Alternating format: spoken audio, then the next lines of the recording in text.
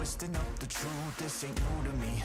Since the age of 22, I've been using it like it's fuel to level up, like it's champagne in my cup, like there's nothing interrupting my pursuit of dreams. There's a vision in my mind, it's consuming me.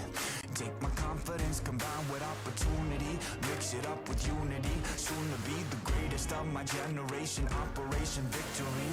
Fight or flight, we will stay, through the perils we dare not to stray. Spark the match, light the flame, out of luck, out of sight, dangerous, dynamite. Dynamite! Setting fire to the clouds at the speed of light. Going up, not coming down, screaming. Superman's kryptonite. Blowing up, dynamite. Dynamite! Setting fire to the clouds at the speed of light. Going up, not coming down, screaming. Superman's kryptonite. Blowing up, dynamite.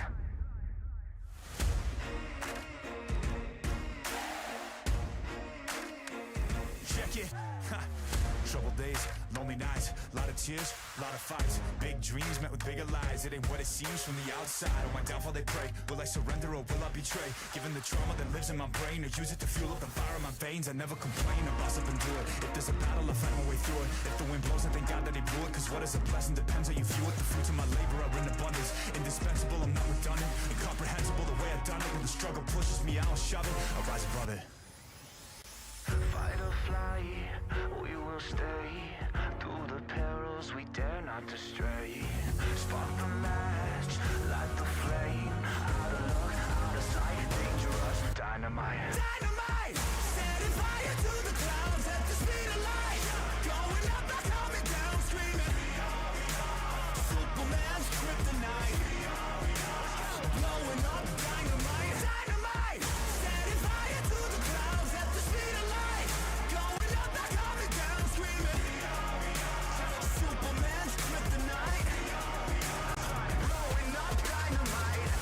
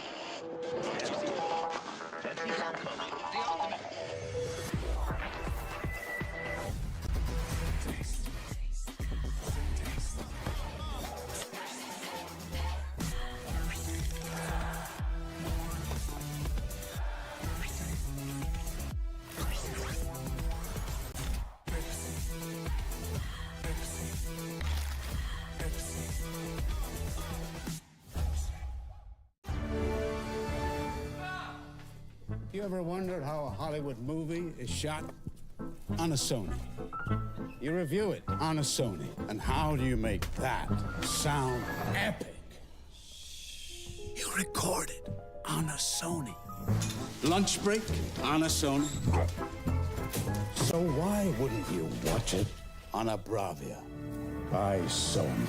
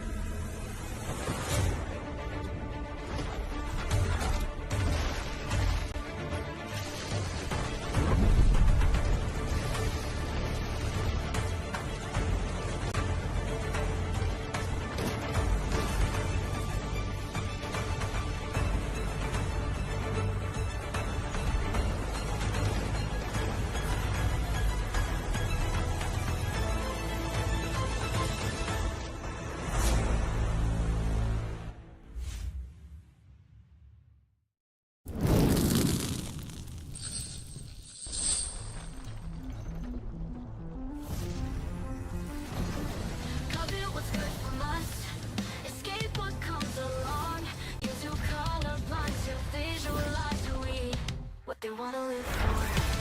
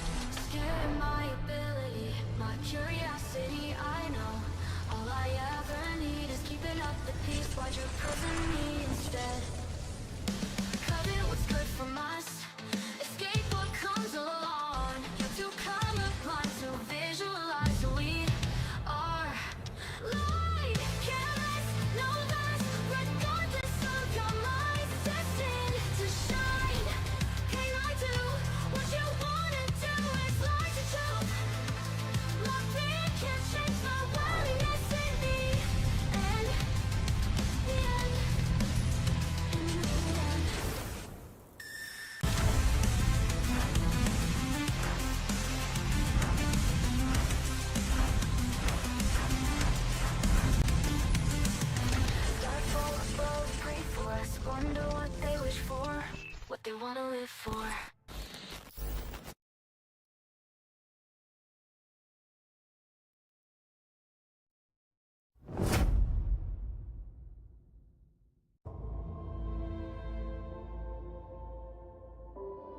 Welcome to PUBG Mobile version 3.3. In this update, we've added a new themed mode and items, and improved the game as a whole. Let's explore this new version together. A giant kraken, giant underwater statues, a mysterious underwater palace. Welcome to PUBG Mobile's newest themed mode, Ocean Odyssey. In this new version, we've opened up a new kind of terrain and area, the Ocean Palace. Let's explore the new underwater world and combat together. The sea suppressor sustains an air pocket in the underwater Ocean Palace. You can walk around and fight within the air pocket just like on land, but once you cross its boundary, you'll be swimming underwater. To reach the Ocean Palace as quickly as possible, parachute directly to the ocean surface at the start of a match. You'll quickly submerge upon entering the water. Take advantage of the faster swim speed to get ahead in looting the palace. Don't worry if you're not the first to reach the Ocean Palace. There are hidden crates all around that are also full of supplies. Due to the abundant supplies, the Ocean Palace is sure to become a player hotspot rife with competition. Upon first entering the palace, you'll receive a special respawn card, so you can fight without worry in the Ocean Palace. You got this. Additionally, in the innermost part of the palace, there is a legendary trident. When you retrieve it, you'll obtain unique and powerful abilities, a special swimming animation, a swimming speed boost, and the ability to summon a powerful water spout. Make sure to get the trident and wield the power of Poseidon. It's worth mentioning that when the Ocean Palace's trident is retrieved, the Kraken will destroy the sea suppressor in a rage, flooding the Ocean Palace. Other than swimming back to land, you can also return quickly using the portal. Be careful and move fast. Besides the underwater Ocean Palace, there is another mysterious area on land, the Forsaken Ruins. The Forsaken Ruins also hold loads of supplies. Be sure to search for the switches in the Forsaken Ruins to open the passage to the Sea Treasury. The Sea Treasury is an underwater domain. Pass through an underwater cave to reach the entrance of the treasury. Light up the columns at the entrance to open the treasury door and obtain the hidden supplies within. There are also many water prisms scattered around the map. Approach them to open their barriers and obtain the rewards inside. In this new version, some airdrops have turned into a celestial sea treasure delivered by water column. Valuable supplies await you. In this Ocean Odyssey themed mode, we've added lots of new items. Let's take a look. First, we can use the Stingray core to summon the new vehicle, the Gleaming Stingray. This is an amphibious vehicle that can even fly at low altitude. Additionally, it can launch bubbles that can trap enemies inside. Next is the Water Orb Grenade. When thrown, it will form a huge water orb at the location of impact, engulfing players caught in the explosion. Players must swim to the edge of the water orb to escape. Enemies inside the water orb have reduced speed, while you and your teammates can dash inside the water orb. Besides the Water Orb Grenade, we also have the Water Orb Blaster. Use it to shoot a water orb that lasts a while. You can also quickly pull yourself into the orb and quickly transfer to other water orbs, or perform a second dash. What kind of creative feats will you pull off? Make sure to try it out in the new version. Finally, we have a new relocation item. The Whale Escape Pod can transfer an entire team to the play zone. You can also change its route or get off midway. With these items, you have plenty of tactical options. Following the arrival of the Ocean Odyssey themed mode, World of Wonder has also been updated with related devices. The Environment Control device has new overcast and underwater weather. We have also added the Defensive Tower device, allowing for tower defense gameplay. Use the tower defense gameplay template and add defensive tower devices to build your own levels. Additionally, we've updated a bunch of other World of Wonder content. For more details, keep an eye out for World of Wonder update videos. That's it for this overview of the new content available in Ocean Odyssey. The secrets of the ocean await your exploration. Winner, winner, chicken dinner. See you next time.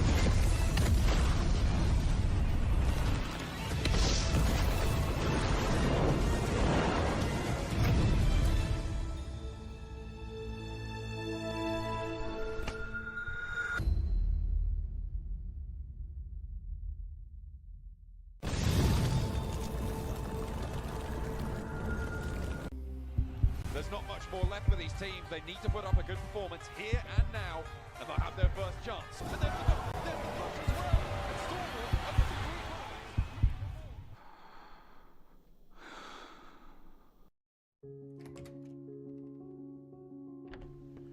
Хүндэт аав ээж хоёртоо сайн байна уу? Хайртай аав ээж хоёртоо энэхүү цахиа очих өдрийн мэндийг хүргэе. Хүүн тэмцээнээ дуусгачаад өрөөндөө орж ирээд тэр болгон хилээд байдаггүй сэтгэлийн үгсэд хоёртой удалгаар сууж байна. Энэ захидлыг уншиж байх хооронд чинь би аль хэдийн Риядад тэмцээндээ оролцож байх болов. 8 настайгаас минь хүүдээ итгэж энэ өдрийг хүрсэнд талархаа таншгүй билээ. Надад яагаад тэгж итгэж энэ олон жил зөвхөн өөрийн хүслээр явуулсан юм бол гэдгийг би мэдмээр байна. Гол шалтгаан нь хоёр минь надад байгаа болохоор зүй болгох хүн амархан давж байна. аав нь үлдэж сайртай шүү. За сайн байцгаана уу? Намайг Алтан гэрэл өгтөө Бүрэн Баяр гэдэг. Тэгээд team Falcons Force багт топ нэрээр тоглодог. За би анх 2 дугаар ангиас ерөнхий тэшүүрийн спортоор хичээлж гисэн. Явж байхад нь яг таарал тэгэл яг нэг 2 өдөр мөсөн дээр мөлхөж байгаа. Тэгэл яг тэшүүр дээрээ тогтож босч эхэлсэн дээ. За одоо яг би нийт 9 жил орчим тасралтгүй тэшүүрийн спортоор хичээлсэн байна. Тэгээд ер нь медальгүй үлддэггүй л байсан да. За би яг тэшүүрийн спортоор хичээлэхэд ерөнхийдөө нийт нэг 50-аас 60 медаль одоо цуглуулсан амжилттай байна да. Яг сүүлд бол шигшээд байсан. Тэгээд яг одоо хамгийн анхны гэх юм бол энэ би булганых тэгээд Булган аймгийн авраг одоо шалгаруулах тэмцээнд яваад хамгийн анхныхаа хүрэл медалийг эндээс ингээд авч ирсэн юм байна. Одоо цалин мөнгөний асуудал ч гэдэг юм уу. Одоо ирээдүгөө харахад жоохон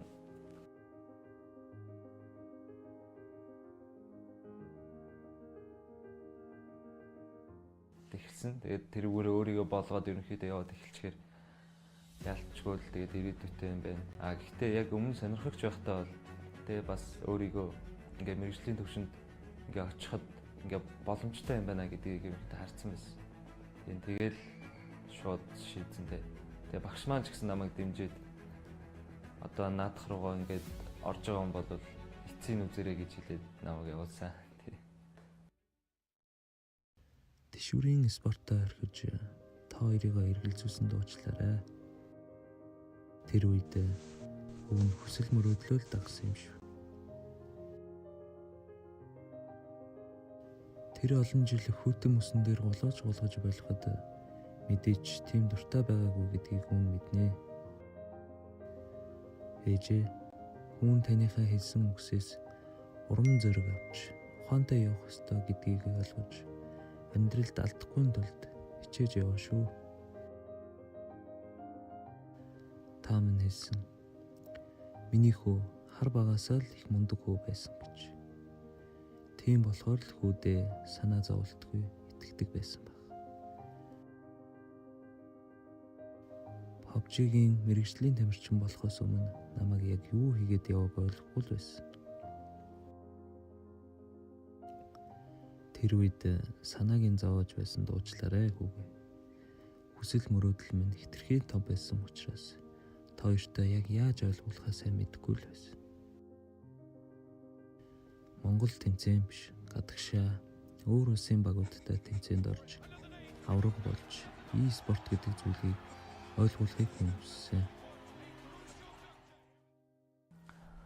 За миний аав бол одоо тээвэрчин хүн.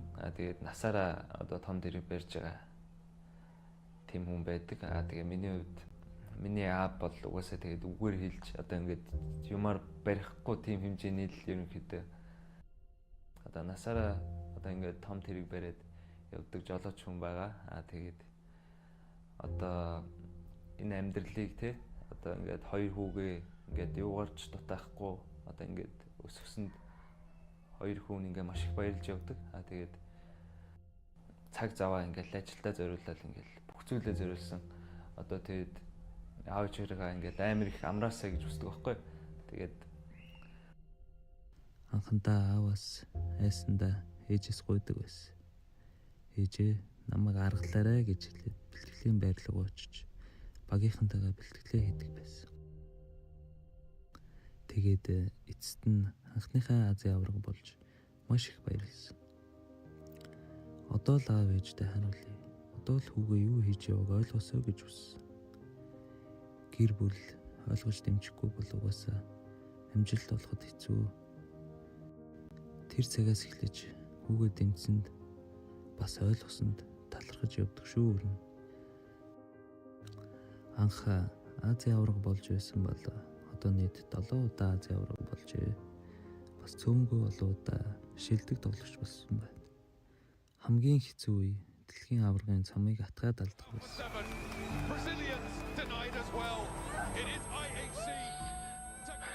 Тэр үед ээжийн хийсэн үгийг бодоод тавьширч байсан да. Цаг нь ирэхлээр авраг болноо миний хүү гэж ээж нь хэлж иж билээ. Мэргэжлийн тамирчин болоход миний хүсэл мөрөөдөл намайг хөтлсөн гэж би боддог. Одоо бол яг миний ажил гэж бодож бүх сэтгэл зүрхээ зориулж ажиллаж байгаа.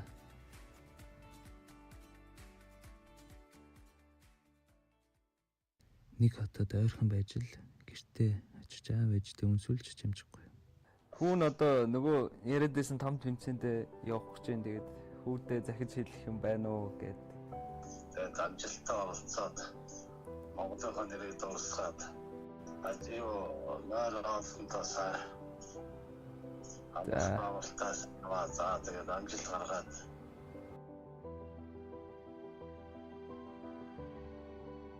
Гэхдээ авраг болно гэдэг тийм ч ямар зүйл биш. Хоёрыгаа хүүгээ ойлгож байгаа гэж найдаж байна. Надад шантрах олон үе байсан. Миний аав ээж энэс илүү зүйлсийг даваад гараад ирсэн байхад миний шантрах хажууд нь юу юм? Би заавал дэлхийн авраг болж аав ээжийнхээ ачийг хариулна гэж хүн дотор байнга бодож явдаг юм шүү. Спортын төрлөө солиод дахиад шинээр эхлэхэд хүүгээ дахиад нэг юм дуулгана гэж итгэл найдвар өгсөн. Хайртай аав ээжтэй маш их баярлалаа. Би одоо тэмцээндээ явах гэж байна.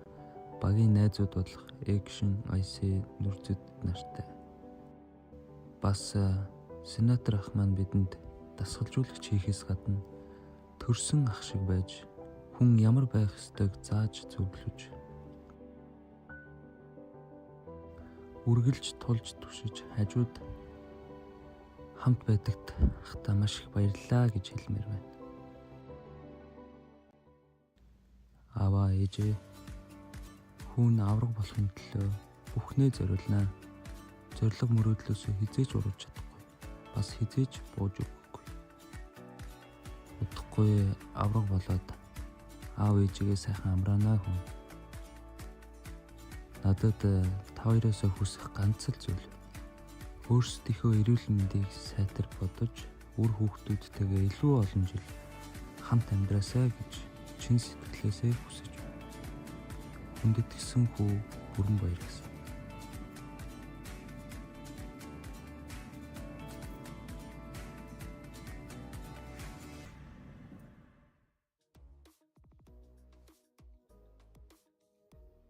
We're here for predictions. PUBG Mobile is right around the corner. We're going to be putting the teams in order as to what we think is going to be at the top. Some of the teams obviously not going to be so lucky in our estimation, I think, guys. We're going to be chopping and changing some of their hopes and dreams, I think. Should we just dive straight into it? Dust this prediction leaderboard off right now. Clean it right Let's go. Give it a dust off. We're going to get into the archaeology of it all. Right, let's pick a team. Let's put them on the list. We've got a tier list to get through. I'm thinking Mad Balls to start off. What are we looking at? I'm going to say probably an A team here. The problem with Mad Bulls is that I think they are a good team. However, they have just been marred by very bad tournament after very bad tournament. And I feel like there was a point in time where they were kind of the creme de la creme, but the team kind of got gutted a little bit. They've lost some of their best players. I mean, I just don't see them doing terribly well here. I mean, they definitely lost some of their players to some of the other rosters here as well, who are going to be trying to push them even further down than 18th here. Jackie, are you agreeing with the 18th? I think 18 sounds reasonable. I'd be more willing to go for a 17th. I think 18, as numbers go, I don't like the fact it's so even towards the end there. That if is they were true. 17th, that would be 17th. acceptable. Should we go for 17? Let's knock it to a 17. Tiamba? I want to say maybe like, let's say 16th. I still trust in the Chinese teams. I still have some trust. Let's go for someone I think will probably be putting more towards the top, IWNRX. I think this is a team that kind of took EMEA by storm. Let's put IWNRX around about, let's say 5th place. Okay. I want to say, I'm sort of concerned because I think EMEA is a really good region, and you know we covered it, and it's super competitive. It's very hard to tell how good they were though in the international scale of things because the groupings were so tight, Jackie. No, that's fair enough. I also think, to be fair, we need to start getting some in the top 10. Yeah. If we go too much in the middle to kick this off, so maybe it is worth if we get a little bit more in the top heavy pool and then filter down. And that's why, honestly, John, I'd say reject right up there, maybe a solid 10th. Yeah. I mean, sure. Yeah. Let's go with that. Yeah, I like that. You know, the big boys from the Brazilian Open, like, smashed it. Get them in there. Yeah. Alpha 7. I think this is a team that is in the front of people's minds when it comes to potentially even taking the whole thing. 2nd place. 2nd place? I'm happy. Forever hard stuck 2nd. The team that took the international title from them is also on this list, IHC, now Al-Ula ex-IHC. They're going to be playing around in this tournament as well. Are they going to be able to repeat the performance? Because the thing that was really, really strong for them at the championship at the end of last year was the fact that they were so elimination heavy. Are they going to be allowed to do that again this time around? Because I feel like the door's going to be closing. I don't think it's as much as they're going to be allowed, right? Because I suppose you immediately have the optics, everyone's going to know, we need to shut that down. It's not going to be as easy to sort of, slip under the rug, right? But I do think they have the talent to do it again and would like to see that happen. I definitely have a lot of time for IHC. I don't know. I think a solid 6th place for IHC would be fair. I would maybe push them down a little bit from 6th. I feel like top 6 is quite prestigious. I feel like 8. Okay, I think 8's reasonable. So let's talk about another team that's been benching a so-called star player, Moneymakers. The Moneymakers, they're a team that is, again, kind of similar vibe to IHC, or well, Al-Ula IHC, in terms of their style. Yeah, very opportunistic team. I think they like to go for their third parties where they can. And I think that if you give them that opportunity, if you open that door to the Moneymakers, then they'll earn a lot of money from it. But the problem is that they crumble. They crumble so badly. So I want to say a conservative 11th for this team. I think right on the border between the top side and the middle mark. They've always got time to move up, you know. Yeah, they do. True. We could shuffle these a little Exactly, yeah. Do the old card trick. So let's go the other end. I want bottom teams. You know, a bad team. I'd give you probably Rook. Okay. I'm so sorry to say it. Jackie, have you got another bottom team that you're thinking? Oh man, it's rough, John, because I feel like the way my brain works for PUBG Mobile teams is entirely in reverse. You know what I mean? Yeah. I always go for the opposite. I think you quite like D+ Kia when we last casted them. That's what I mean. They were quite impressive. They're not good anymore. Does it really feel like it's They've really fallen off the deep end. Yeah, and I think this is one you have to believe. But I would probably put them around about 23rd. Yeah. Let's start rattling these off. I think let's get a couple in. I want to put Team Spirit in the middle. I think that's a reasonable spot for them, given their fact that they're in the survival stage. It's going to be harder for them to qualify. I feel like 13th. 13th, fair. Put them there. Get them in there. Lock it in. All right. DX Xavier, I want to put them in a 9th place. You know what though? I do think maybe swap Reject and IHC. Bring them up a little bit. Bring them up a little bit. Yeah, I think that's just for Who I'm looking at Vampire. I don't know if this is going to go out before or after our winning predictions are going to go through, but I've put Vampire as my winning prediction. But probably. But they are the two-time defending champions in Riyadh. They're obviously winning the two previous tournaments that we've had here. I'm going to put them probably down towards, I think, 14? I give them a 14 for a 12. I think 14 is probably better, honestly. 14th place for Vampire Esports. Man, I don't know if that'd be a 14. I feel that's a 12. You think it's 12? I think that's at least a 12. What are you doing coming here changing things up on the Because, fly you like know, that? you come Okay, in, put 'em on you're going to 12. have the memories, Yeah, things okay. are going to go No, better. okay, memories. It's all about confidence, bud. PUBG can Mobile is smell the confidence. money. Exactly. I want to put Power in there, and I think maybe a little bit higher than Vampire. Maybe I feel like maybe shift those three up one and put Power on 10. 10? Yeah, I think that's cool.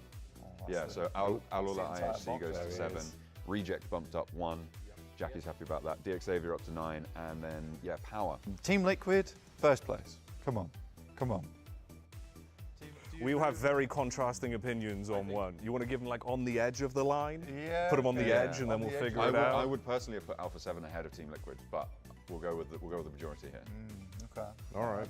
So Give them a temporary one. Let's have a temporary one third place. up for debate. Yeah, it's temporary temporary first place. Okay, all right. You're doing well. Thank you. What about For Miracle Vibes? These guys are looking amazing. The vibes are looking good. Yeah, the vibes are really good. Hated them in the past, but they're really so good now. I think that would be an acceptable number 1 for me. Just for the vibes. For the vibes. Okay, all right, fair play. I'll take that.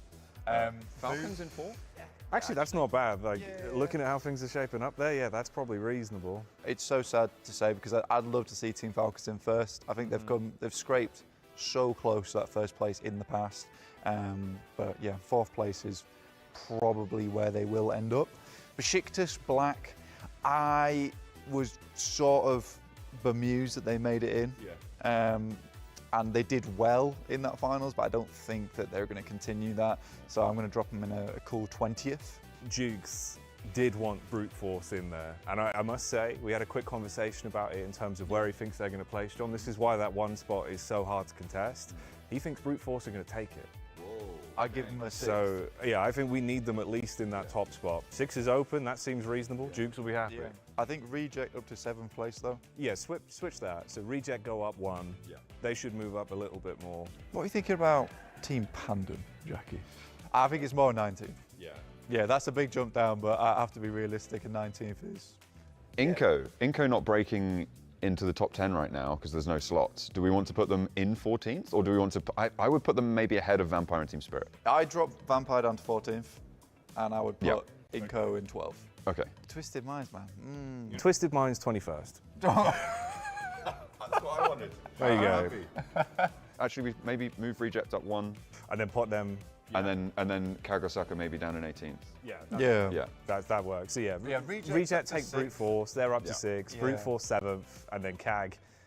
Yeah, What were you 18th? You can't talk about Kagasaka without talking about Reject. No. Yeah. Yeah. So, Which is why we put them up 1, I think. yeah. Simultaneous in my mind. Yeah, exactly. 2 sides of a coin. Alliance 15th. Quite like Alliance in 15th place. Boom Esports 22nd. I'll put 22nd. We've been really cruel to Rook right now because they're just alone in 28th and no one's near them. Oh dear. Give them a 24th. Yeah, bring them up to 24, and then bring Reject up. So we think those are the bottom 4? Oh yeah. Right? Yeah, I think Reject up to 5th. Reject 5th. IWNRX down to 6th. Yeah. Yeah. So yeah, swap those 2. Yeah. DRX about 25th. I'm interested about TJB, I think. Okay. I feel like bottom 3 team? Bit of a question mark in my Bit mind. of a question mark. Maybe Team Pandem down, Yeah. TJB up. I think so. It's a kind of a cruel one. Maybe Boom Esports 27th, Team Pandem 22nd. It's difficult to like slot a team in. TJB 19th. Yes. Yeah, TJB 19th. Bang. And then, Woo. right, what do we think? Maybe Reject up to 4th from Falcons? Yeah, I think Yeah. Reject up to 4th. So Reject from 5th to 4th. Yeah. I think maybe up to 3rd. You reckon a 3rd? Wow, a double jump. Okay. Yeah, that seems Okay, unfair so- to Team Liquid. But Yeah, that's fair. That's yeah, fair. yeah, okay. Alright, that works. Yeah, I mean, can't really talk about Team 3 Reject. teams moving around the leaderboard without talking about Reject. No, you of got to talk about course. Reject. All right, so 2 left. Let's put Talon in 26th, straight in. and then let's put Bro Team in 28th. Okay. Okay, I'm kind of happy with that. I think that's perfect. I think it is. I think we've owned that. I think this is a souffle that's come up perfectly risen. Yeah. Well, we have to wait and find out. That's for the tournament to decide. Here's our rankings. Do you agree? Get in the comments. We'll pass it back over to the show.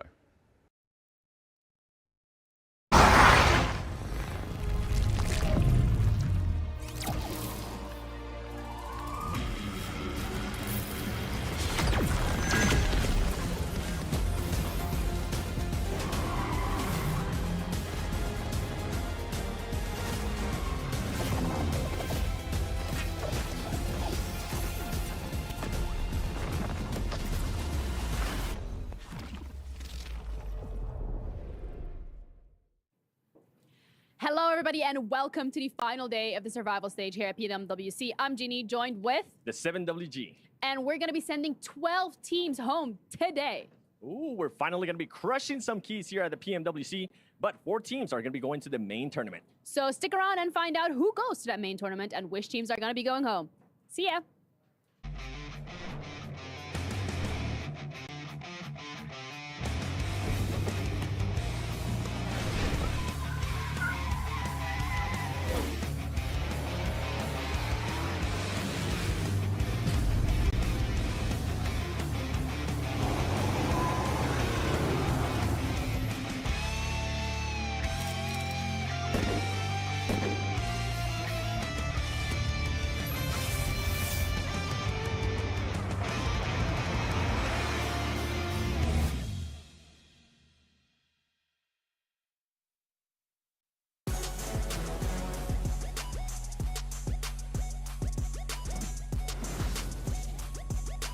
What's going on, everyone?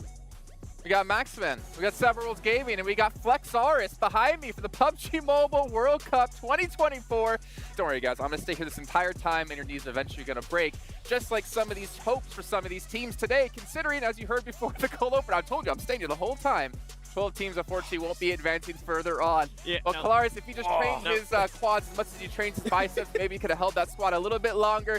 But we are here for another day of PUBG Mobile action, and it's the final day of the survival stage, Maxman. Yep, and a very unexpected first day too, happening yesterday, right? A lot of teams that were at the bottom in the group stage, rising towards the top here in the survival stage. And this tournament has been the tournament of unexpected, it feels like. And who's going to be in the top 4? Except for IWNRX, I don't know. It's like almost what you've been saying from the beginning, Kalaris. Well, I mean, we don't know who's going to be winning. That was me, right? No. I think he said it, no. I think he said it. Well, backstage, I brought up the idea, and Jason was like, that's a good idea. Yeah, And then he tried to pass it off as his own. Unreal.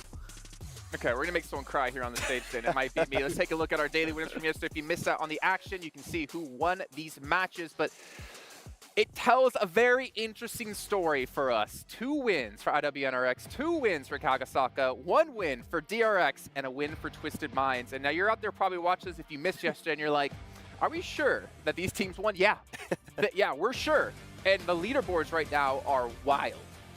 It's weird. It's a weird one. I'm not going to lie, Seiji Osaka, didn't really expect them to pop off the way they did, right? One really stronger angle, one Miramar on top of the mountain, just sniping down everyone. It's a great time over there. So the thing is, it could still be completely different who's going to be in the top 4, right? So sure, they had a great day. You still have 6 more matches. If they do a D plus Kia, downhill. Yeah. I'm not expecting that too much, though, right? I feel like, of course, IWNRX, almost certainly safe, 99.9% chance here. Kagasaka, I feel like we're at the 90% mark for them, right? I don't think they're going to have a D plus Kia scenario. I think all Kagasaka needs to do now is sit in a compound, sit pretty, sit happy, and they're going to be into the main event. Do what they did during group stages, but just maybe fight a little bit more, right? That was the biggest question mark with them and also DRX. There were teams that were actually willing to fight, and it was a big surprise yesterday when we're like, okay, wait, Kagasaka, two chicken dinners? Okay. I did actually hear, I talked to them on the way down the elevator, and they said if Kalaris gives us another flex on air, I think we're going to make it into the event. But don't worry, you don't need to see our reaction about his giant muscles. We're going to take a look at the players' reactions from yesterday's matches with Pepsi. Take it off. Chill.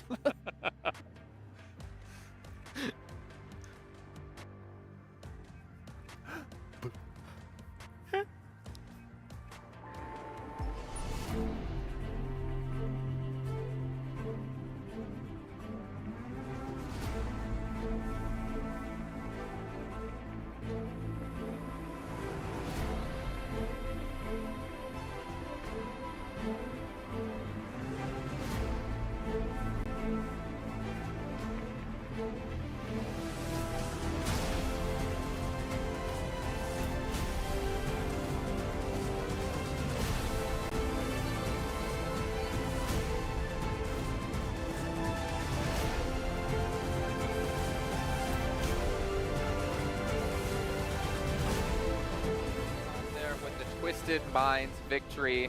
Anything's off there with a Twisted Mind victory. I have no idea if you heard it the first time, but it was so nice, I had to say it twice because that got them so much farther up in the leaderboards and got them within reach. Well, maybe not 7's height kind of reach. 4, our top 4. He's trying. I'm trying. No, I'm not. What do you mean I'm trying? I can't get any taller. Do you get put in like one of those like baby seats at restaurants, you know? Nah, but I do like the boost though. It made me feel a little bit higher. Oh. Well, speaking of boost, IWNRX, they had one yesterday with 2 chicken dinners and 73 points for themselves. As you guys mentioned, relatively, 99.999 repeat, of course, percent chance that they are safe. Kagasaka getting close to that. But as I mentioned, Twisted Minds, 38 points. They got a massive boost. I think it was 23 points in their last match to get up to 5th place. Yeah, really good position too, right? Playing in the center of the circle, going on top of the bridge there in the coal mine finish. Really unexpected. You don't see those circles happening too often, but you, Kalaris, are talking about their high ground position, right? Yep. He's always the one that's talking about this stuff. It's always me. It's weird. They just get so much information, going for the spray downs, reducing the amount of players remaining at that point. And it's pretty much an easy win, but they played it to their advantage. They had the terrain advantage and just made sure to get as many eliminations as possible. It's an unconventional circle, and they played it in what you would actually consider to be technically the most conventional way. Because why do I say that? Well, for all the teams caught in the kind of industrial area, you can't move. You have to wait and see how the circle's going to end up folding towards you and trying to see if you can kind of wiggle your way through. But for Twisted Minds, they had the pick of the litter on any target that they want to take. Good for them. You know it's not good for, though? What? Team Falcons. 7 placing points, and they have 30 eliminations, 37 points at the moment. I mean, let's be fair. They're currently not in the top 4, no. However, look at the point gap between them and 4th place. It is 4 points. So it is very possible that them, Besiktas, even some other teams on the second page can still jump up the leaderboards here with 6 matches to go, Max. Team Spirit, please hot drop again. Please, please do it. No, If they do hot drop, what would happen though if Team Falcons ends up losing this time? Doesn't happen. There's not. That's a bad timeline. I do not want to think about that timeline. Wait. Put the camera on Max real quick. No. Hold on. I want to do the replay of what happened yesterday in Sandhawk when you were like, yeah, this team is amazing in Sandhawk, and then we played it back. No, wait. So Team Falcon never loses hot drops in Sandhawk? No. Okay. Right, let's just shut this down for a second. I am so confident that they are not going to hot drop on Sandhawk that if they do, Max will shave his eyebrows. Wait, why is he always about my eyebrows? Max's eyebrows might be gone on the line by the end of the day. You gotta do it for content, man. Yeah, just finish shaving up the head. Ask me to dye my hair. I might do it. I'm not getting rid of He's on the line. Dye your Wax hair. the eyebrows, put them on the head. It's a win-win either way. Good shout. Yeah, good shout. Moving on from that good shout, though. TJB, I know, Seven, you were talking about them quite a bit yesterday, and I think you wanted to focus on them in particular going into today. It is... Sorry, TJB. I'm going to become Evil 7 there for a little bit. It is the most inconsistent team out of yesterday. Where if they were not in averaging about a 2nd place finish, which they did, I think in like 3 matches, it was a 2nd place, and then a 3rd place. They were more than likely going to end up averaging a 13th place. So there was no in between this team. They either did very quick rotations, very good rotations to kind of avoid the fights within the middle, which just kind of helped them out in regards to them being able to get those 2nd places, get those 3rd places with those elims. If not, they would just end up losing early fights. So for this team, I want to see them being able to win those early fights. I want to continue to see the great rotations that we saw. Because remember, we even pointed it out yesterday. The rotations that they were doing, the wide rotations that they were doing were really impressive. And on top of that, Flower has been performing really well. Yeah, I think he's right now in one of the top fraggers of this entire survival stage, so he's definitely popping off. But these long rotations you're talking about, right, is definitely put them in a really good spot for these late game scenarios. They're currently in 4th position though, right?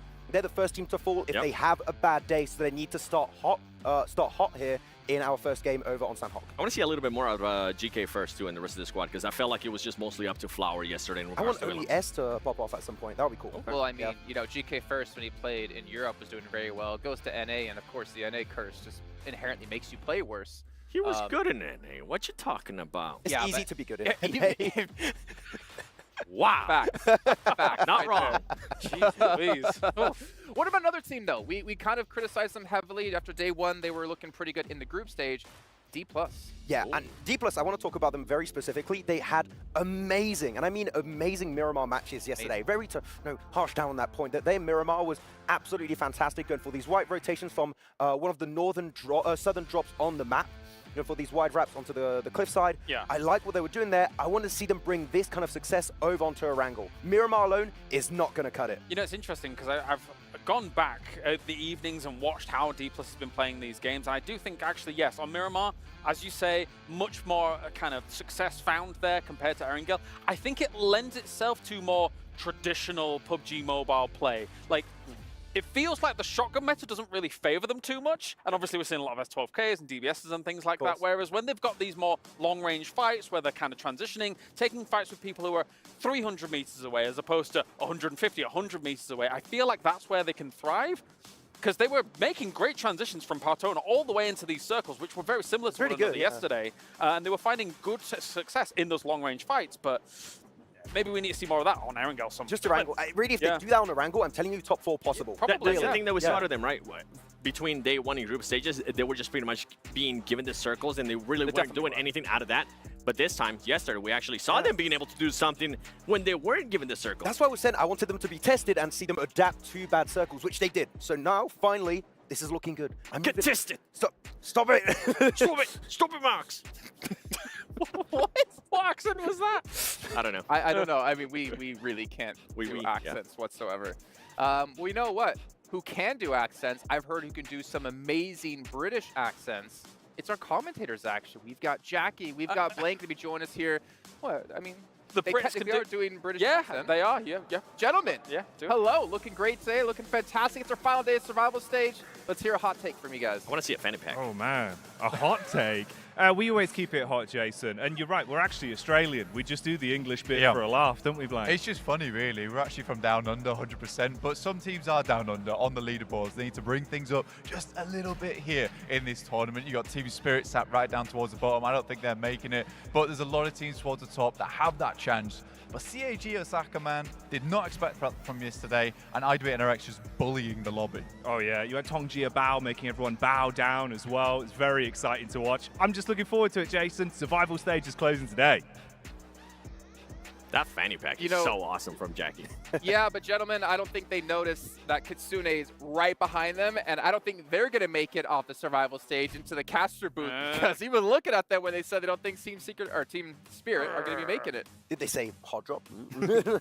Well, they've brought Falcons, we're coming for you. Well, it's very nice. Yeah, very nice. Yeah. You know what's also very nice? What's that? Our team in first place, who had a massive turnaround from group stage to yesterday. IWNRX, I don't know what they did from their day off, but honestly, it is not easy to pull that kind of switch around. And honestly, it kind of worries me to see a team be able to play that hot and that cold. Yeah, coming in so much so that those dogs were taking pictures of them. That was unbelievable. They had cameras and everything ready to go. But IWNRX, I really like how they were able to perform yesterday. Obviously, I think that what we expected of guys like Z-Wolf, and again, even in Miramar, we got to see the Mini 14s coming out and absolutely blasting with them. Bring me more Mini 14s. I want more DMRs on the battlefield. Maybe on Erangel one day.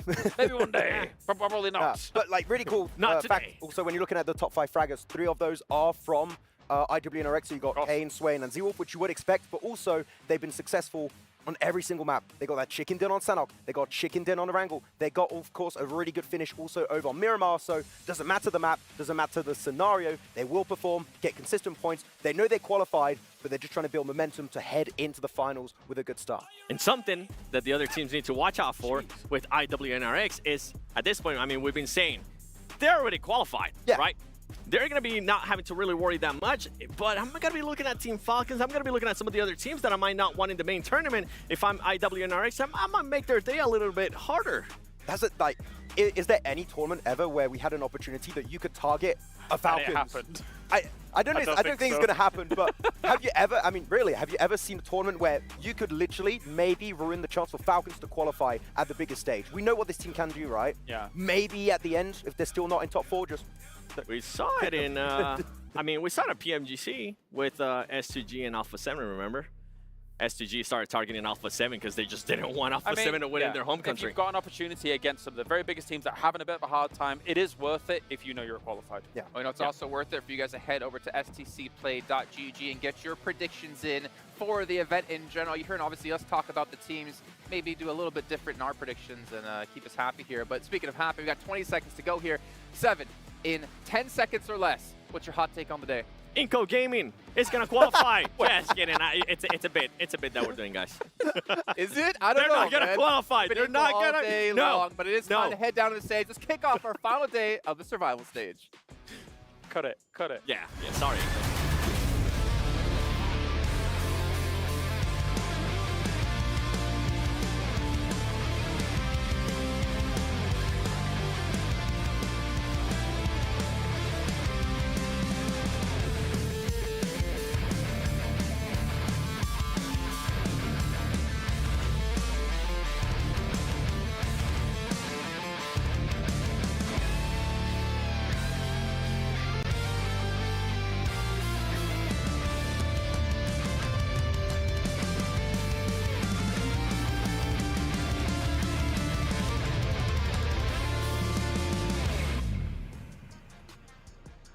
Day after day, week after week, these players grind, scrim, and stream in order to be crowned the best in the world. It is the ultimate achievement, what every competitor strives for.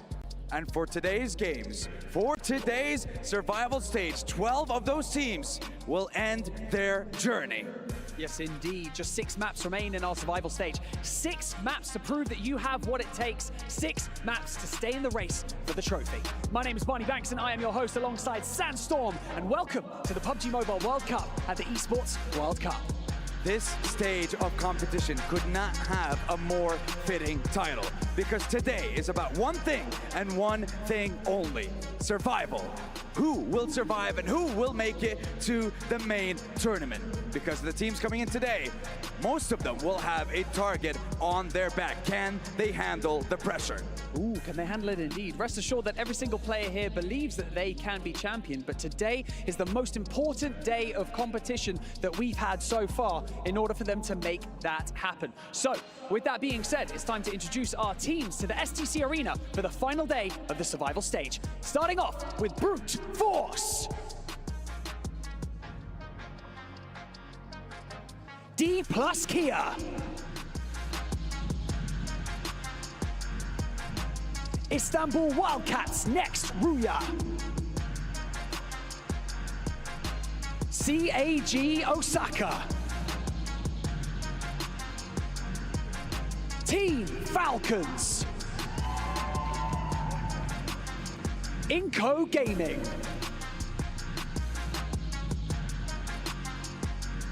Mad Bulls. Harami Bro. Besiktas Black.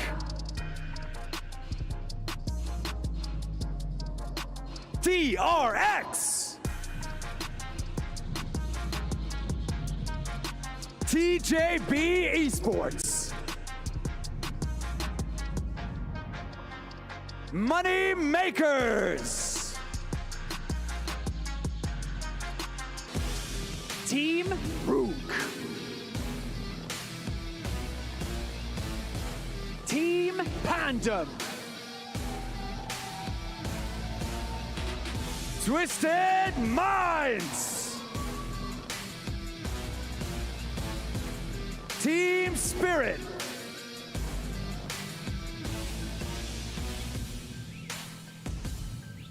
These teams have traveled all across the globe to be here, fought tooth and nail to stay here. But only 4 teams can join us in the main tournament. Who will rise and who will fall? That's right. They've had 24 hours to make adjustments, and now it is time to bring it home. Ladies and gentlemen, it's time to find our final 4. Casters, over to you. Oh, thank you, Banks, and thank you, Sandstorm, for setting the stage with your magical words that really do bring the pace and importance of today's games here in the survival stage. Day 2, Blank. This is where Giants will make their leap into the games that are yet to come. And then we have to say goodbye to everyone else that fails to make it to the bar. 12 teams will be leaving us at the end of this one. Spells and rituals will be needed. Oh, yeah. Sigils drawn in the ground, trying to evoke some kind of performance from today, because some of these teams have just not had that oomph that we were expecting, Jackie. And I think Team Falcons, so far, they were impressive on some maps yesterday. Where was that in the group stage? maybe they can bring it home. For one team, we know they're safe. IWNRX have absolutely nailed this survival stage. These guys are already living it up in a house, central heating, aircon on. They don't give a damn about the electricity bill because they're making the money with their plays. And honestly, mate, I think there's still more to be said for them. I think with how they've been playing, how they've been bullying the lobby, which is the word that I think really is underlined, right? Because they came out swinging. Sure, group stage was one thing. Maybe they didn't look like they put their best foot forward. They weren't playing with the pace, weren't playing with confidence. But you cannot take away how damn good they have looked on the stage just over the course of yesterday. It felt like they were always in the forefront. It was only the final game where it looked like they even went down towards the starting moments. Yeah, I mean, for IWNRX, there was just not a single game that really seemed that bad. There was games where it felt like they were having fun. This is not the stage for fun, Jackie. This is the stage for really high-octane performance and moments, but it just felt like they were in Longhouse, fighting against 3 teams. They kept trying to come in. They kept telling them no. We don't take any kind of knockers on doors here. And they just sent them back, and it was great. It was really good to see. And it really did feel like a moment came where everyone was like, Longhouse is taken. Yeah. We can't go in there. There's a new landlord in town, and I think rent is due with how they were playing, mate. They were kicking everyone out and not allowing much room to breathe. There was a few sides as well that it just felt really underwhelming from how they were playing, and it was a shame to watch them consistently stumble and falter. You know who we're talking about. It kind of feels rough to bring it up again and again, but it's a big focal point. If you know, you know. Yeah, if you know, you know. Viewers, you'll be aware with those eagle eyes. Yeah, absolutely. I do think that some of these boys are a little bit more eager to get into it than others. Brute Force, I think that they rallied around Freezer yesterday. Yeah. So proud of that guy on that team, honestly. From what was a rookie startup towards the beginning of the year into PMWC, sort of carrying a lot of these engagements, Freezer has a long road ahead of him, and it's going to be a successful one, I can guarantee that. The optics for that man's career look fantastic, especially with how he's playing now. You know, these benchmark games where he's able to pull ahead of the pack, kind of just makes you think if everyone else could fall in line, if they can pass the baton a little bit, the level of lethality they could have, yeah, that could be through the roof. And the roof's pretty high. I don't know if you've seen, Blank, the SDC Arena, that's a tall roof. I mean, I've been exclusively looking forward. Today, I looked up and I was surprised at the magnitude of the arena. The sheer stance of it. The sheer stance of it was intimidating, yet also awe-inspiring. Well, there you go. That's what they've got to go through. All of these players on that grand stage. If you look up, you better not be afraid of heights, even though that would be looking down. But in this instance, you might be afraid of verticality in general. That's why they call it heights. Verticaligo. Other fears are available, of course. What, the sky? What is that? It's a roof. I hate it. Really bad let's fear, bring that. man. Let's bring that down a notch. Yeah. Yeah, you'd have to live like in Hobbiton, wouldn't you? Yeah. That's all you could live in. God, it'd be rough. The Bouncing Shire your head would off be fine. the, Anything that's else what I'm probably saying. a bit much. Hobbiton. The Shire. Yeah. I knew what you were going for. Yeah. You know. You knew what I was saying. Yeah. The beacons are lit. Because the stage calls for our games. And PUBG Mobile will answer. It's crying out for it.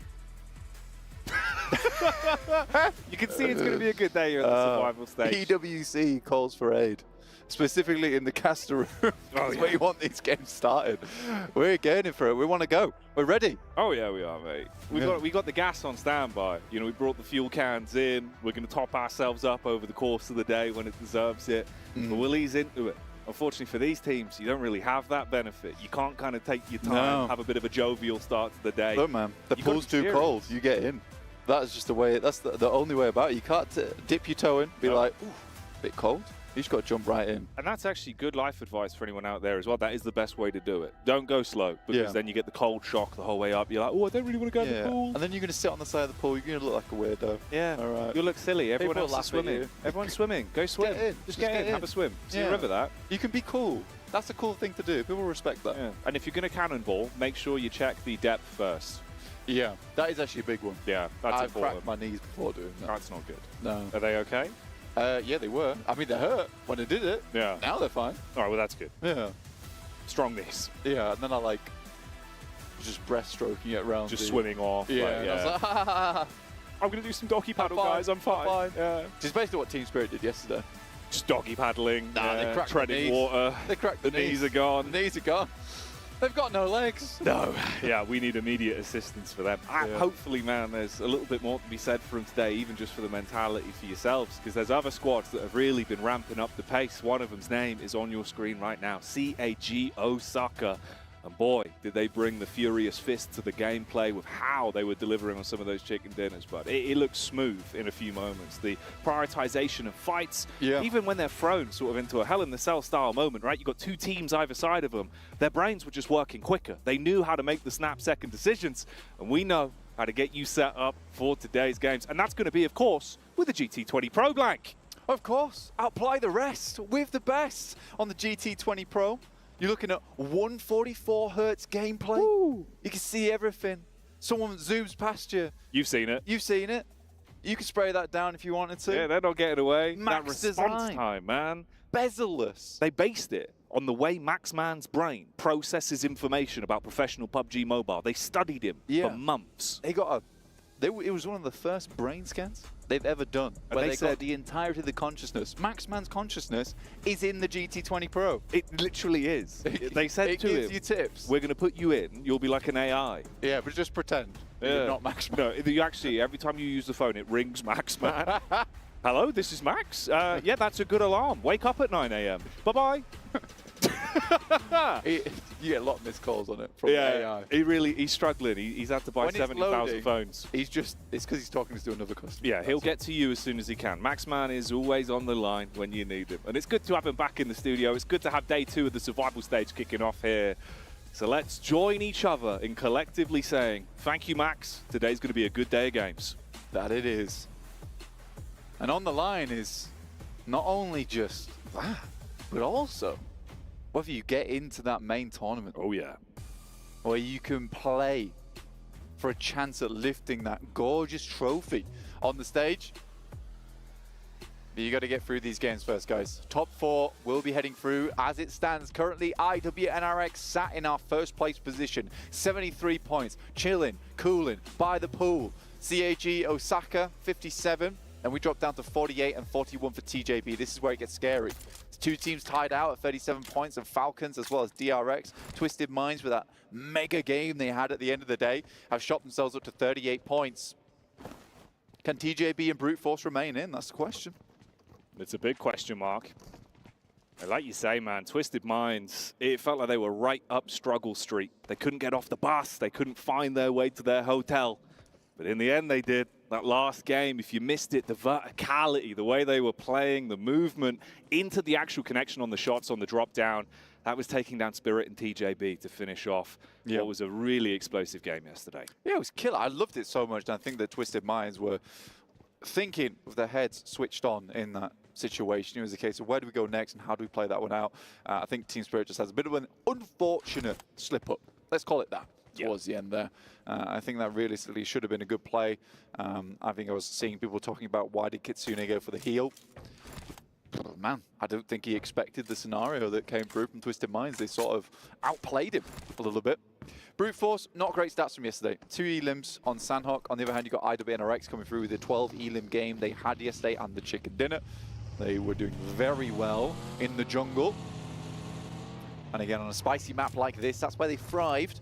And it's kind of what started off their day, right? And I think that a lot of times for a team like IWNRX, they feel momentum-based. So I do think that win on Sandhawk was sort of a big deal to them. You'd imagine so. You definitely imagine so. Gave them that upwards draft. They kept on running with it. With 73 points being sat already in the backpack, man, you're pretty good right now. They really are living it large, so we'll see how that goes for them. Potentially, they can try and pick and choose who actually makes it through in the first few games here as well, in terms of that shift with the points into the top 4. If you see him take down a TJB, if Brute Force get overwhelmed, there's always room for spicy fights. So we'll keep you clued in with which ones are important. For Twisted Minds as well, bud. Can they carry on from where they left off yesterday? First knock comes through as Rook take a heavy hit from TJB. That's big news for TJB, but it is coming backwards onto GK first as he falls. The rest of the team's rocking up towards the compound. There is a knock that's on board, but a quick finish there. First elimination found by Tulika, of all people. Uh-oh. Okay, so Tongji about. They see an opportunity to get stuck in early and want to farm some points, but they leave themselves exposed in the rear to Madballs. Madballs making the best of this opportunity. That's huge gameplay so far. You get the stab onto TJB. You continue to assault now on the Rook as well. Twisted Minds lurking in as the third party waiting in the wings as well. Meanwhile, CAG suffering heavy losses as they get dove onto. That's just the duo left for our number 2 squad. Yeah, Moneymaker's been able to extract a couple of points from that engagement. That's very nice for them. Madballs up to 3 elims. I think they stole a lot from this one. IWNRX also were able to get a cheeky point. Feels like Rook Esports just torn apart between several of the pack animals in this lobby. Down to just 2 players now. Brute Force still with 4. Up towards Cow. This is a pretty typical position for them, and I think they have won a lot of games from up in that side of the map. They're even taking control of Mong Knight. Nice position to play in. I think the worrisome thing that happens for Brute Force is sometimes they leave Cow when really they should have just stayed there. I can kind of respect it a lot of times because they want to get more control of the lobby, but with the amount of teams that will just make that switch back over from the northwest side, you kind of can't go for something like that. This is a nice spray down. Got 2 of them immediately picked up by the team surrounding. That was where they thought maybe they had a bit of an edge to the fight. That initial engagement between Rook and TJB. It's all gone wrong. Yeah, we saw how that one panned out. Not pretty. It's like a souffle, but there's a loud noise going off and it's just gone... Deflated. I imagine that's how Root feels right now. Nice rotate actually from Team Spirit, I like that. Sending up towards the northwest side and Tapmock, which is nice to see. I think that for Team Spirit, a lot of their problems in the past when Kitsune was playing with Gladiators was just a refusal, really, to actually move out over towards that northeast side nice and early. So this is good. This is really, really good. I'm a big fan. No, it's nice to see, mate. DRX as well. You'd hope they'd have that form from yesterday, bro. If they can try and keep that going, have some cheeky maneuvers, maybe they can peel ahead. You know, it's not much of a difference, like we were talking about, right? 37 points, mirror matchup for them and Falcons. Only 1 point ahead for the Twisted Minds. The worst scrambling everyone, making them look smooth with the plays they were making yesterday.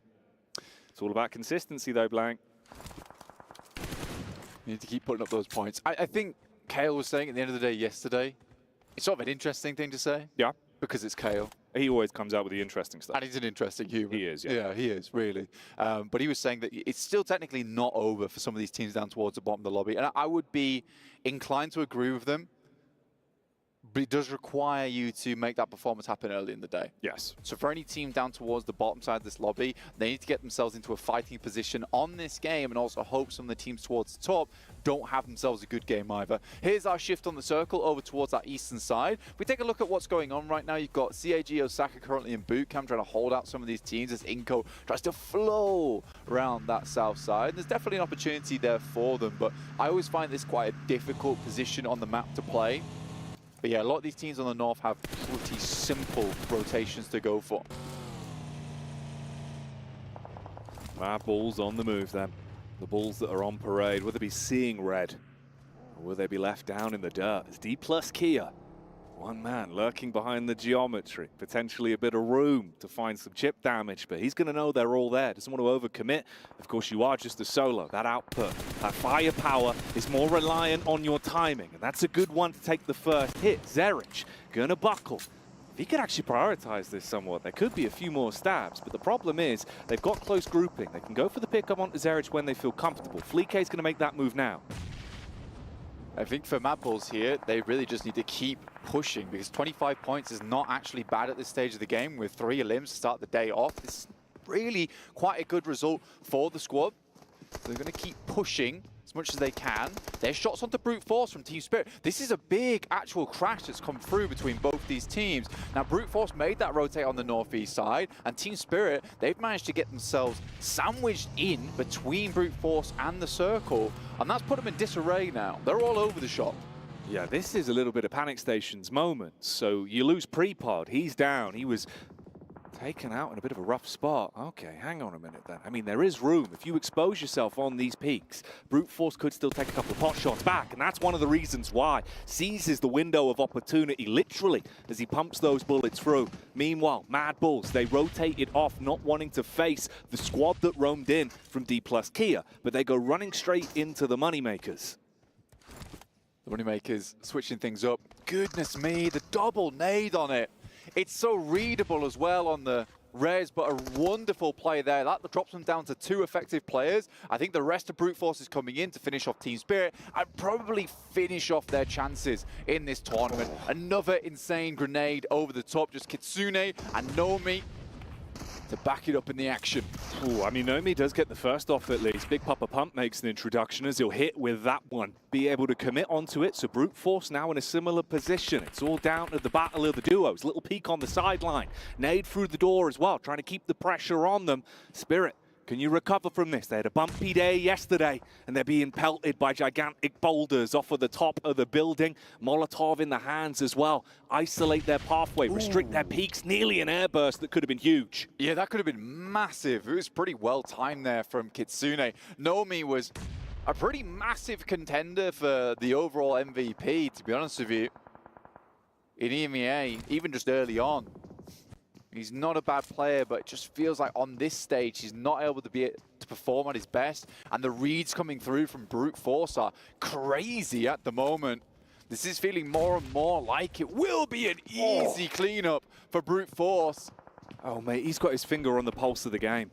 The Molotov into the damage from the burn, the nade into the backline off the teammate's peak. Nomi pulling out the DBS again. He already hit one clean shot with this bad boy a few moments ago, but now the pressure's really on. You've got to clean up in the 1v2. They're trying to split round the angles, make sure they can isolate where he's peeking from. Nade's going over. They're going to get him trapped in the corner. That should be the knockout punch.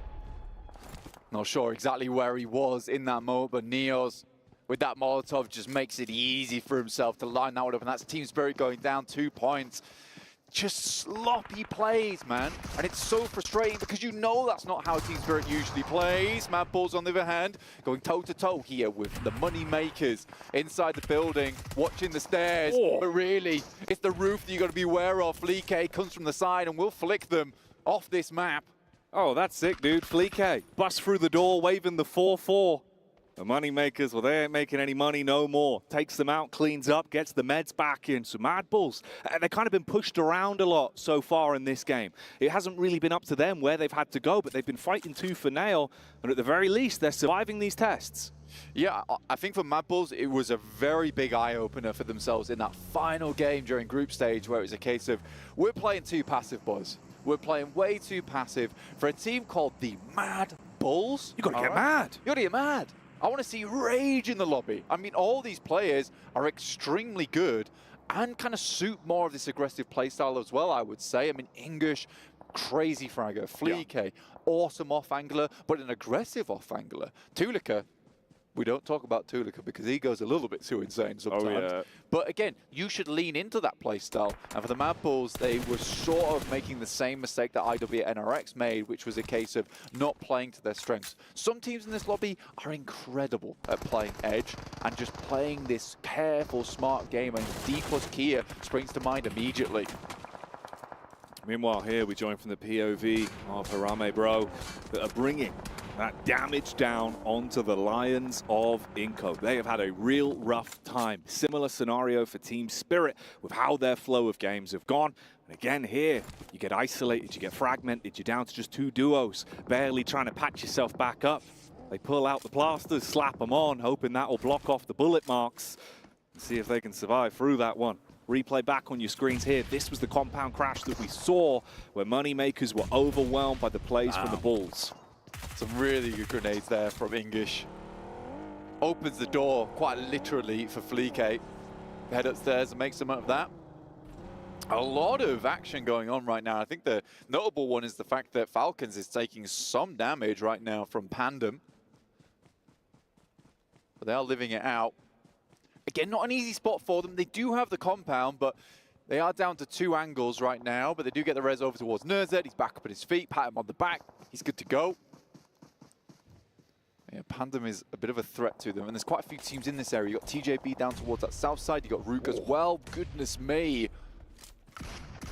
That's shrapnel everywhere, Blank. That's going to make you feel uncomfortable on the side of Falcons. Action.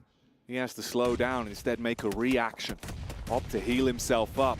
Some near misses on the nades as well. Now Pandem, their first elimination in this game, came from guarding the edge on the rotate of CAG. They want to get a bit more proactive. Instead, though, it's the response again from Action. He bombards down with a nade. Nerzet, now a casualty to the result of Pandem's plays. It's really starting to break out all over the shop.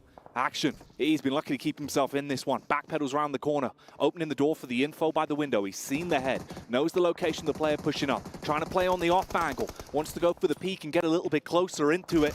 Meanwhile, they back off. Pandem might have bitten off more than they can chew. Near miss on the shot as well. Slugs flying. They're going to go for the medic maneuver. Icy jumps on his teammate, wants to keep Falcons alive. He's trying to bait him off it. Nade over the top. Oh, the team tag on the nade. It's going to shut things down and almost completely burn the HP of Icy. Pandem might still have a chance. I'm not sure what to say about this. This is a catastrophic mistake coming through from Falcons. They had the easy reset on the 3-man. Action. I don't know, Matt, it's too much. It's too much action. Yeah, bring it down. Bring it down. That was far too much action. Oh, that's going to be gut-crunching. A real sour feeling left off the back of that team nade.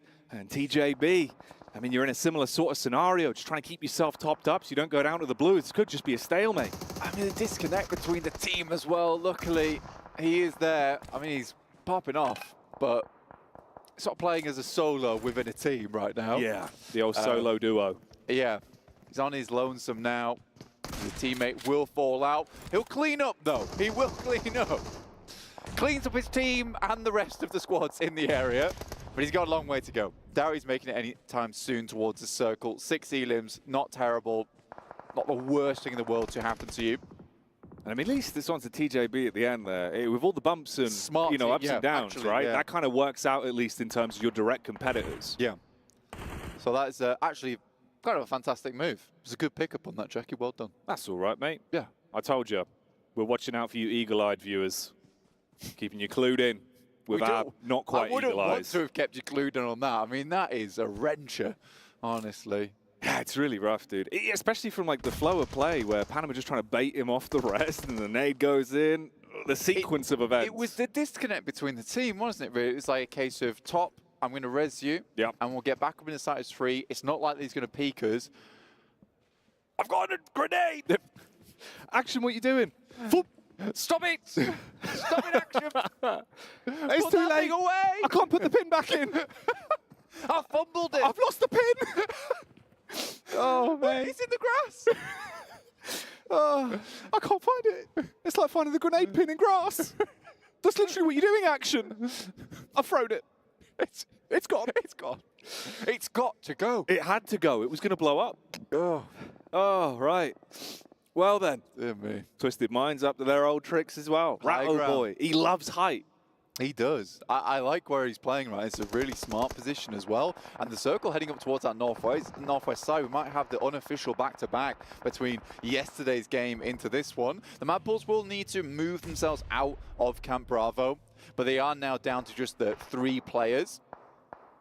Besiktas barely making out of that defensive compound themselves. Twisted Minds lighting up the Mad Bulls. The vehicle rinsed to bits. And their spread's working well. And they don't need to be grouped up together because they can catch more rotates. They can cause issues. The tripwire that knocks over the Mad Bulls and the sheer weight comes tumbling down on top of them. IWNRX. 4 players alive, Jackie. Yeah. It's looking like another. On Sandhawk, Kings of the Jungle. Next Ruya. about to pounce and swipe. The Wildcats at it again. Uh-oh, they've spotted out Ratterboy. This was his big play, his timing-based maneuver. Yeah, man, these guys don't have verticaligo. They're not scared of big heights. They're not bothered at all. There's no digital interference for them. They know what needs to get done. The question is how many nades do they really have, that they do sort of need to clean out some more teams. This is a very cruel circle, by the way. Heads away from practically everyone. There's that slight ridge side, though, which could be an interesting feature of this map because it might give D plus Kia and Bro Harame a massive opportunity just to take pot shots over towards this northwest side. And you know what? Max was mentioning this during the pre-show that D plus Kia have been fairly impressive. Some good rotates, some very stalwart plays, at least over towards Miramar itself. But even so, looking here on Sandhawk, like they're making it into the endgame fairly frequently. They've not been looking too bad. Ugh, this really is a sad sight for sore eyes, though. CAG Osaka, if they were hoping to really go from leaps and bounds today, it's been an awkward game for them. They've been hemorrhaging players bit by bit, and the last man falls. CAG out of the runnings on this one. Twisted Minds. They were biding their time for this play. That's the peek up from Rattoboy, who strikes down onto IWNRX as Rook are attacking them from the side. He's been playing this for so long, and the long con's actually going to work off. Bit of damage back onto him. Jumps in the vehicle, maybe trying to shape up for a getaway whilst the cavalry's arriving. Yo, what was that? The full-on bounce on the buggy. That was clean. That was clean as anything. Rattleboy's just off. He's back into position. Good shot from Swain. Not going to live for long, though, as Harame will hit him with a beautiful headshot. But now tough times ahead for Twisted Minds. They've got to move over towards D plus Kia. Osal just went for himself on the loot crate. The circle's come to him. This could not be a more perfect opportunity for D plus Kia to take a game here.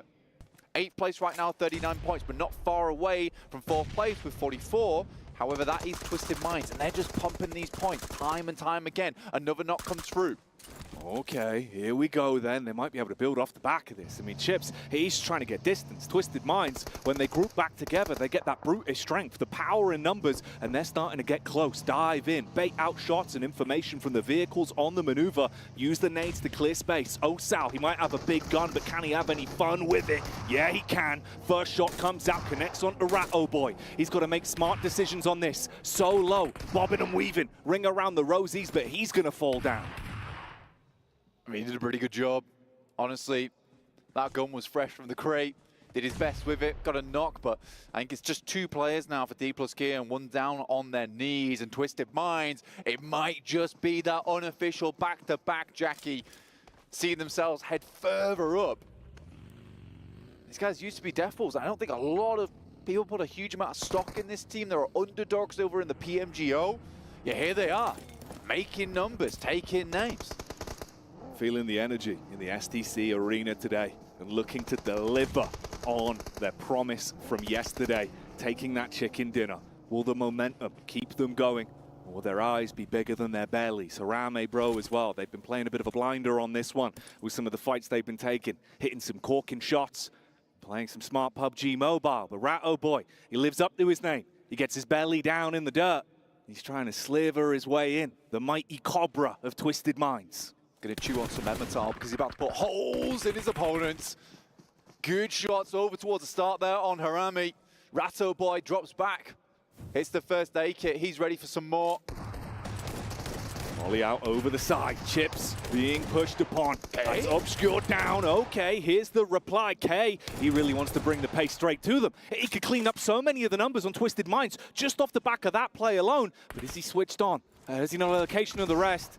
Uh-oh, reposition back around. Rattoboy gets jumped on by Harame, bro. They hard commit to the fight. The DBS is firing out warning shots, but it's gone. It's not enough, D plus Kia. Put a stint in the plans. The boys over on Twisted Minds.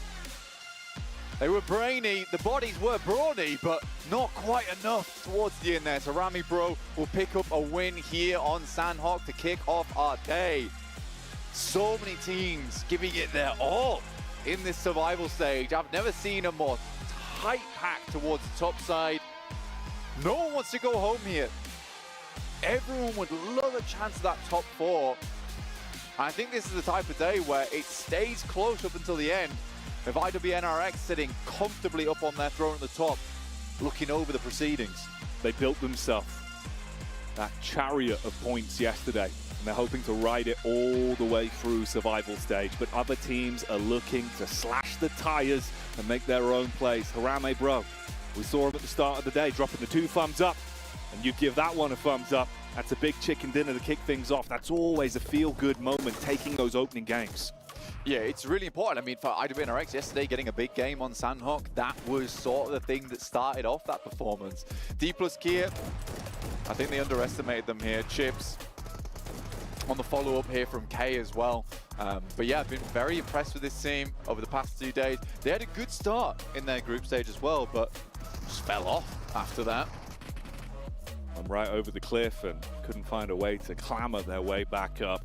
Oh, there you go. It's nice to see him playing super happy about that type of thing, man, 100%. Man, the human element of it, it gets me every time, right? It gets you pumped. That's what you want to see, the celebrations, those moments of pure anger as well, when you're so close and it's ripped away. It's cool to see, and there is so much more to have your solo peepers peeled on as we get through today's games. Join us in a few when we're back after the break. For thousands of years, my wrath has burned in the waters of the deep. Its power awakens me. The kingdom will fall once more. The sea will consume all yet again.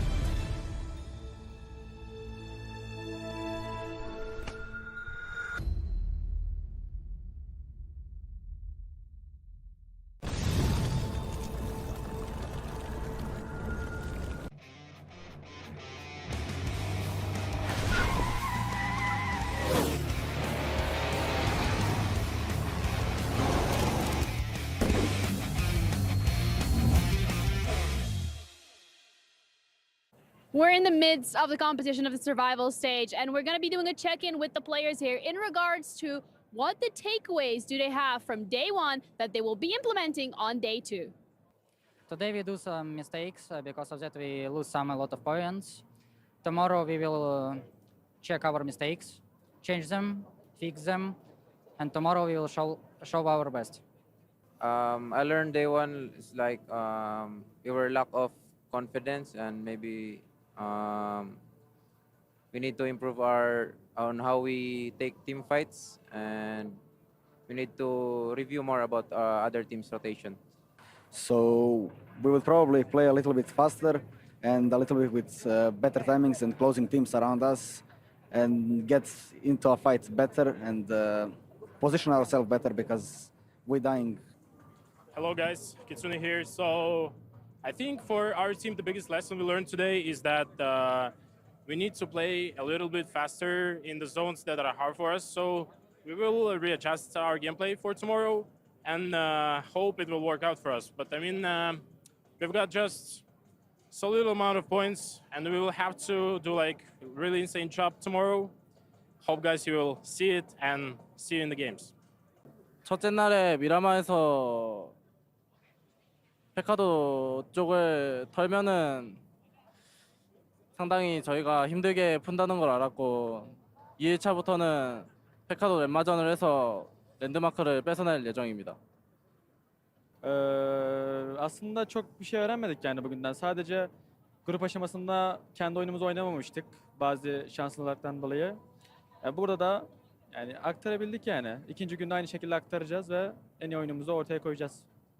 Para amanhã é fazer tudo o contrário que a gente fez hoje, entrar e jogar o jogo, porque hoje a gente não entrou, o resultado foi vergonhoso. Vamos tentar dar o nosso melhor amanhã. Tamo junto, Brasil. I love the IWNRX interview there of, yeah, we just played bad in group stage. I mean, like, look at them, right? They didn't learn anything today yesterday because they dominated yesterday. It's all not wrong. Yeah, we'll take it. Yeah. And they got some extra points here in Sandhawk as well. They did. There's nobody gonna... They're qualified, all right? They're going to main tournament. Well, you know who's still in the running, who's trying to chase that top four? Harami Bro taking home the chicken dinner. Though I think we kind of agree, they didn't have to work too hard to get it, but they did get it nonetheless with their 17 points. Obviously going to help them quite a bit in the leaderboards, but it's all about Ratto Boy and Twisted Minds.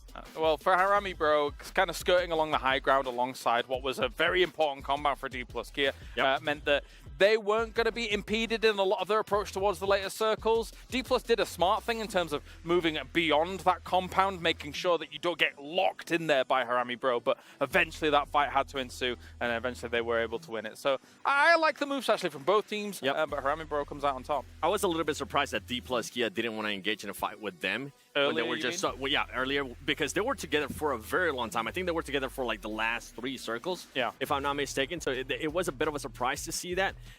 But overall, I mean, we got a chance to see D+ Kia from day 1 of group stages, right? Being able to hold a compound, being able to get those eliminations, being able to get those points that ultimately is trying to get them to the main tournament. It's one of the best compounds. Like in that circle, as long as you know that you're not going to get locked in by a high ground team, it is one of the best compounds. But once it navigates north, you have to leave. Things become a little bit dicey, and well, we saw how Twisted Minds was playing this out, Jason. Yeah, you know what? We don't know when Ratto Boy got on top of that rock, but the position was so good for them. Yeah. It gave so much information. Go ahead, Koss. I know what you want to do. He found some cheese. I was like, well, what do you want me to do? He like scrambled up there, Ratto Boy, doing what he can. Yeah, there you go. It was cool, though, to see that kind of position. What was awesome about it, and I thought maybe, okay, when is he going to leave? Because I really don't want him to leave too early. You could, even if you sacrifice yourself to blue in that moment, I still think it's probably worth it in a lot of instances to do that, be able to take out the entirety of NRX effectively, and then allow your 3-man to sweep it elsewhere. Because it was such a strong position. It's rare you get to see it used, actually, on Sandhawk, but here we are. And for Twisted Minds now, another great game here in Sandhawk. They had one good yesterday, now being able to back it up here on another day. And Ratto Boy, 696 damage, but even though it's not a lot of damage, it was what happened due to that damage. They allowed the team to do so much. Just the information he was able to gather. He kept an eye on IWRNX. He also was able to help eliminate them as well. Really well done by Twisted Minds here. And again, I think, you know, before Survival Stage kicked off, we kind of almost had them written off. But I will say this, because I want to give myself credit. Seeing what they've done in this year has been very impressive for like a new coming team. Seeing them get into PMGO, like passing the prelims, get here into this, as Death Wolves, see them qualify for this event, and now putting themselves into, I believe, top 4 as well. This has been an insane run out of this new team this year.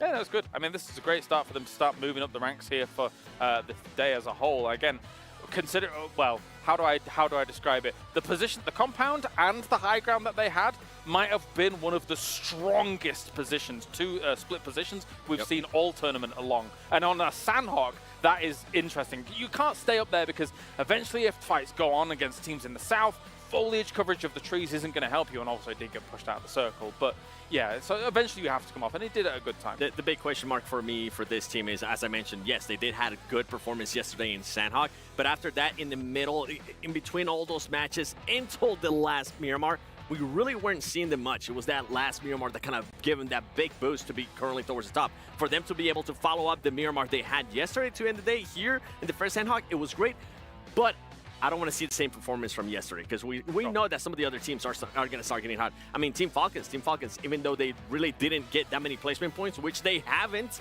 they were still able to back it up with those elimination points. 0 placements, 6 elims, even with nading your own teammate. I think there was actually nading top, and they're still able to pull it off, but not enough for them to get into our top 4. You can see Twisted Minds have squeaked through at 53 points now into 3rd place. Kagasaka still holding on to 2nd, but this is where it gets really interesting. Again, the gap, 7 points between 3rd and 5th.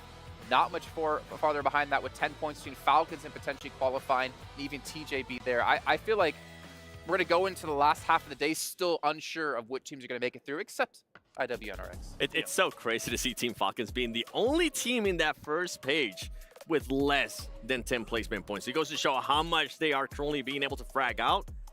But boy, I just want to see them being able to focus a little bit more towards the later stage of the map, because the elims, I feel like they're just going to become easier for them. There is something, and clearly we don't know exactly what it is, that is not clicking for Falcons at this tournament right now, right? It didn't click in the group stage, and it's ridiculous to say this considering they're in striking spot of 4th, the top 4, but this is a team that we not only expected to click, we expected to challenge for #1 at the end of the main tournament, the championship here for PMWC. Right now, they're looking a far cry away from that. It is a little bit disappointing. They've got to still fix things if they want to try and live up to our expectations.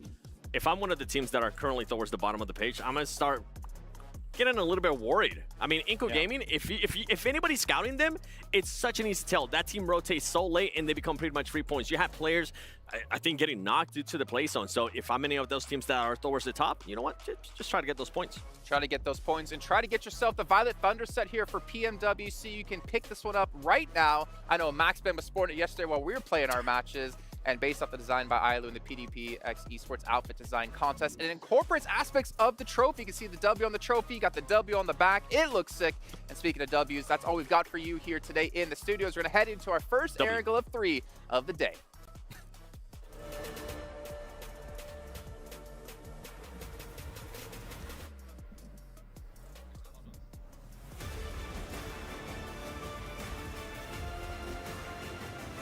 Hello everyone, welcome back. Game 2 of the second and last day of survival stage is about to dawn on us. But who will bask in its sun and who will be left in the shadow of the other teams, Blank?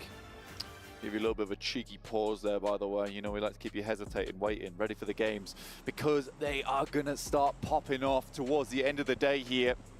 Second match on Arangel, opening up our set of 3 with the GT20 Pro. Get that GT20 Pro. Does anything need to be said? Do we need to say more? It's the GT20 Pro. You get 3 Arangels, and you get 3 phones. Everything that's good comes in 3s. Yeah. Okay. And 20 is probably a multiple of 3. If you're good at math or bad at math, whichever one. You're doing the math. Yeah, it's not. It's not. Well, there you go. Like I said, it's not a multiple of 3. 13's quite unlucky. It's exactly. Not that number. That's why it's not 13. That's why it's not 13. 20's where it's at, man. 100%. We're in the 2020s right now, where the greatest of action is popping off here in PUBG Mobile. And we're heading into our first angle of the day, as Jason has stated, because he's a smart man and he can see the screen. Jason Status, they call him. He gives us the statuses. Oh, yeah. The status update. He's always there, on time, on schedule, dropping bars about statuses. Yeah. He's an updater. He is. An innovator. He's never on the down low. No. Always keeping it fresh with that funky flow.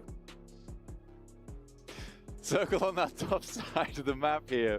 Brute Force, again, another good position. So Brute Force has been given a couple of opportunities here, we'll say. Yeah. Opportunities on the map. They've been presented.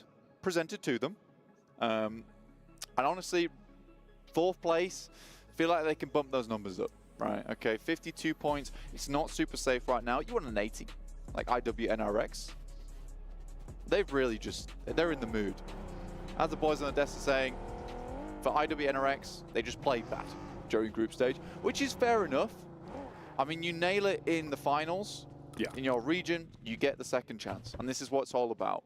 You know, if you don't have the greatest of starts, at least you can bump things back up again when you get through to the survival stage.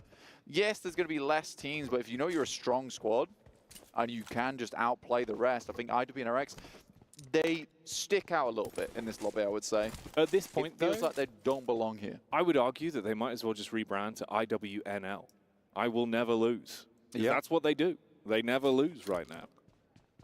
Right Apart now? from, you know, right now. that one. But we don't talk about that one. We don't talk about that. Exactly. Yeah. They didn't technically lose. They just didn't carried win. on. Yeah, they didn't win. Yeah. And that's fine. That's fine. As long as they don't go out during the survival stage, technically, the acronym still very relevant. At this point, they've still never lost. Yeah. You know? You are right. Exactly. You won the money. No, it's fine. I know. I'm just, you know, I'm there. I'm dialed in. Oh, you're trying to be like Jason right now. No, I know. I'm just trying to copy him. Trying to copy him. I know. I'm sorry. Stop that. I wish I could be Jason I Kaplan. clocked on a little bit too late. You've spotted it. I'll take off the Jason suit. I'm sorry. Put it back in the box. Yeah, let me just reduce my size from 7'2" to a classic. I'll take my platforms 6 off. foot. Yeah, back to 6. Yeah, a lot of teams here already situated themselves on the map. Team Spirit down towards farm. Honestly, it's not about. I actually like the split that Team Spirit take. But they are surrounded by a lot of teams who currently are just playing so much better. I mean, Twisted Minds have really turned something on during the survival stage. Ratto Boy making some interesting plays. A lot of that high ground abuse going on from this team. And they seem to be good at it. Seem to be very, very good at it. It makes sense that Ratto Boy likes the cheese, and it's been paying off. Like, they've been really good at plays. The best plays. Yeah. The best of plays. They are. Yeah. It's good to see. Stilton. Yeah, well, I mean, they're Stilton on a lot of these other teams in the lobby. And I think that it's fair enough because when you get to a stage like this where you really have to bring out all the underhanded tactics to get your way through. Especially if they want to Bree in the top 4. Yeah, exactly. Right now they are in the top 4. Any other cheeses? It looks like they're not falling further B rind. Oh, okay. Yeah, not bad. Yeah, not bad. Not bad. Look at. We can workshop it. We'll bring it back later. Everyone will forget. We'll workshop it. Let's take a look at Paul Allen's cheese. Oh. Right, we'll put the cheese away. Put that back in the fridge. Yeah, for now. Don't want it to get warm. A little bit dusty. Not nice. We're going to dust off some of these positions on the map, though, real quick, because there is some interesting developments happening. We are having a big glut of teams towards the center of the map here around Rozhok. Mad Bulls, typical position, they play in North Rozhok. It's a nice spot. You get some good sightlines over towards the northern side of the map, so you can check out those rotations as they occur on the other side of the river. So I do like this position. I think the unfortunate thing about that spot is you have so many teams around you. Talking of people surrounding someone, that's unlucky for Morales. Man's out on his lonesome. Yeah. This is off the back of obviously just taking a chicken dinner in the last game for Harami, bro. You've run into Spirit, and you've lost the man immediately. He's completely gone. I think the frustrating thing for me right now is Naomi is such a... All of these players are so good. Right. All of these players are individually awesome. And as a team, they were awesome as well. Like, they were very, very team-orientated. There seems to just be some really sloppy plays coming out from this squad. It's frustrating to watch, really. And I think that we do have a lot of Team Spirit fans in the chat, usually for these events. And I apologize to every one of you guys, because I think both me, you, and Jackie all expected more from this squad, and they have not been delivering. As Kitsune said, they would have to have a blinder of a day to even think about getting in. Inco called their gameplay shameful. And I think that shameful maybe is a strong word in this situation. You are playing against some of the best teams in the world. You've got all the way to survival stage. I think that is still pat on the back for yourselves. Yeah, but you can see obviously how much it means to Inco with them being a little bit critical of themselves and wanting to present more, not only for them but for the fans at home as well. And we know they've got some of the talent there, like we've seen it, right? It's good caring. Yeah, exactly. It's not as if they were completely down on themselves. It seemed more like they wanted to light a bit of a fire under the bellies, get themselves back in. It's a fine line sometimes, though, of keeping yourself sort of in that flow state and hyped up versus overcritical. Rather than just, you know, giving yourself some twists on the wrists when you get home to the hotel. I need to do better. I must play better. No, it's just a case of do some VOD review, figure it out, talk to your coach, figure out what's gone wrong, come back in. This is the difficulty with survival stage. It's just 2 days, so you don't really have that midway point where you can like look back and have a really good discussion of what's happened. It is just a case of we fix mistakes on day 1, and if it doesn't work in day 2, we're done. Someone coming in the door. I thought so. I thought someone was coming in. It's just how intense the action is. But hello. No, I think we're fine. Hello. Safe for now. Well, there is a bit of rumbling going on. Oh, is there? We'll let that occur. But yeah, man, it's really interesting. I think, especially as well for me coming into today, it must be hard for some of these teams to sort of prioritize either unpacking the bag and thinking about like how do we reset for day 2 a survival stage, or how do you just keep yourself just drilling on, keep it going, you know, not get over critical of anything and just focus on the individual, that gut feeling. Because sometimes you can plan for something, but the games themselves go a whole different way, and it's just about relying on your mechanics and your decision making in those moments. We've seen some teams are really shining today and yesterday as well with IWNRX with the way they're communicating. Even CAG Osaka, like the way they were coming inside of fights was so clean to watch. Totally different from the group stage. And I think that if you look back on yesterday, there were some games that really went awry, like in terms of the positions on the map you had to play. A lot of it was pretty unplanned approaches to those games where we haven't seen matches end in those positions before for quite some time. So it's difficult.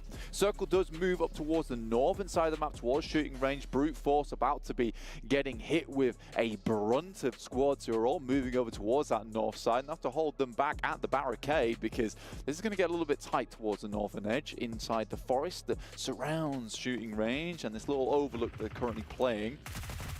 Hello, Rook. They always seem to find themselves in some sort of trouble. And it's Inco that find the bonnet action to shut that man down. Yeah, Rook's just been moved from place to place and hasn't really found a decent home. But again, I think for Rook, this is an unfortunate rotation. The fact that Inco is still chilling around here, the circle is so far over towards that northwest side. I would imagine this is a planned move, a planned play from Inco, waiting for a team to move through. Moneymakers, IWNRX, tough fight for them, considering this team is on point, on form. Oh yeah, they are. And they could add even more points to that big old bag of points they've already found. Icy Boss takes a heavy hit and he's down. The rest of the squad, they kind of scurry out of there, looking to get themselves into whatever covers around. It's not much that they can work with. Bit of a rock blocking the bullets. If they can get the off angle on him, that's an isolated fight. Could be another freebie. Koa and Co backed off massively as well. Cheeky peek up on the top of the rock. Does at least get the initial damage off. Koa's coming for the recovery. Looking to see if he can pick up his boy. Has to be quick with though. I think he understands this team is just not missing shots. An instant reposition as well from Kane. Get the high ground. Oh, the timing on it. Just for the peek down. Bad. Barrage of bullets starts to connect. The Moneymaker having their cash flow cut off. As damage is done from the elevated peak. They thought they had the getaway, but not today. Bishke might have to double back here, pick up Koa, but he's got the vehicle, and I think Bishke just has to move on with his life. That was a great reposition from IWNRX, and I think that's the cool thing that we see from this team. As soon as they sense weakness or blood in the water, it's a case of it's all go. You know, the key is turned on the ignition, and they're over. So they finish fights very quickly because they immediately know when the tide's shifted in their favor, and it's a very, very smart thing. It's a difficult thing to do during these fights. They seize the initiative whenever there is an opportunity that's presented for them. And there's respect in that alone with how they play it. Oh, huge backstab. This is the off angle they were trying to find for so long. Making focus on the majority of the squads. The Frozen can find the backstab. Yeah, dude just splits up, confirms that one. Makes it look easy. Yeah, it's very nice. And again, just the confidence to be like, I can make a solo play here. I understand that I've got him. The rest of my squad is already locking him in position. We are going to get our next circle, though. You can see it on the top right of your screen here as we head into our latter portion of the match. Northeast shift. And you know what? Brute Force might have a decent spot to play around with this position. Falcons coming in from the northwest, though. We've seen Brute Force and Falcons clash a couple of times. The Falcons want to get a bit of momentum going, climb up. They need to keep this going over the course of the whole day. Obviously, we still got a fair few games to get through, so don't overlook them. They're in a good spot in terms of the standings. They've had some nice fights. Felt like a lot of teams have wanted to scrap against them, though, of course, trying to deny that growth in points and make it harder. One team that has also been swelling and finally had the bubble burst in the previous fight was Tongjiabao, and they're going to dive in on Brute Force. Bit of a head-to-head clash between these two sides. And you've got that rotate that come through from Falcons if this fight extends on for quite some time. Right now, Brute Force trying to send some grenades over the top, but decent burst on the nade there over towards Prepod. We'll send him back slightly. So that's one of their frontline members. That was a much-needed tag over towards Flower to keep the team of Tongjiabao at bay because they are gnawing at the bit right now to get over towards Brute Force. They retreat, head into the buildings, and get into cover. Brute Force looking to keep some distance then. Not be overly exposed on the push that was thrust towards them from Tongjiabao. An abundance of nades thrown out, just trying to create a bit of space. You get the POV of the Mad Bulls as well. How their setup's going. Not in a bad position whatsoever. Meanwhile, this is what Inco are up to. Coming close towards the defiant team of CAG Osaka. That are still in a second place right now. Not that far away from Twisted Minds closing the gap on them potentially, if they keep playing like they have been. Right now we've got about 8 teams still outside the circle, so although it looks kind of honky-dory for a lot of squads that are inside the circle towards the center, I think the positions are going to start taking up quite quickly in this circle, so a lot of these spots start to get fairly crowded. Elbow to elbow action. Kine move through in the vehicle, take some shots over towards the squad's rotating through. Just confidence plays, but Brute Force sensed that. Saw the plays coming through. Good shots, but look at that. Frozen instantly on the swivel. We'll find a player from Brute Force. Neons goes down. You got to remember that Tongjiabao was close by, and they might capitalize on that. Frozen like an owl with an AR. His head's turning and he's burning with a rifle. Meanwhile, the other animal on IWNRX is Zed Wolf. Hang on a minute. Falcons find another opportunity. You got Icy close by the tree line as well. Getting a bit of a read on this one. This was a three-player fight. 3 squads, rather, that were sort of thrust into a bit of combat between one another. And everyone's trying to see when the opportunity is to go in, steal away those points, see if you can make the most out of what is becoming quite an uncomfortable bit of territory here. And for IWNRX, they're sort of just got that Chad-like swagger into the circle. They're shouldering people out the way. And it's working out for them. Circle does move further over towards that eastern side, giving Inco the opportunity of a lifetime here. Look at this chase down, man. The sprays are so accurate on target. Switch the seats, potentially take some shots back, but Pandem is being run down. It's the drive-by. And Swain is saying goodbye to the man that is in front of him in the back of the vehicle, drops the first, looks to put pressure on the player that tucks in towards the tree line as well. And they've just bullied them. These guys are mobile at the moment. Place to place, Moneymakers up against Besiktas. This could be a big name from Bishkay. Out the window it goes! A double knock. He's low, but the other player from Besiktas is not regrouping on that. He has to hit the DPS. We'll find it. And luckily, these players might be able to get back up their feet, but they're surrounded by so many squads in this area. Looks like they are getting flushed out. Panic stations. The difference a millisecond of reaction time could have made as well on the close quarters engagement with the shotty. But that's all ifs and buts. It's in the past. We'll focus on the present, and that's the amount of damage that's being done onto Harami, bro. Rook It looked like, again, they were going to have a rough start to a game where they go down early, get fragmented, have to fight on the back foot, but they bide their time, side strike, deal some heavy blows back onto Harami, bro, and it's only one man left. DRX also moving in over the hill. That's Mad Bull spotted. Tulika isolated in the fight. Man couldn't pull off the clutch. They jump straight back in the car and dip out. At this point in the game, there's so many angles to work off the back of here, Jackie. It's so uncomfortable to play. Mad Bulls can't quite find themselves an area that they can call home for the time being. This is the team that came from North Rozhok, so they haven't had a long way to go whatsoever. In comes Yumbin. Zerich unloading from a distance. The Mad Bulls, they really have to step up to the plate here. The amount of nades that are barely missing them. Shrapnel, sand, dirt being kicked up in their faces, and they're just looking to defend. Fleek trying to play with the timing on the nade. Swings it wide. Bit of splash damage back onto him, but they're being pelted, aggressed upon by DRX. Like if they could clean up here, man, it could be huge. It's like battleships right now. They're just testing out for the positions on the map. Where can they hit these nades? And it looks like Yumbin's found a location, a mark to work with, and not too much damage is coming back across to DRX. So their battleships are firmly floating in the water, whilst it feels like Mad Bulls slowly start to sink here. Oh, they could be sinking, but maybe there's a chance for a recovery. The strong sailors of Mad Bulls, can they pick the pace back up, find damage to establish control in this firefight that's been going on here? The battle over the base. Who's going to be lord of the land when it comes to the end of this one? Nice nade. Fleek replying. A three-pointer that gives them confidence back in the fight. He's looking to get the angle on it. Shrouded behind the smoke, though. There's the peek up. Takes a couple of shots. Few bullets whizzing on by. Blue moving in here. They are firmly in the waters of the storm right now. SOES tries to move up, but hunkered and bunkered down. Mad Bulls hold DRX out with just a smoke between them. Manage to keep this one alive for the Mad Bulls. Circle moves north. They've got further to swim here.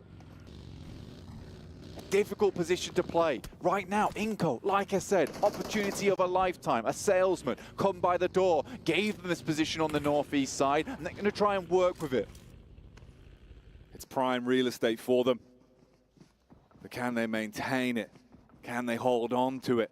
Accumulate wealth on their investment? Or will it be the other teams nipping at their heels, starting to snatch that land back off them? IWNRX still with 4 players alive. Fair few squads here taking some hits. CAG Osaka trying to get the res back up so they can stay as a 4-man squad. They'll at least be able to squeak their way through that one with 4 still alive, but it could get uncomfortable the longer it continues. You got the compound set up as well from Brute Force. That's just the trio, but it could still be a very lethal set of teammates there. You've only lost Neos there, and he got caught off by an unfortunate position. Coming through from the Falcons. Twisted Minds, though, take down Zerich. Nicely done. In comes Brute Force. Looking for some more here. Falcons, though, don't want to let this one go in the favor of the team trying to push in. They've got 2 teams to worry about here, Jackie, and just 1 player to rely on. Icy. Oh, I see. This is going to be your hardest task yet, and they try to use the elements against him, turn up the heat and make him feel uncomfortable with the Molotov. Throwing in those white nades, the reposition barely over the top. That one wasn't cooked long enough to blow him out of commission, so they closed the distance on the Falcons and shut them down. Not even sure. I thought I saw Freezer in the elimination feed there, but IWNRX, what a game this has been from them. So incredibly aggressive, moving from post to post here. Setting up a line of operations. And they've got all the executive decisions going on inside this map. Everyone else just bending to the will of the Wildcats. Oh, they do not want to stop either. They get that spot down onto Rook. Barely a thin shroud of smoke cast out from Vic to back up his 2 teammates that are further away behind the tree. But they still find opportunities to punish, and you get the backline stab in from Inco. The Lions that have been waiting to pounce, but look what's happening here. That's exactly what's going to occur. Spirit, slide in, try to bring the hammer down. Panicking on contact, Effect gets hit. Nomi replies. You got the distance firefight from Kitsune as well as Inco bail. Inco crumbled under the weight of Team Spirit there, and they don't lose a player. Nunes might be coming back in for a little bit more as they go for these reses. They have suffered 2 players coming back in for a bit more of a regroup. It does look like with the amount of angles on the side, they're going to have to just dip on out of here. Inko, with that opportunity, snatched away by the thieves from Team Spirit. They get in, snatch away the elims and make out like bandits. But Inko, they're just thrown into another team. From pillar to post, a rock and a hard place of rifles facing down at them. Tongji Bao finally start to step up to the plate as well, getting one knock across onto IWNRX. They've still got ammo. They've got rough positions to work with. They try and build themselves some geometry with the smokes and block off the line of sight that exposed the Spirit. Team Spirit crushed in by the circle here. Vitali, last one alive, might go for a backstab with a PPP zone. But honestly, for Team Spirit, a lot of teams towards the top side have already been knocked out. A 20-point game here might set themselves up for something later on. It is a wild chance in hell, but it might be available. D plus Kia, similarly, removing the members from CAG, Osaka. Another fight that's broken out. Control the compound, relying on one man to make hero plays with the shotty. But there's no chance to deliver that lethal package as he's gone down. The postman removed and the team out of luck. CEA to the GG for Osaka there, as D plus Kia will take them out of commission. Flower, the rest of Tongji Bao fighting for their lives in 8th place. 4 elims now for Nomi and Team Spirit. Only bringing back some of that caliber we saw from him in the past. Takes down another in Zedwolf, and he's got eyes on.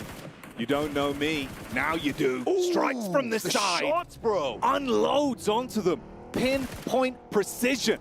Team Spirit saying that they wanted to bring themselves back alive today. 5 elims attempting to go toe-to-toe with any team that steps in front of them. Even with the big dogs in the lobby that are racking up points non-stop, they win out versus IWNRX. We thin the herd some more. Our squad's starting to drip down now. The drip goes through. Teams are going to be lapping up those points at the same time. Tongji Bao retreats, scared by the onslaught coming through from Team Spirit. Twisted Minds. They've had a quiet game, but they've still found opportunities for elims. Taking smart fights and keeping their distance. It's D plus Kia that are ahead of them. I mean, Twisted Minds right now, they're just consistently in this top 5 every single game. Scary prospect for teams trying to move up. 5 eliminations right now, pretty decent. Bounce on the nade, won't go too far. D plus Kia with 4. Some fearsome teams still in this lobby. Twisted Minds, D plus Kia, Tongji Bao. And it feels like yesterday on a repeat with Twisted Minds, TJB, and Team Spirit. They really stepped up in the latter portions of the first day of survival. And now we're starting to step up the pace. The roam in, the aggressive crash down onto Twisted Minds. D plus Kia, can you make this play count? The first connection comes out from Rattleboy, but there's an instantaneous trade back. They're going to be able to get that one off. There's nades primed over the window. He might just run in, a little bit of splash damage on the side. They're thinking if they want to go for the res on Wholesale, but the nades make it awkward. They take the peek again. Obscure, prime time nade. Hits that one in, and he's not content with a single pickup. He wants to wipe them away like a spilt drink, and D plus Kia down and out to Twisted Minds. Tough position, space taken away from them instantly. In comes Tongji Bao trying to capitalize off the back of this one, but Team Spirit got all of the circle on that north side. But they cannot afford to have a low elim game. This has to be a banger of a match for them. Although they might be feeling scared from yesterday after that game where they thought they could win, but they just couldn't go toe-to-toe with Twisted Minds. Tongji Bao know this. They realize they've only got the 2 elim points to play off in this current matchup, so they got to think more about the longevity, the bigger picture. The devil is always in the details, and that's what they're going to be aiming for. A bit of a lull in the battlefield. What remains of Harami Bro, trapped dead center amongst all of these squads that are playing with passion. Looking to secure their positions. 3 stories on the go at the same time. Twisted Minds maintaining their position in that top 4 right now. TJB looking to leap up into it. And Team Spirit, they're playing for a hope in hell. This morning, Kitsune was saying, we need some big, and we hope we could show it And this might just be the beginnings of that greatness, of a comeback. It just seems so unlikely. Kitsune drops wide, spots players rotating in, gets a bit of a tag on, but will back off. What's this? Masters found one from Twisted Mind. An opportunity presents itself.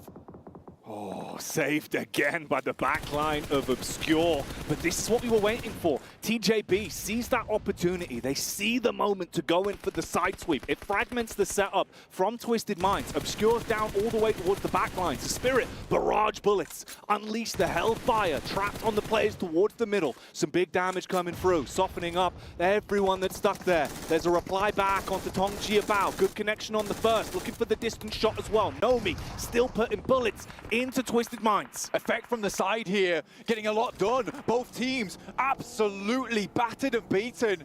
Can Team Spirit pick up the eliminations they need here, though? This should be a free game. If they can keep this rolling, keep it ticking on over, Team Spirit could finally get their hands on a chicken dinner and put the bad times behind them. So important. Guizhou will find himself only from TJB. 2 teams remain, and Team Spirit, they have the lion's share of the circle. They need even more. Naomi, the nades were on point. This is more what we were expecting from this player. One of the best naders in the game. But again, Guizhou, out of nowhere, in the smoke like a phantom, finds the pickup, and there's no answer. Naomi is no more. Man down for Spirit. Twisted Minds, they know how to play from the back foot, swinging with the full weight on every punch that comes out from Guizhou. He's got so much to do on this one, and you're penned in the middle. 2 lethal squads either side, Nice. The nade stripping his HP away. Second won't do it in effect. He's out of nades, he's out of util. 1 stun grenade in the back pocket, gotta make it work. Playing hidden. Nomi, 5 elims on this match. 4 potential more for them.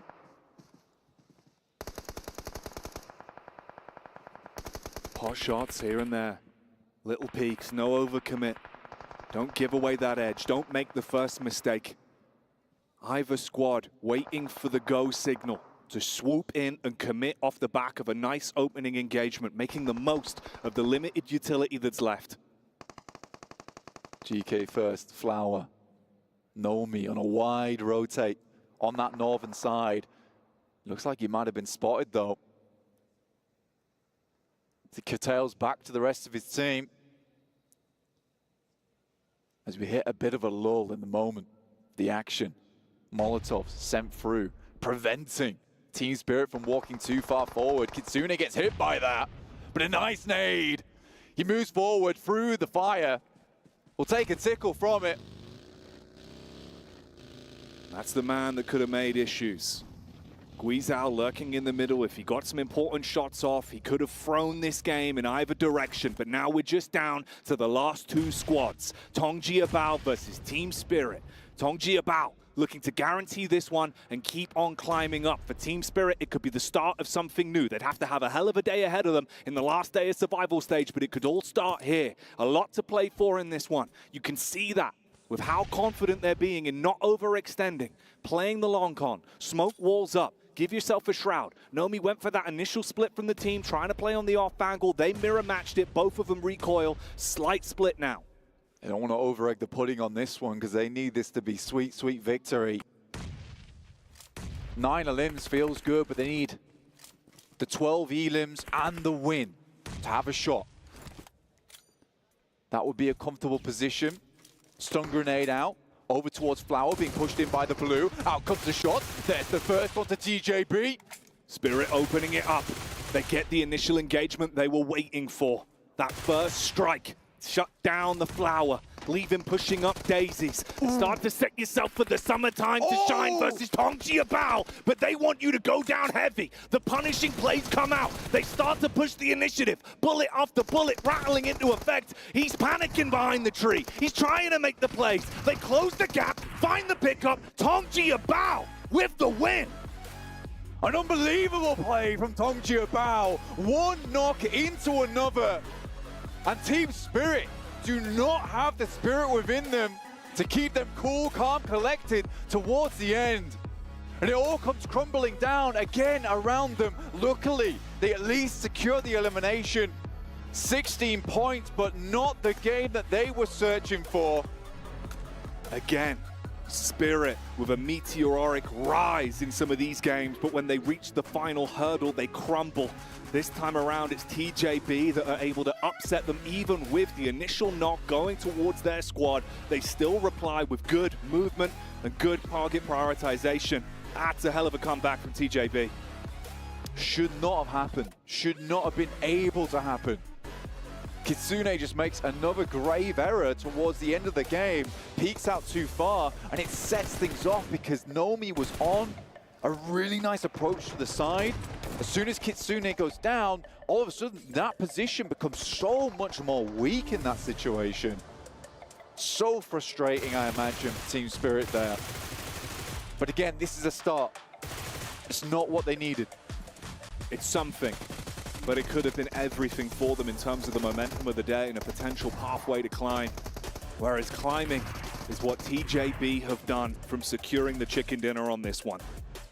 Direct competitors with Twisted Minds at the moment, man, because I think they've been so close to getting ahead of Twisted Minds, but Twisted Minds constantly there every single game. And getting 12 elims on that match for Twisted Minds just pushes them further towards the top right now. And I think that those teams in that top 4 are absolutely differentiating themselves because although, yes, Team Spirit were able to get quite a few points, they're now firmly in the middle pack, which is like 40 points. And then we're jumping up into the 70s, into the 90s.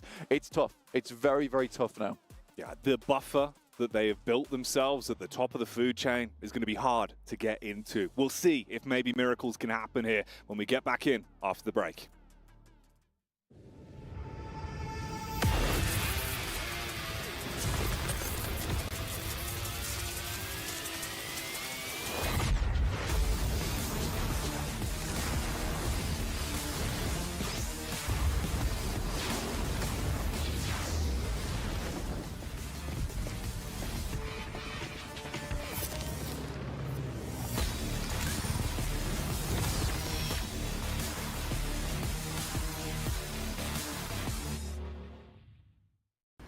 لحظات البداية عاشت معنا. كنا نحسبها وقت للتسلية بس. نحسبها بس ذكريات. عبود أعطي أختك اليد يا ولد. ابتكرنا فيها ابتكارات، وإذا بغينا قلبناها خرافات. كنا نحسبها بس لمة وصحبة وسهرات. انتبه نوب ترى نوب. لكن كنا نشوف عالم ما حد يشوفه. ليت يشغل وقته بشيء يفيده. الله عليك على اليد صوت. عالم كبر وعاش فينا. عالم الحماس فيه يوصلك كل مرة لحلم أصعب، بس ما يصعب عليك. بارد معك وين ما تروح.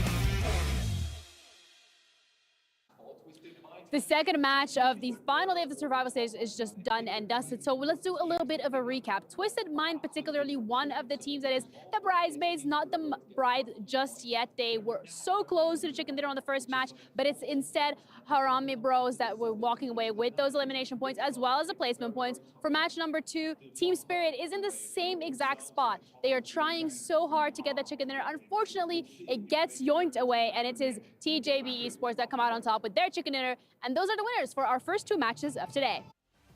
T. Yeah. Oh my God, come on. We practiced this. No, we didn't. I say T. Is Max here on the desk again? Like, yeah. Hold on.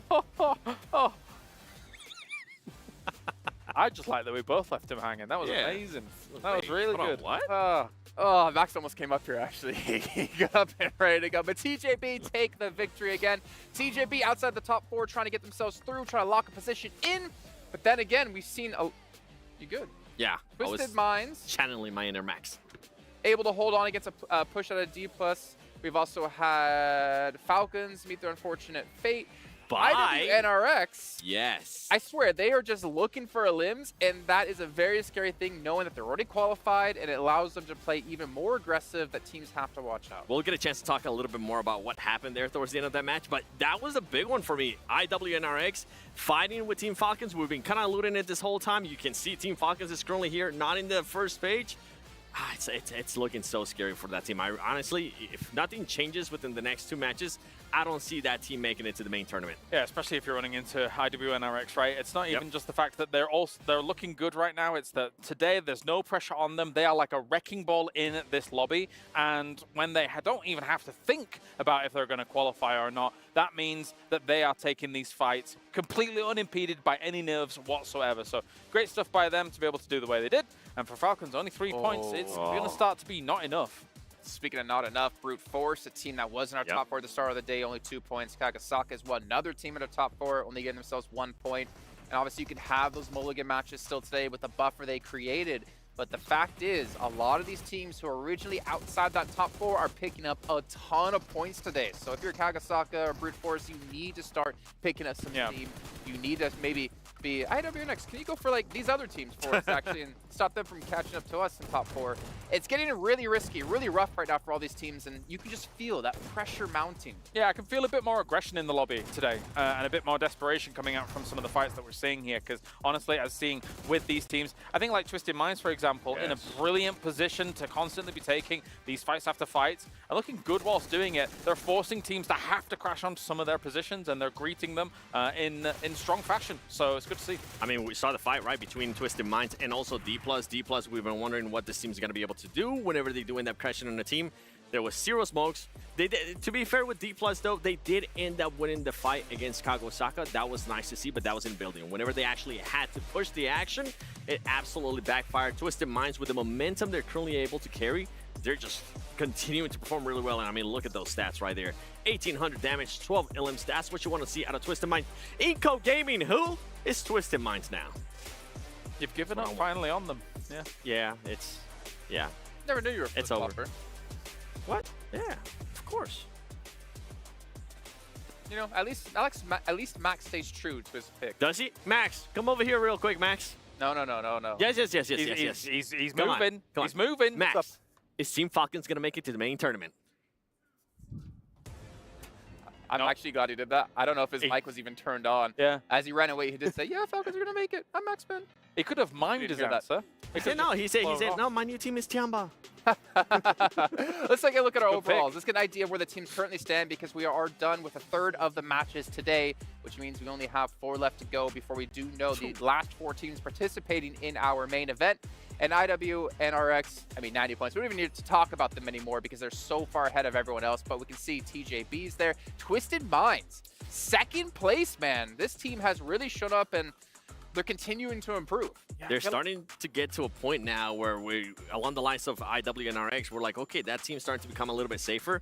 for me, Twisted Minds might almost be there. If we get another great performance out of them, maybe in this next team, I think we're going to end up talking about just 3rd and 4th place of all those teams fighting against each other. Yeah, it is very close. And yeah, for some of these teams, just one good game will leap them up into that top 4. So it's not done for teams like, we're constantly talking doom and gloom about Falcons here. They still have an opportunity if they get a win on the board, especially to actually jump on up. Again, it's just, it's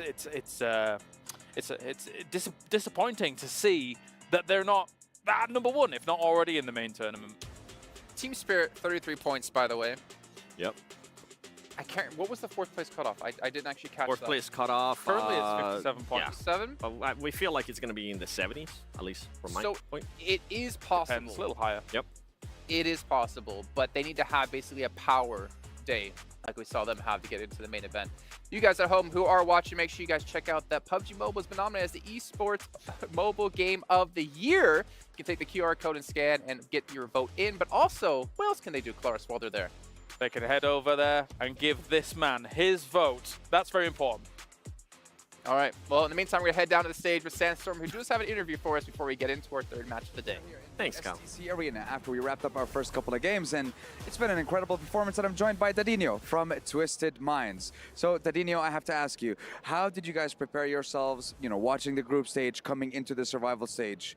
How was the team's preparation for this tournament? Okay, me as a coach, I try to anticipate as much as I can everything. So I asked for Twisted Minds. Thanks for this, Twisted Minds. And we came here like two weeks or 3 weeks before the tournament. So the players come to the stage and see how is the feeling and do the preparation and everything. So yeah, it was very important, and that's why we are doing so good now. I like that. They don't want to be surprised by, how massive the stage is, the incredible audience that we have in the arena, so they try to prepare themselves in every possible way. And tell me, how is the team's confidence after, Game 6 win in day 1 of the survival stage, and then we saw you guys get a top 2, a top 3 previously as well in today's games too. So how's the team feeling after that performance? Okay, I'm going to use a phrase that my IGL just said after the 6th game. It just said, exactly as you do gaming. I forget the name of the team, I'm sorry. The top 1 from the group stage, Alliance. So he said they get top 6 and the first day after the 6 games, and then at the end they got top 1. So if they can, why we can't? I like that. If they can do it, we can do it too. It's as simple as that. And when it comes to your team, do you feel like they perform better when they are under pressure? Yeah, this is one thing that me and our psychologists notice about this team, about our team.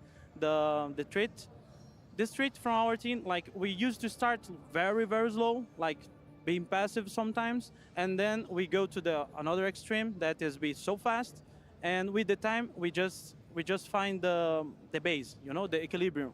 So yeah, that's it. I like that. They found the perfect spot. They're not going too fast. They're not going too slow. They're finding just the right spot. And as we've seen previously in today's games and yesterday, they got a chicken dinner and they got a top 3, a top 2 in day 2 of the survival stage. So maybe they can keep themselves in the top 4 and we'll have Twisted Minds in the main tournament. We'll find out. We still have a couple games left to wrap up day 2. So time to head over to the studio and see what's going to happen with the rest of our games. Take it away, boys. Thank you so much, Sandstorm. Always nice to see the inner workings of these teams that are playing really good here live at the STC Arena. And to get that check-in with Twisted Minds. Twisted Minds that have been having a blinder of a day so far. And as we reach effectively the halfway point for the last day of survival stage, that big question mark blank. Can they keep it up? Is there any room for other teams to sneak their way in? Will IWNRX continue to just look unbeatable? And I think that we've been looking a lot of IWNRX, and we had a little discussion, a little bit of a chin wag, let's say, before this game. And it does feel like because they're so secure, they are just going for the teams underneath them, right? The teams that are looking to move into that top 4, they're taking them out. But it's not D plus Kia, Brute Force, or Team Falcons they're worried about. They're worried about Harame, DRX, Besiktas. These are the teams that they're going after, teams that they think are relatively weak right now, that they can easily beat, because they are so far ahead that if they can just secure Twisted Minds, TJB, maybe another team underneath them, which feels a little bit undecided at this point in time, that's fine, because they're going to stay at the top. So if they can enable those teams, this is great. This is good news for them. Yeah, try and keep that distance between them and everyone else so bolstered off of smart tactical fights. They're just influencing the top 4 right now. Yeah. But it's intelligent because it will sit them at the top, nice and safe, not give anyone an opportunity at a banger day out of nowhere. No, they're controlling the flow of the games. And it's not only because of the smart decision making and sweet moves they're making, it's also because of those GT20 pros, Blank. 144 Hertz taking us to the next level, to the extreme, because some of these players are having to play at that extreme, like we heard from Didinho. It's important, it's imperative. And for some of these teams, they have found that sweet spot. All right, the money position where you want to be in, where you're playing at the highest caliber, and you just feel in the game. You are in the game. You're totally immersed. You hit that flow state. You're able to make the right decisions, rely on your gut. The communication's flowing, everything's good. Comms are pumping out, no one's jittery. You've had long enough now to acclimatize to the stage as well. So breezing your way through here, knowing that you're running in the tournament itself is still going. It can do a whole lot for your mental game when the games pick back up, when we know our top 4 that have withstood the test of the survival stage. All right, now that top 4 basically between TJB, D plus Kia, and Brute Force. Falcons just seem to me be making too many mistakes for a team that is well known as an incredible squad. It just feels like some of these mistakes that they've been making, it just feels weird. It feels very weird to me. Yeah, there's been some little issues here and there, problems that have been cropping up, and other teams have been taking advantage of that with the fights they've been taking to them. Always feels like there's 2 sides surrounding them in every encounter we switch to when we get the Falcons POV. Never an easy fight. Moneymakers consistently dropping down the rankings despite what felt like some good rotations yesterday and getting themselves set up, just never hitting those big points. And Team Spirit have actually overlapped them now in terms of points at 33. But again, another good game from Team Spirit is what they're looking for. On Erangel, this is the best place to do it, a fair map to work with.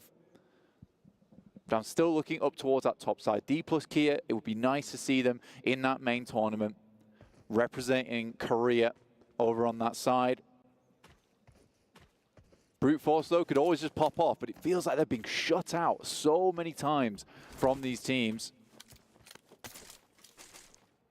Having some unlucky runnings.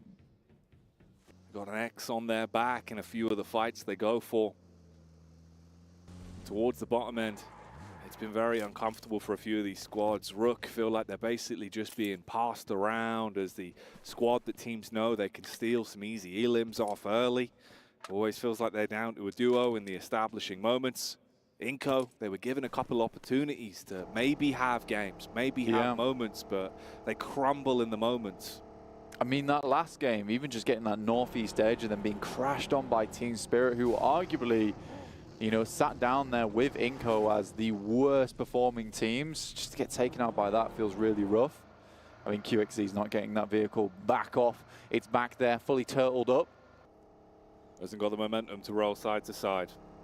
Always a sad sight for sore eyes. The vehicle on its back like the mighty Galapagos turtle. The mighty, but not so mighty when it's rolled over. And my eyes are feeling pretty sore after that one, and only sorer. You should probably blink. I do love going from like the loud noises of a roaring engine to sweet cadence on a bicycle. That's what we've got here at PUBG Mobile. It's Bicycle Cam segment with Pandem. If you enjoy cycling, make sure to get regular scheduled time outside, cycling around, getting that vitamin D, and enjoying the high life of exploring nature in beautiful Erangel. Make sure you get home as well, safe and sound, just like Pandem here. Don't forget to padlock your bike somewhere safe. Don't forget to pick yourself up a Pepsi Max. Yeah, stay hydrated out there. Yeah. Stay hydrated. Quench your thirst with Pepsi Max. Always good.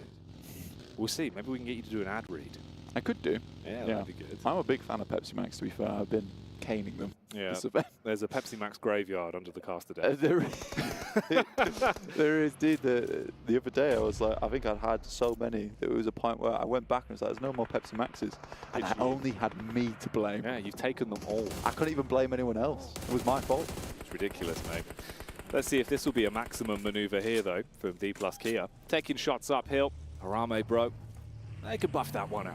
Bit of damage to the actual bodywork of the vehicle. Bit of damage to the actual bodies, but still alive, still kicking. Yeah, Circle's kind of in a position where it could head down towards Sosnovka, but it's not likely to. So a lot of teams trying to pick up these compounds that sit over towards the cliff face. Potentially even rocking up over towards the rocks. See what it did there?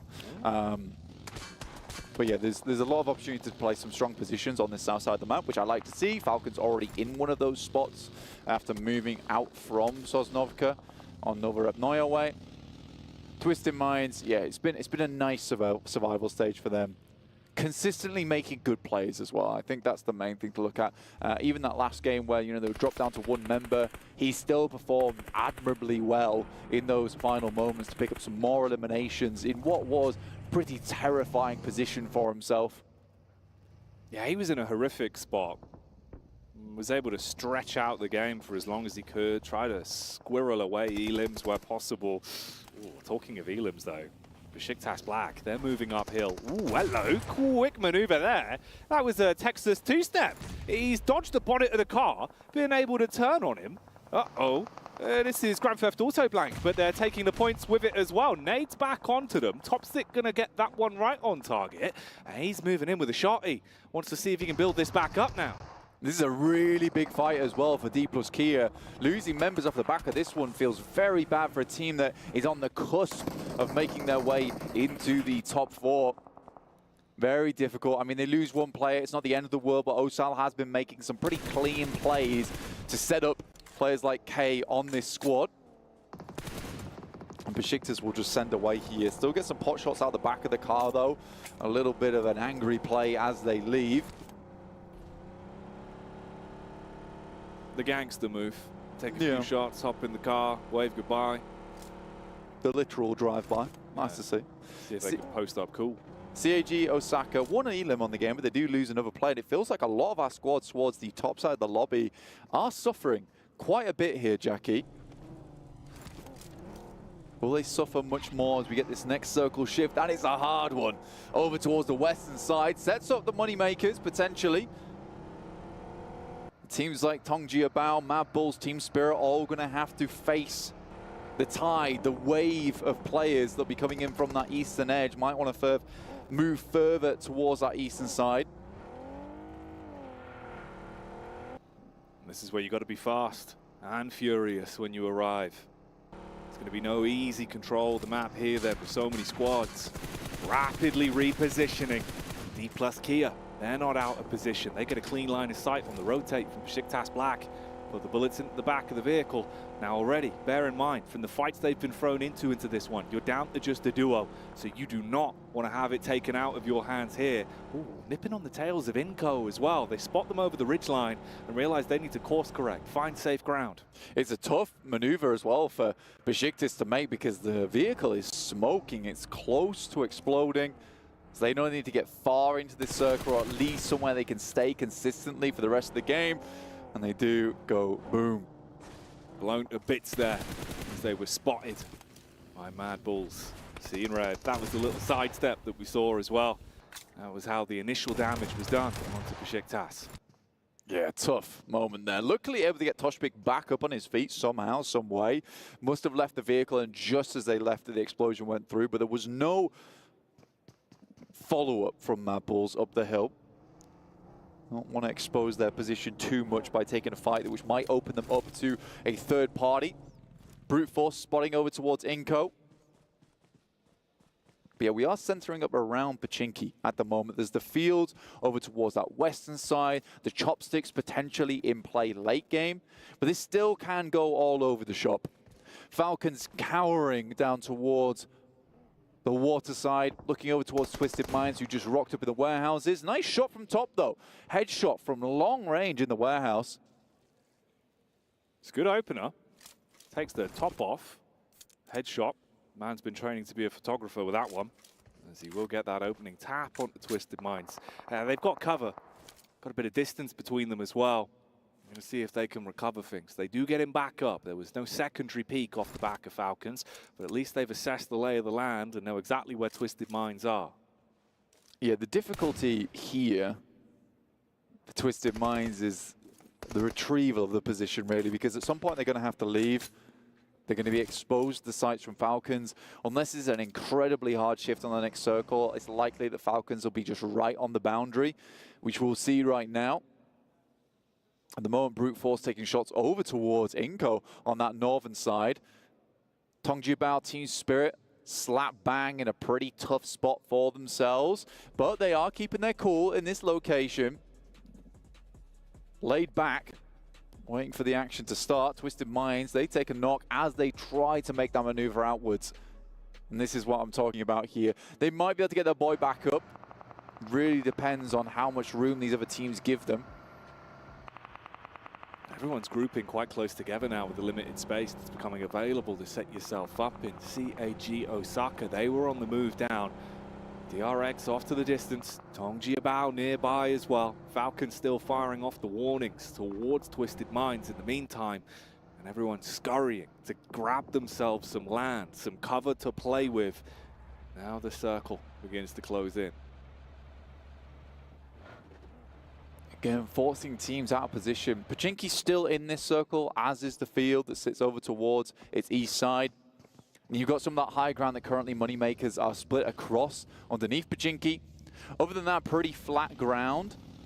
You have that dip over towards that eastern side as teams don't really want to head over towards DRX's position all that much. They know that you can be exposed to so many positions in that area. Teams just keeping their cool. Twisted Minds were able to make it out. They know where Falcons are roughly, and this seems like a bit of a bold push to me. We'll see if it pays off.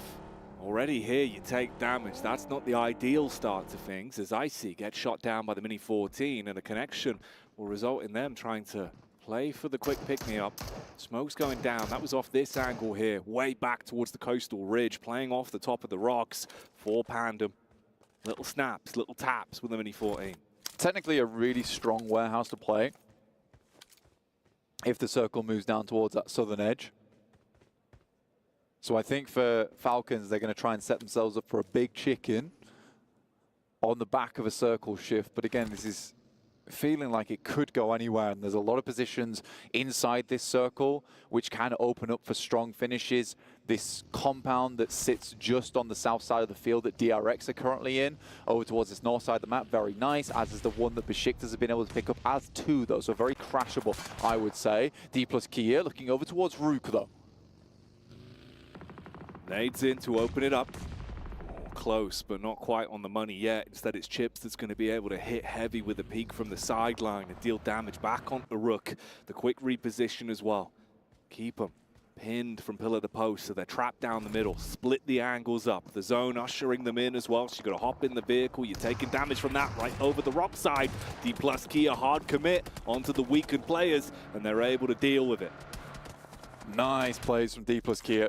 Get themselves a fair few elimination points for them as well. Brute Force out in the wind. Looking for a bit more, but down to low HP, and they'll have to move out. IW NRX get themselves a very sick position down towards this south side. Sitting pretty. The compound they've been able to confiscate from the other players.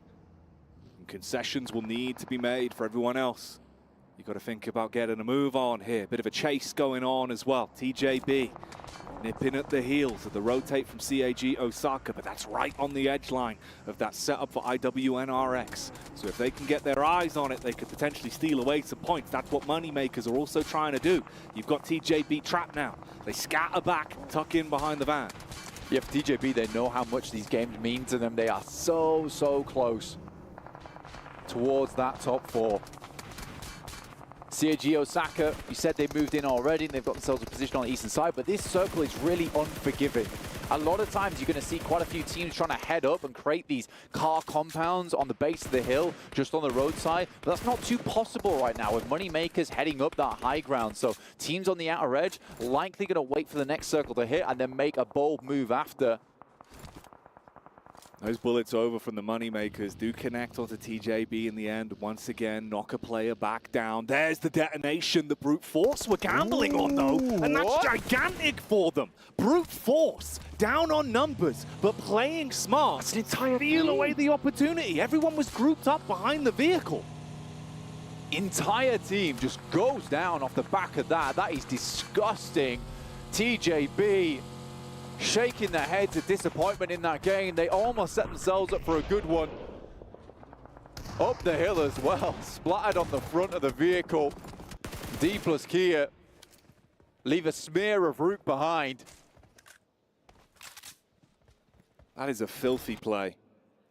Despicable scenes from Brute Force. Living up to their name on that one. Vehicle uppercut. Kind of disgusting. Sent him into the air.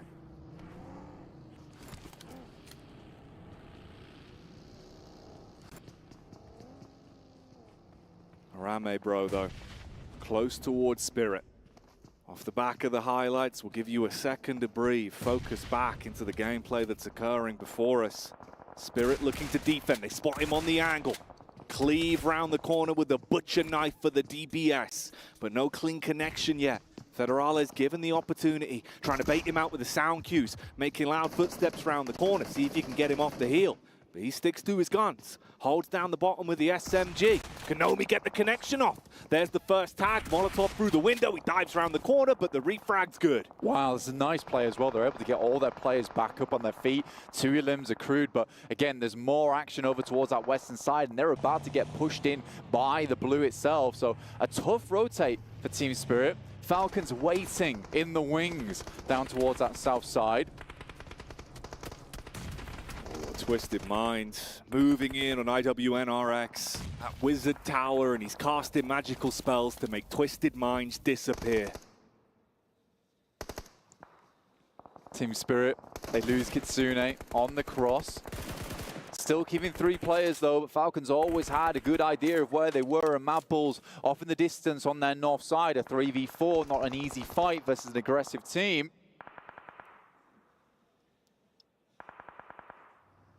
Spirit, limited cover to work with. Belly's down on the ground. Fleeke trying to get a bit of a spot on the ridge here from the vehicle. Ready for a quick getaway if he has to put the pedal to the metal. Naomi peering over the rock, sharing the utility and ammunition that remains below them. It's a real question mark to be had for Falcons is whether they head back down towards that south side or continue to pressure up towards Team Spirit. There's nades going in the top as Mad Bulls continue to try and jump spot this position. Nades going through now, back and forth, and I think a spot has come through there. I think a vehicle has been located for Team Spirit. They might be able to dip out, but it will have to be one hell of a rotate for them. Get into the circle, there's a shot from top though, onto effect, that's from behind. And it looks like the guys from Falcons are looking to just send on in. I think they realize they need to just send away, look for the survival play here at this point in the game. How likely is it to happen though, as Naomi barely gets away with his life? Everyone's getting detonated out of commission as the engine blocks are giving out and the players are crumbling over the heat that rises up from the carcass of the vehicles. Effect finally finished off for good. Naomi trapped, one man versus the world with everyone surrounding him. Falcons and CAG now focus their attention on one another. CAG, they set up the landmark in front of them, put down the reinforced walls. It's up to Falcons to break through them. Hit him with a strong punch and get into the melee with CAG Osaka. But Mad Bulls are creeping down on that north side, and it's something you've got to worry about. Smart from Naomi. I think he realizes they're in pursuit. Try to get out of dodge. The rest of the squad's moving up. They know they need to get that right angle to open up the engagement, be able to get that heavy first hit off to then commit with the full squad and overwhelm when you're at the manpower advantage. Potential points here in Naomi as he's scattering back, drops down to the ground. Zerich really commits to the punish, and that's the sideline sweep coming in as they get the tag back onto him, and CAG deal damage to the Mad Bulls. Naomi tapping big brother CAG Osaka on the shoulder saying, look man, they're hurting me, dude. I need some help, but they will finally go down in 9th place. So not many points accrued from this match for Team Spirit. And they are left down towards the dirt on the bottom side of the lobby as Pandem starts to get ahead. So do Mad Bulls with 4 elims on the game. Only really the top dogs at the moment is Falcons. Now, a lot of people have been waiting for a performance here. And Falcons look a little bit more on point, but that nade is nasty. Ah, it's a filthy one. Primed and on target. Blows away their opportunity to aggress initially. Now they're starting to hemorrhage players. The nades are ruining them. Falcons, their wings blown off. Their chance to keep pushing on this opening being ripped away. The DBS up close. Silences the driver. Needs to look for the rest of the squad as they just pelt him with nades. Oh, I see. Once again in this position where it's just him alive, trying to keep his team at bay, but the shots coming through from the sidelines. Nurzed desperately trying to keep the Mad Bulls at bay, taken by the horns here, but it's just not working out. Matten even taking huge amounts of damage as Mad Bulls are capitalizing off the back of this engagement. Oh, English, he's getting up close. I mean, he's found the opportunity to close the distance, but there's so many targets that he's got to be aware of. He takes the correct play, hits the head back onto another one. Little bit of damage done now as the Falcons start to get absolutely torn to shreds. English still bobbing and weaving. CAG, they might be down to a solo, but they're not out of the fight. Fleeke, however, will be removed by DRX that have now arrived on the scene. DRX Hero is fine. They can't let it just happen. They need to get involved. This is a big fight that they're hearing on this side. Oh. Lovely nade will take down Fleeke, leaving Mad Bulls at just the one player now with English.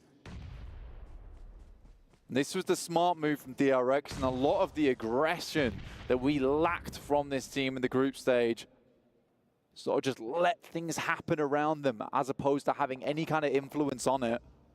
And they've had such a good position for so long, but now it's time to spread that influence on the map.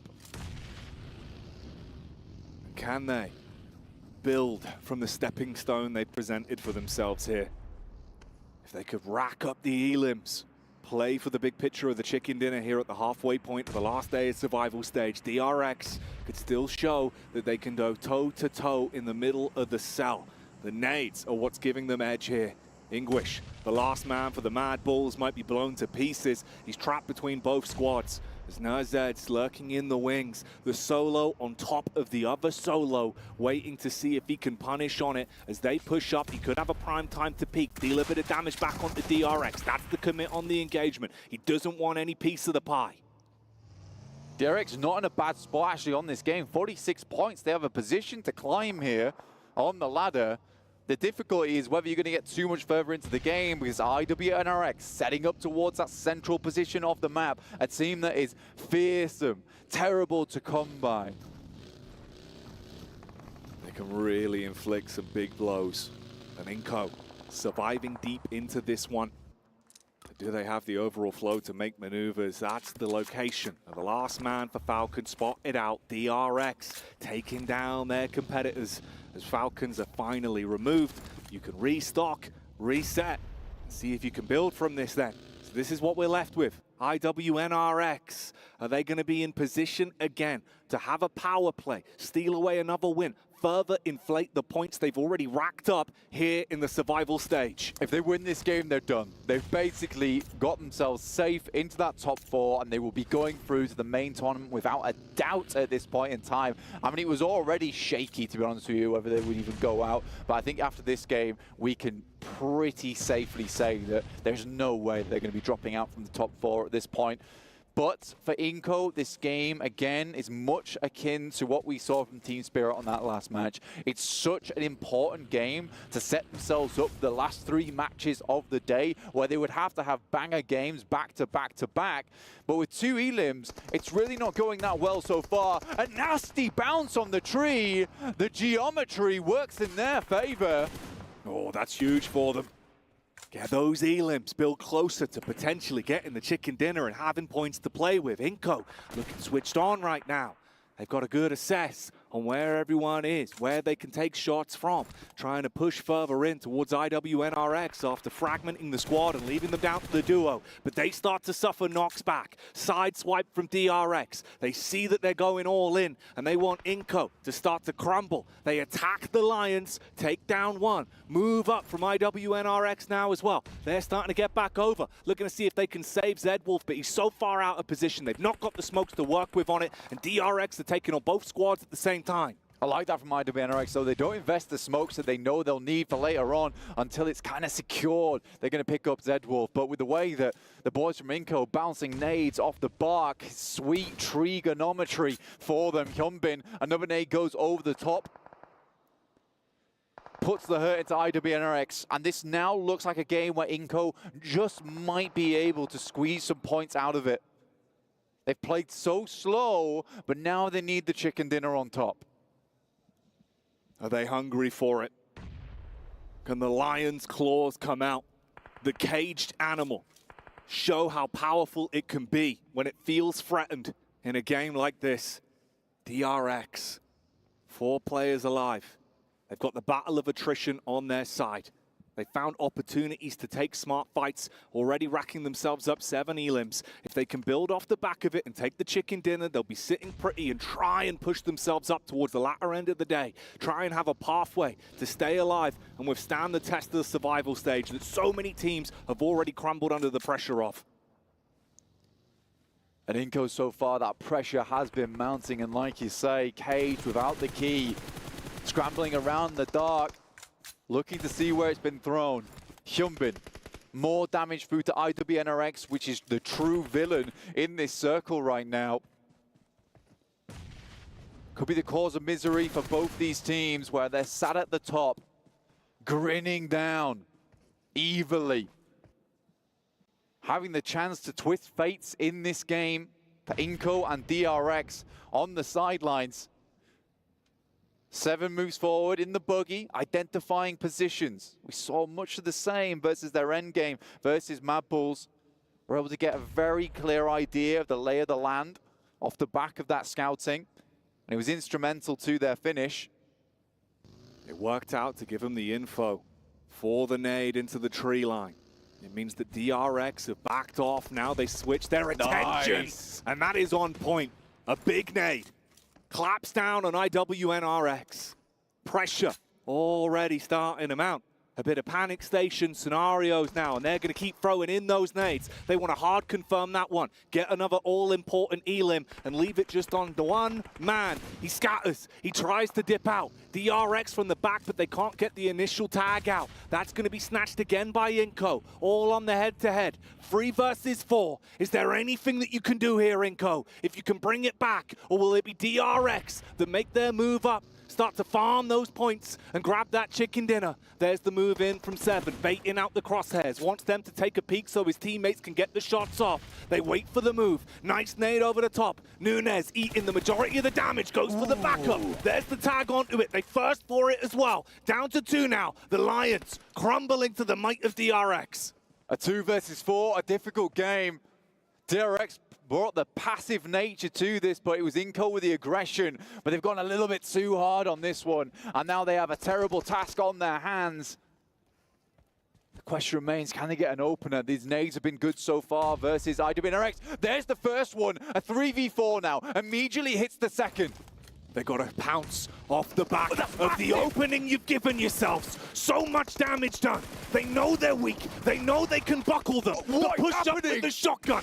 That's how you make it work. 7 strikes with the DPS. DRX are buckling, and the Lions of Inco are rising onto their hind legs. They need one foul swoop. It could still be a winnable game. They slow down the pace for DRX. They look to recoil and try and reset, seeing if there's an opportunity. The nades that have been so prime go in again, but it's off target.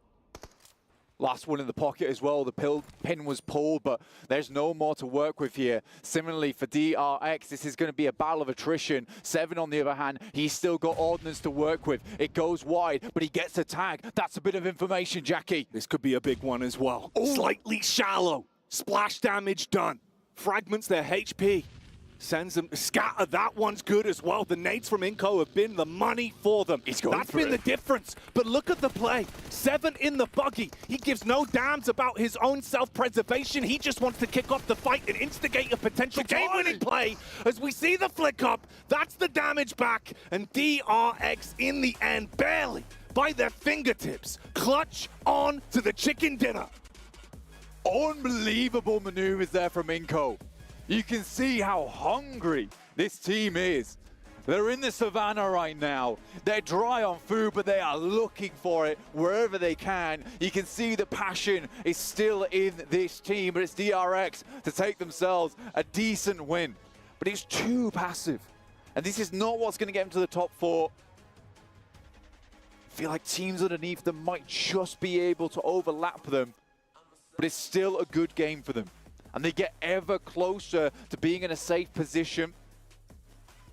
But can they keep this up, Jackie? Yesterday, started off strong, dropped off towards the end of the day.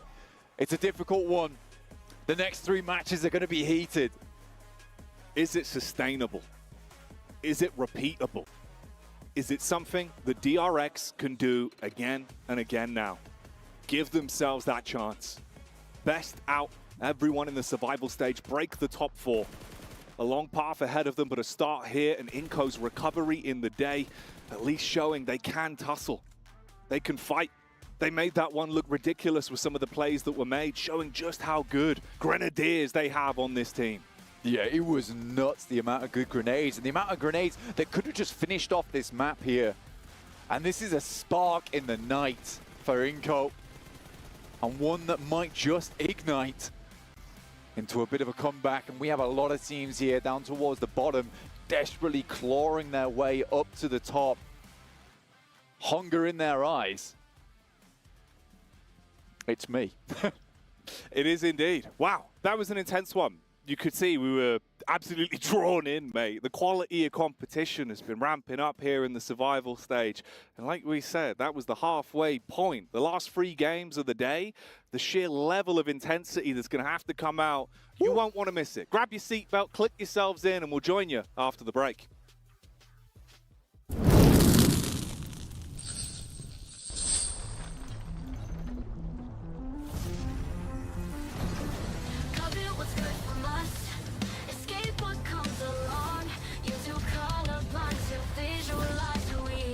What they want to live for.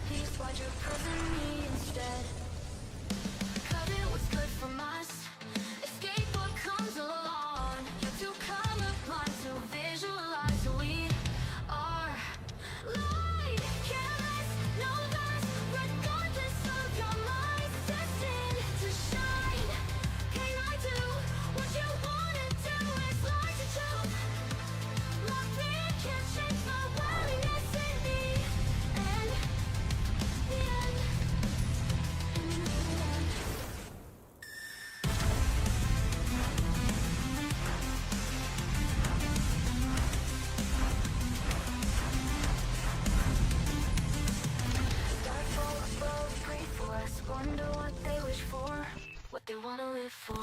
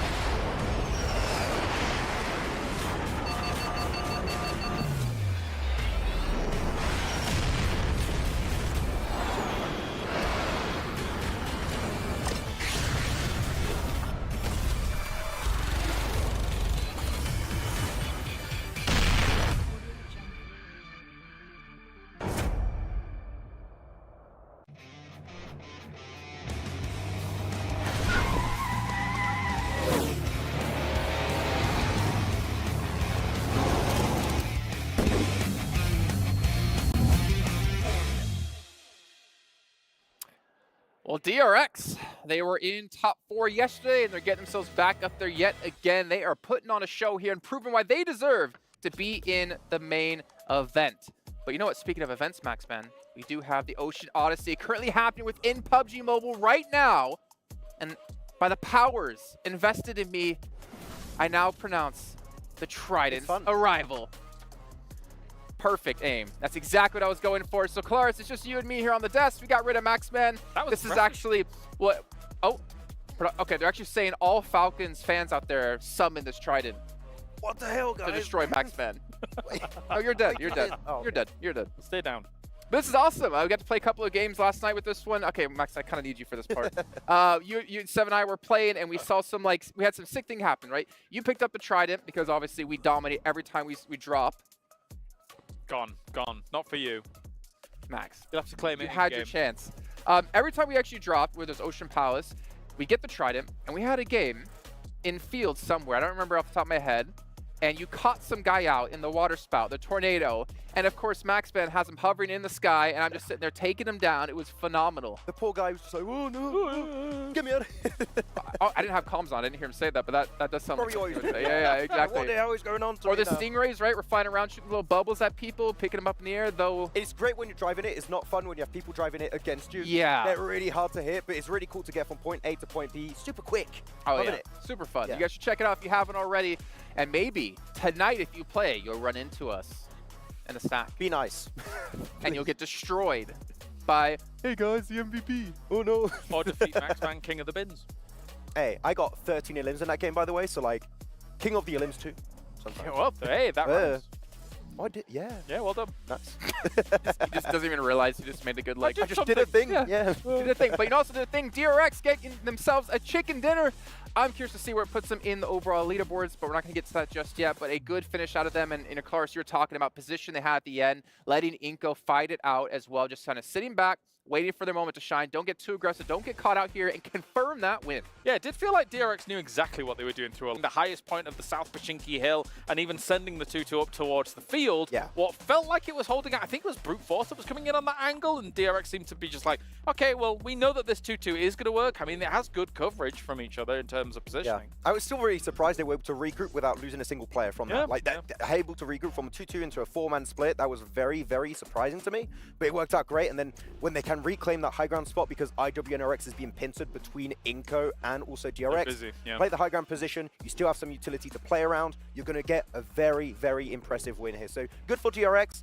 I want to see if there's more consistency, right? Not just a really big win and then they fall off. I want to see more after that win. But this goes to exactly what we talked about in group stage, Claris, that DRX were kind of gifted some of these positions, and yet they still were like, would be overrun. They wouldn't be able to lock down the eliminations they were supposed to be able to get. They wouldn't be able to lock down the position in general. And as we saw yesterday and today, it seems like DRX has been able to fix that. When they have the advantage, they're making sure to win out those situations. Feels like at these kinds of lobbies, they're keen for a slower play style. And this 2-2 into the kind of eventual controlling of a high ground like that South Pachinki position is a slower play style. They're more than willing to just say, okay, we're happy to take the util battle towards the very end of the game. Inko did actually come very close to being able to actually knock them with some of the util, but it was all for naught. Nunes in particular, like he had some really good nades, and also running around the buggy the entire time, just trying to get some good positions with 7 and get some info onto DRX. It didn't quite work out, though, as we have a few of the clips here. Talking about utility, Claris, shall we talk about Falcons? What the hell was going on there? I did wonder who was going to beat me to the punch. Okay.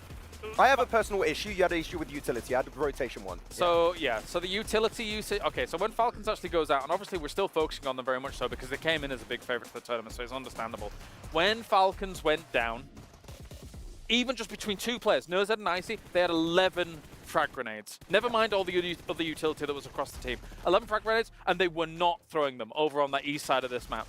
It's inexcusable. At this point, it's inexcusable. If you are under threat from being eliminated in the game, I mean, yes, they got 9 points in this game, but they could have a lot more if they'd have been a bit more aggressive with the utility and tried to keep themselves alive during it. I don't know what's going on with the team at this point. I do think that's the biggest issue with them this game. I had a bigger issue, a bigger issue when it comes to rotations. They were playing the warehouses next to the cliff, which is super strong position. Yeah.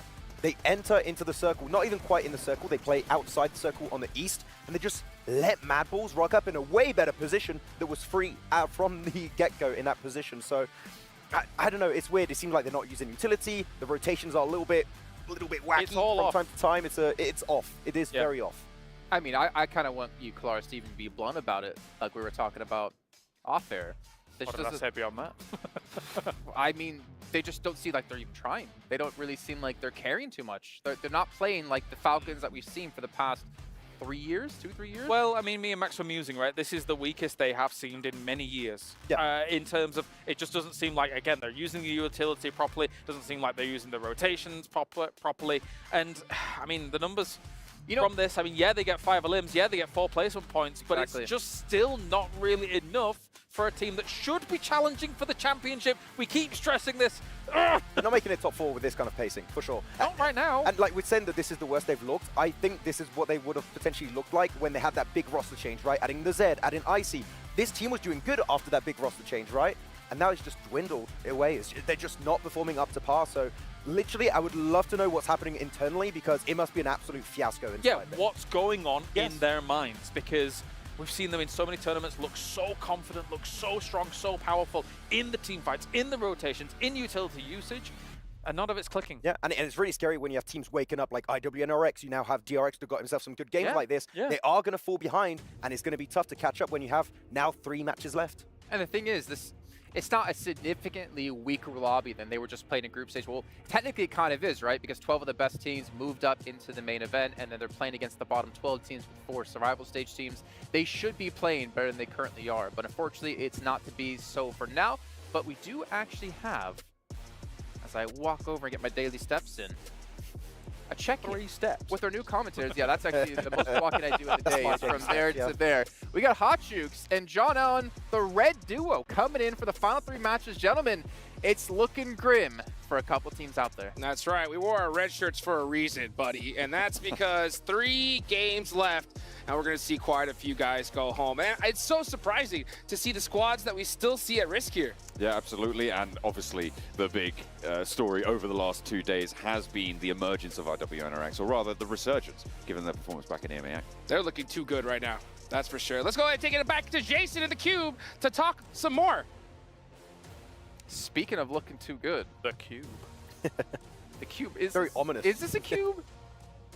I mean, I feel like if you say we're in a cube, we're kind of like trapped, but we do have the ability to walk out of the cube. Have you seen the film The Cube? Yes. Good film. Anyway, pretty cool. Cool. It's very old.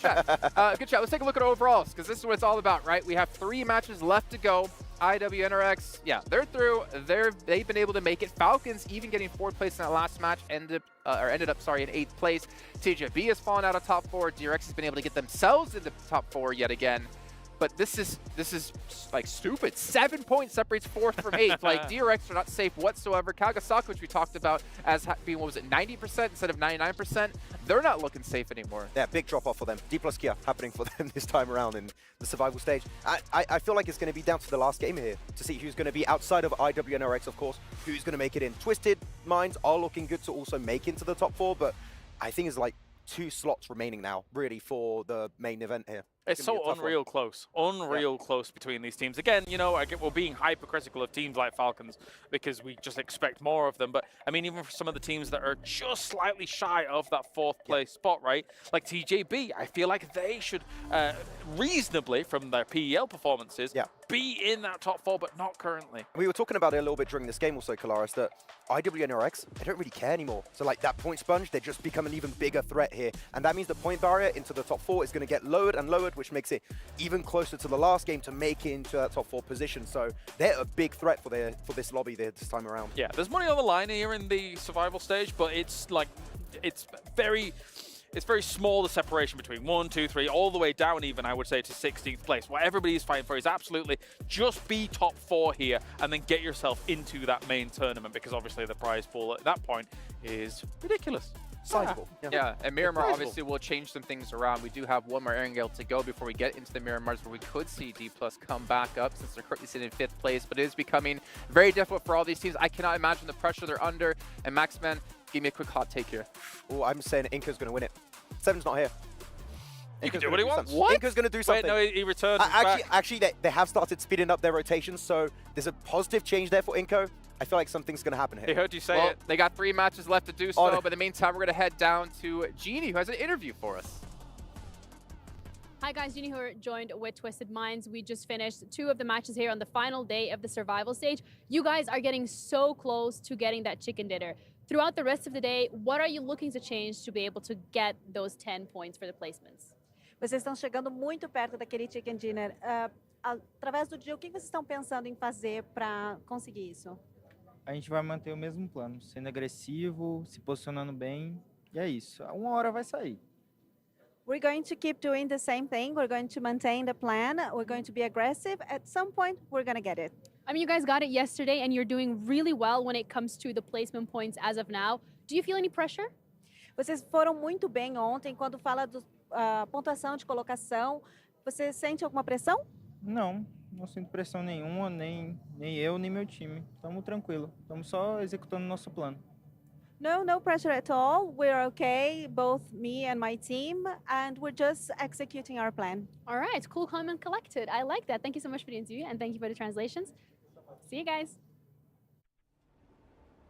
Hello and welcome back, ladies and gentlemen, to the STC Arena with the halftime show with Barney and Sandstorm. Barnstorm, hey! Well, we are halfway through our second day of the survival stage, and boy, it's been spicy. It has indeed, because we've opened up with a chicken dinner. I'd say the first one being the most important of the day in order to set your intentions for the rest of the final day of the survival stage, and that being Harami Bro. Next up after that, we had TJB Esports claiming the second, and the third claimed by DRX. However, it's not always about the chicken dinners, is it, Sandstorm? Who's been consistent today?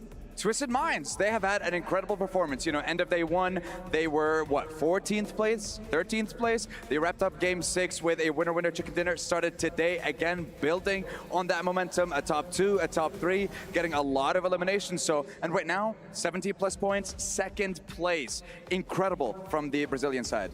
Yes, that is true, and it goes without saying that every single player that's here that's competing puts their everything into this esport, much like the documentary piece that we saw earlier with Top from Falcons Esports. Absolutely unbelievable. And if you want to see that entire piece, just head over to PUBG Mobile Esports YouTube channel to check out the whole video. It truly is amazing. But for now, we've got 3 more maps to go today. It's going to be absolutely unbelievable. So we're going to throw over to our casters so that they can go into our final Erangel of the survival stage.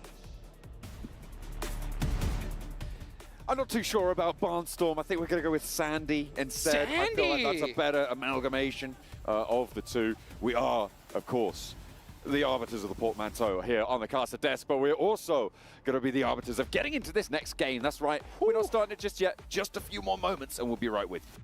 Oh, baby. All right, guys. So here we go. The second half of today. We've now reached the final quarter of the survival stage. This is what it's all about. It's definitely going to start to heat up. And with dual gaming chipsets and the 144Hz AMOLED screen, the GT20 Pro will equip teams with up to 120 FPS, which is also the first batch of supported devices, offering esports level performance and visually stunning experiences in the 2024 PMWC. Playing path on our screens now for the final Erangel of the survival stages. It is all to play for. We're going from Milk to Power over towards Georgia Pole. Clean playing path for this one right here. And just remind folks who could have just possibly tuned in right here, right now, there are only 4 slots available on over to the main stage. A solid prize pool is here in this survival stage, but an even bigger one is coming up the day after tomorrow. So these teams are doing everything they can to get one of those 4 golden tickets to that main stage. And let's be real, John, it's still possible for any team to still make it. It is, right? Yeah. And in order for it to happen, and I'm talking about even the 16th place team, you know, Rook, which has currently 29 points. Right now, the cutoff is going to be DRX with 62. That is going to be a 33-point differential, right? Yeah. If we're going to see a cross like that happen, we would need to see double-digit elimination chicken dinners for all 3 matches coming up. definitely big games necessary, and we've seen Team Spirit, for instance, denied a big enough game. I can't believe that one. On their attempt. Oh dear, Pandem might be getting into trouble with the best team in the game right now, IWNRX, and they've managed to get the inside track. The Micro Uzis, the Nox coming through with the knives. IWNRX not out of the woods just yet, and another one is found. That slices straight through. Pandem are carving themselves up a turkey. Slice and dice, baby. Frozen's hiding for everything he's got right now. Are you kidding me? And this is what I kind of talked about yesterday. When you do so well. He's hiding. Do they know? Do they even know? I don't think they do. Ooh, could get dangerous. He found M16. One good shot will do it right here. Is he going to be able to get that knock? He doesn't. But this is what I was talking about, right? When you do so well, you can do whatever you want in this lobby. You can hot drop certain squads. You can take risks, right? You can, if you don't feel you're fully prepared on certain strategies come finals time, use these next 3 games, right, to utilize it. Because let's be real, you know, IWNRX have already done so well, they're going to the finals, right? So at this point, there's pretty much, unless we see something crazy in the next 2 matches, we'd have to see that from multiple squads to see IWNRX get knocked out. But at this point, they have pretty much sealed their ticket, and now there's pretty much only 3 other slots remaining. And that's what you're talking about, right? Is that differential from 4th to 16th is 33 points. You know what's more than 33 points? 4th place to 1st place right now.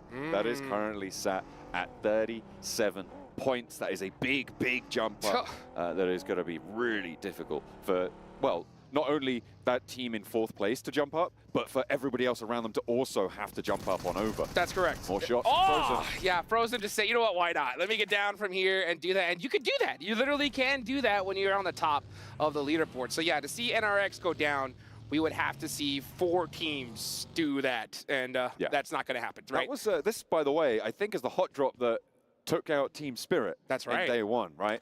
So IWNRX also finding out that Pandem, so for some reason, just really good at that one building, you know? If you go in that building with Pandem, you're not coming out most likely. And Pandem really needed those eliminations, right? So Pandem currently in 11th place are going to start off strong here. So if we want to see a team like Pandem, you know, cross into that top 4, again, double-digit elimination chicken dinner right here, right now is needed. And this is what is going to make it so much more difficult as this tournament goes on. There's 2 more matches after this. And once we get to that last match, I'm telling you, teams, we know for a fact they're mathematically not going to make it, right? IWNRX are going to be solid. So there's too many factors there to think you're going to play a regular game of PUBG Mobile towards the end. So if you desperately need those points, I think it's do or die right here, right now, especially in Erangel, right? And they were certainly able to do it. This is a crazy fight for them to be able to win. Against the weapons as well. Remember that IWNRX actually got inside first, right? They picked up the Micro Uzi. I think they got a pistol or 2.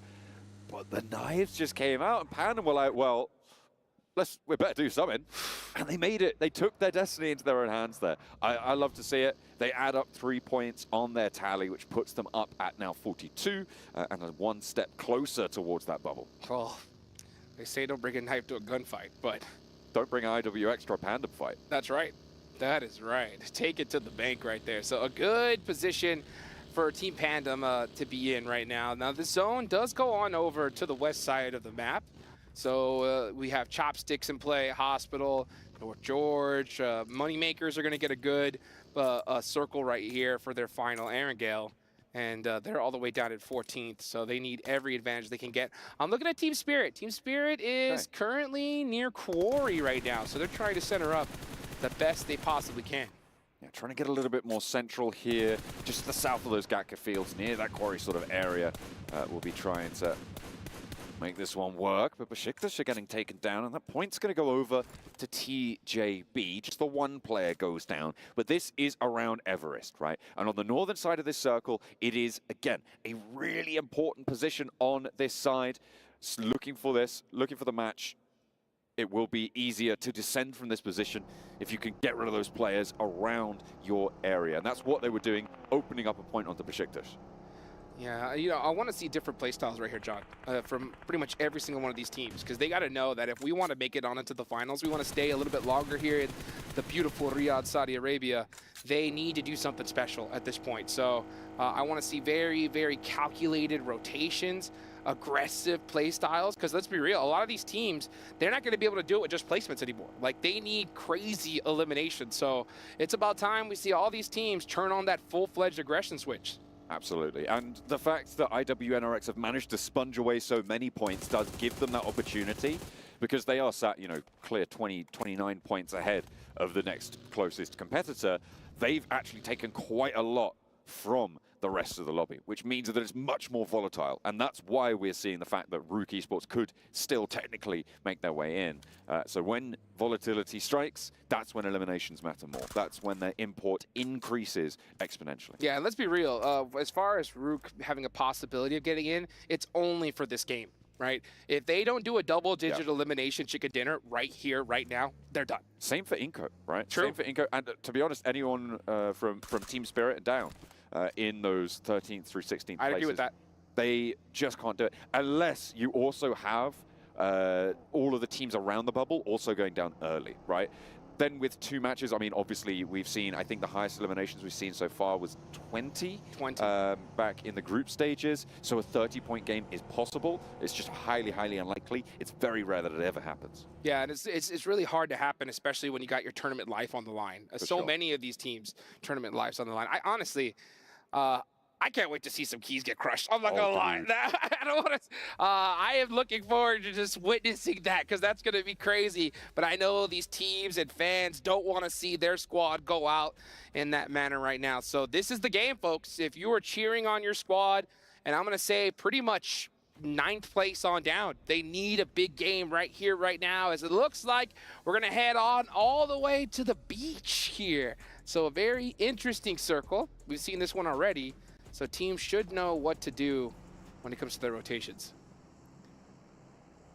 Brute Force rotating around on the north side of Georgia Pole, potentially coming through behind Besiktas here, if they can cross on this close east bridge on George. But they look like they might be thinking about going further, but no, they're just drawing up short, looking for the scout, making sure that they're not going to be cross-fired across this edge of the bridge. Yeah, real smart. Just double check every single position. Don't just blind rotate.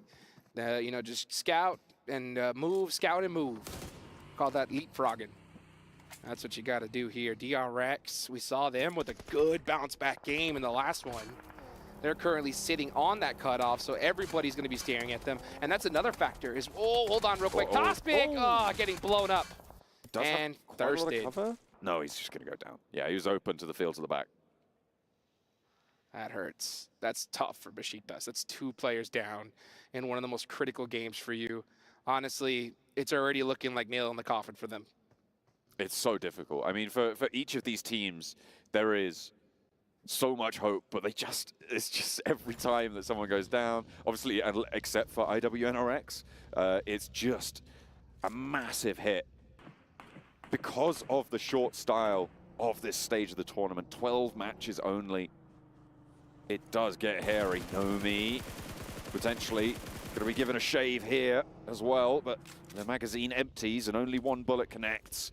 And Team Spirit will be able to stay as 4 for now. Currently, they're split, I believe, 3-1, with Kitsune all the way further out east on the south edge of this circle. Yeah, yeah, this is a real common position right here. This Wizard Tower is a very, very strong chokehold. You're going to get vision on pretty much anybody rotating on this side of the map. So they're very happy to just stay in that position for now, but it's going to be really up to Effect to hold down that Wizard Tower in case they get crashed on. But let's see what ends up happening. It looks like Kitsune is going to try to be able to make it to his squad. And at the same time, John, I mean, even Twisted Minds are not safe right now. No, I mean, there's a lot of open ground around, certainly the northern point of Twisted Minds, a lot of fields there near that sort of swamp town area, just on the south edge of it as well for the rest of them. It's going to be quite an interesting hold on their western side, because a lot of teams on the south are close together, but because where Brute Force sit, it's not unlikely that teams start to skirt around on this western edge and try and push in towards that Gaka Radio area where they're currently looking to hold on the south side. Yeah, speaking of the south side right now, we're seeing a lot of congestion. Let's see where the zone goes, though, because you can see Team Falcons are looking to possibly get into an engagement here, but the zone goes north, so they either need to fight it out. They are challenging Team Spirit for this Wizard Tower top. Oh, with the double knock, can't get the last player. Effect is going to stay up, and he's going to be going for some thirst here in the next few seconds. Here comes Action, but it's just a little bit too late. Only one player, though. It's 1 versus 1. If Action can't get in with a good shot, it's going to be all curtains, and there's a third-party potential from Pandem. They could be rolling up as well, and that is going to be Team Spirit surviving, but Pandem are here to play. They've taken down IWNRX with their knives, and the weapons are drawn now as they scythe through Team Spirit and their hopes.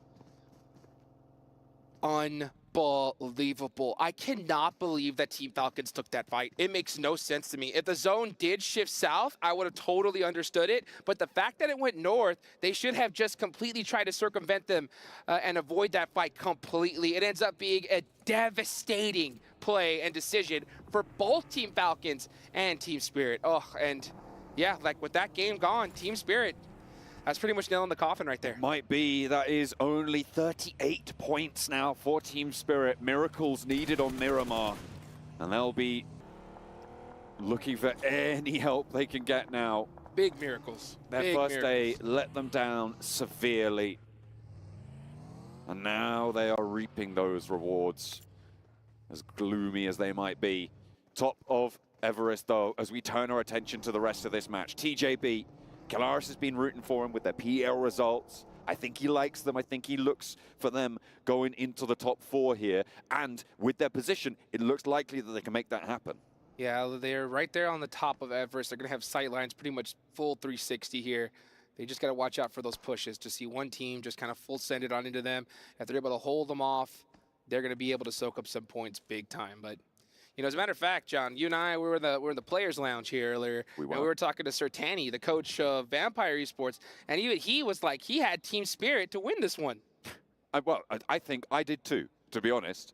And I don't know what it is, man. It's so unfortunate to see them. They look like they're in disarray. They're not winning the fights when they really feel like they should be. I feel like they have shown much more mechanical skill in a lot of scenarios, but I think for the most part, it feels like just a lack of comfort here in Riyadh. Yeah, I'm not sure what happens. Or maybe Team Falcons were looking to get some revenge after those Sandhawk hot drops. Who knows? Who knows? But let's take a look here at Rook. They are currently sitting in last place.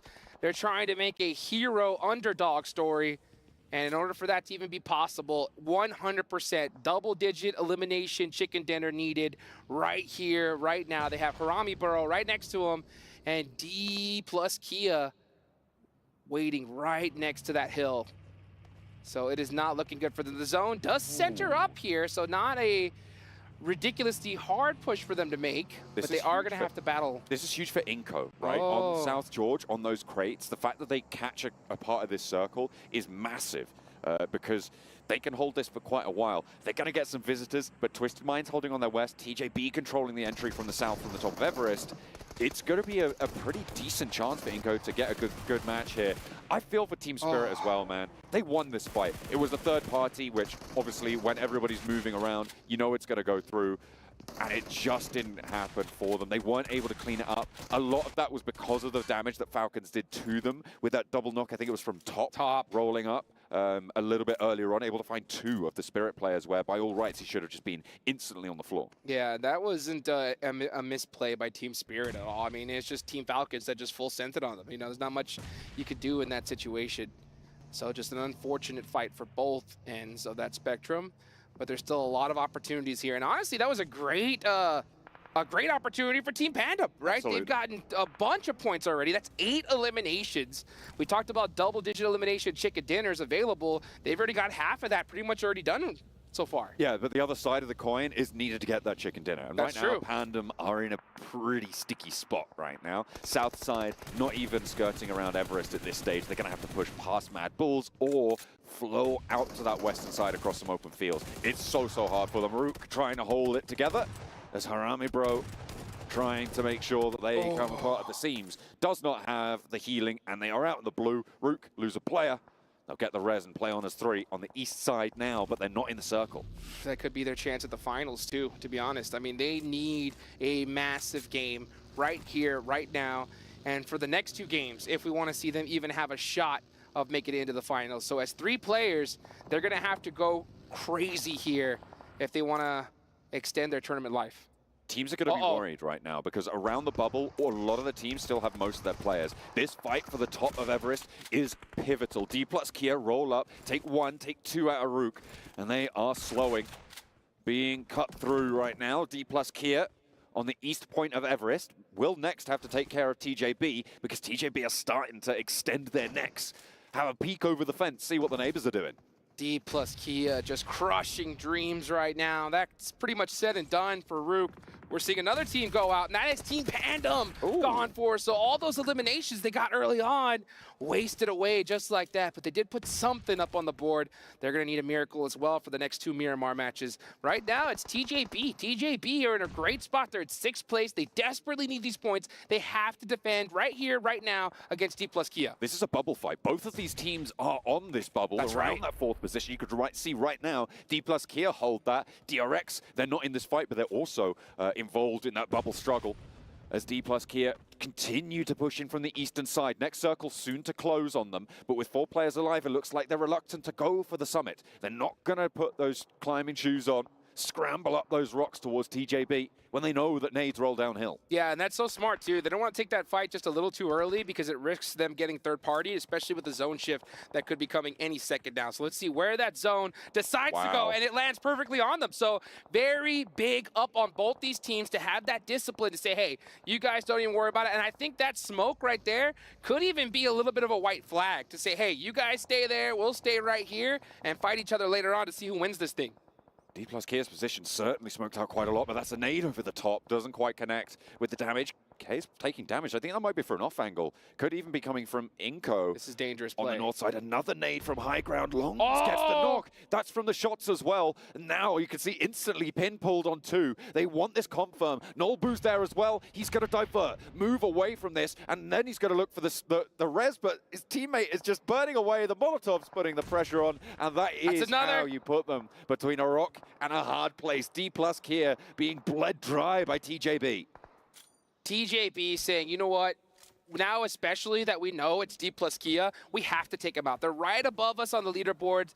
No waving the white flag at all. We got to take them out right here, right now. We need every elimination we could get. So they are starting this off so strong, but they got to work together. They have to commit to this fight very soon, and it's very fortunate. Nobody is headed their way right now. North side, Twisted Minds moving in towards Crates, actually trying to backfill on Inko. There is a big rotation going on the north edge, and all the while TJB are choking out D plus Kia as they push on in, get the first knock on the opener, and will look to continue that pace. Only 1 player for D plus. And meanwhile, over on the north side, 1 knock over towards Twisted Minds. Inko, still with all 4 players alive, have regrouped now outside of the Crates, and they're fleeing towards the foothills of Everest. And here comes the Mad Bulls. Now we're starting to see that third party ring out. Let's see what happens. Inko Gaming gonna have to do a defense against Twisted Minds. That'll help buy him some time. But it looks like on the other end of the spectrum, Moneymakers are getting into it with CAG Osaka. Still quite a few big squads in this game. DRX need this game so bad. They're in 6th place. They've really tried to make something happen here on the last day. Nades are starting to ring out. They look good. Ooh. Oh, that was way too close. It's getting really dicey now for the teams on the west point. DRX, not having taken a knock, gives them a really big advantage here. CAG Osaka now anchored to their position. They can't really push too far up, and that nade is perfectly placed. Picking up points. Moneymakers take a few. DRX share it with them. 2 eliminations for DRX. They're chasing TJB 7 right now, and they're pushing up from the west. With Moneymakers beneath them in their shadow, they're going to have to worry about the north as well on their ascent. Oh, devastating loss for CAG Osaka. They were in 3rd place right now, and they're going to get passed up here with how well a lot of these teams are right below them. Brute Force are still in the mix, trying to make something happen in 7th place. Their final player just desperately trying to keep his tournament hopes alive. And nice shots there. That's going to get a knock, but that nade will shut him down. Moneymakers, 14th place. Now starting to make some noise. Twisted Minds from the crates position. They finally found a player from Inco. They stayed up as 4. They backfilled earlier into the crates position and pushed Inco away. You can see that where they've retreated to now, the foothills of Everest, but 7 is still on an off angle there on the north side. You can see him in the building. They're going to be waiting for the break for Twisted Minds, try and hold that one off, because with the circle, it's shifting to a mountain finish. Oh, yes, it is. It looks like we're going to finish it up. Oh, north on Everest, but Moneymakers are going to make it difficult on Inco. They wanted to focus 100% on Twisted Minds, but their backs are not safe as Moneymakers need every elimination they can get, and they know it. Let's see how they decide to play it out, because if you're the Moneymakers right now, knowing where you're at, you need to just push everything. Like, literally, you cannot just play this game regular. You need to push everybody and get every elimination in this lobby.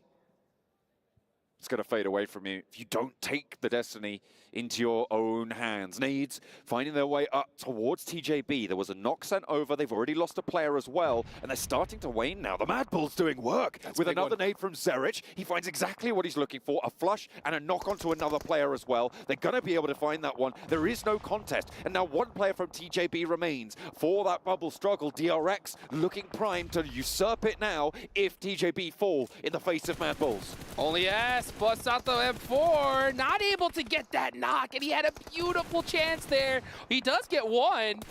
Mad Bulls playing this a little bit too comfortable here. They got to be careful.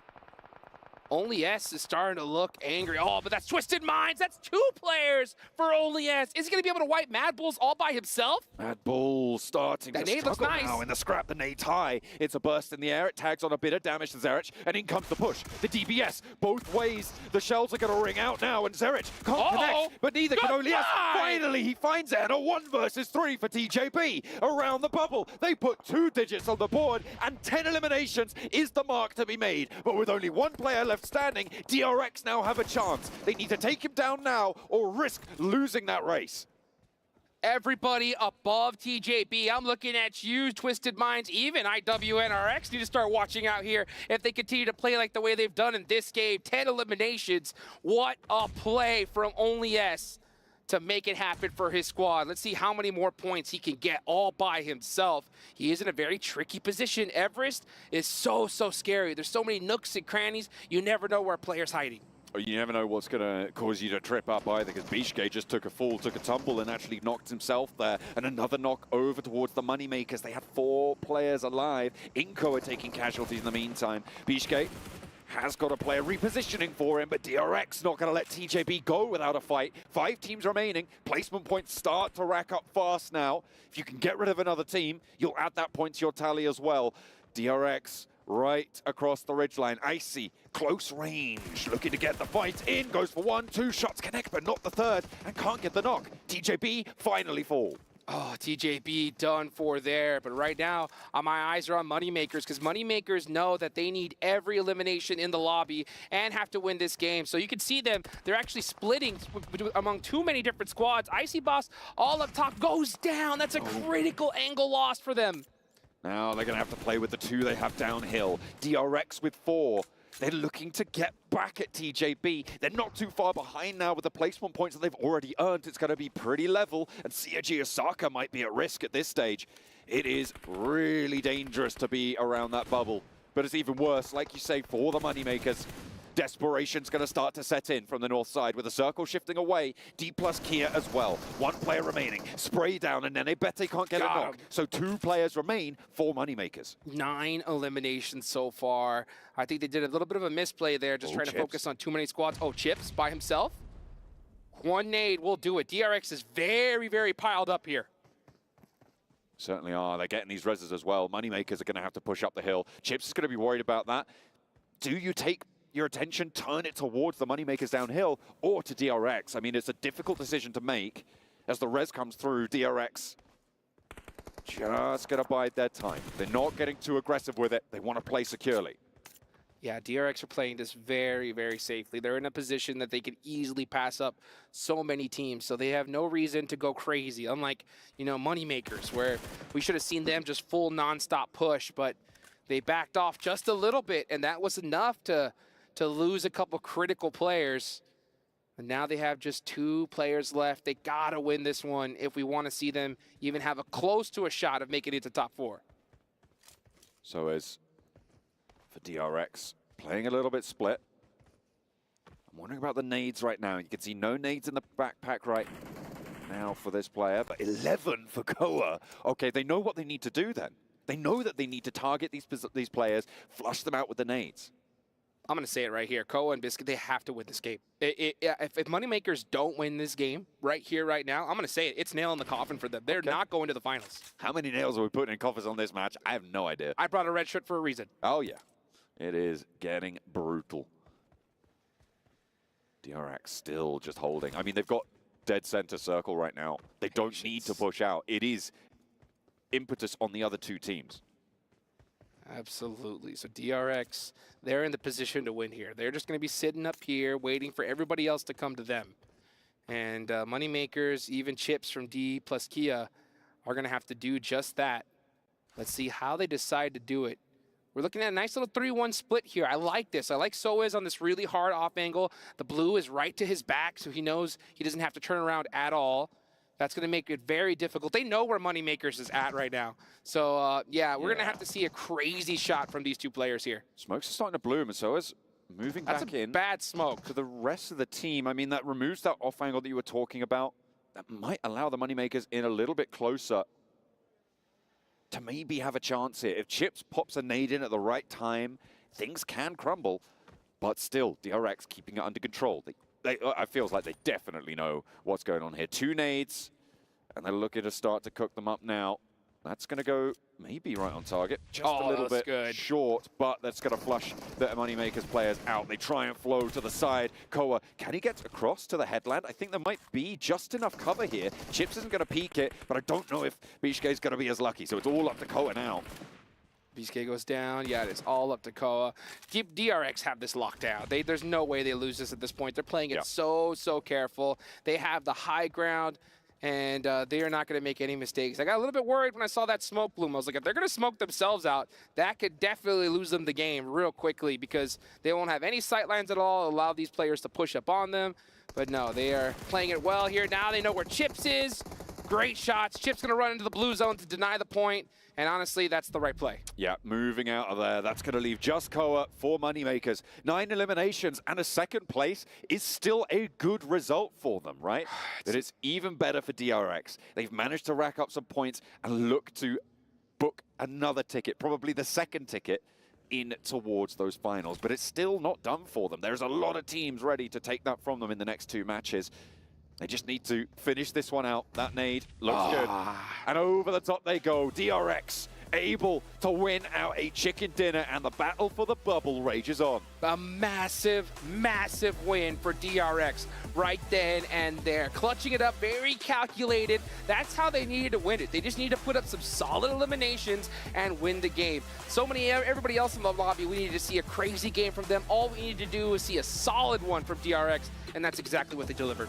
They put that one up there. TJB as well, getting a lot of points from this. And even though DRX now, I believe, should be up in second based on that performance, I have to double check on the scores exactly, they're not safe. They're not fully safe just yet. They are no IWNRX at this stage, right? It is still very much all to play for those 3 teams that are going to be joining IWNRX. Obviously, still technically not confirmed, but very, very likely that that's going to be the case.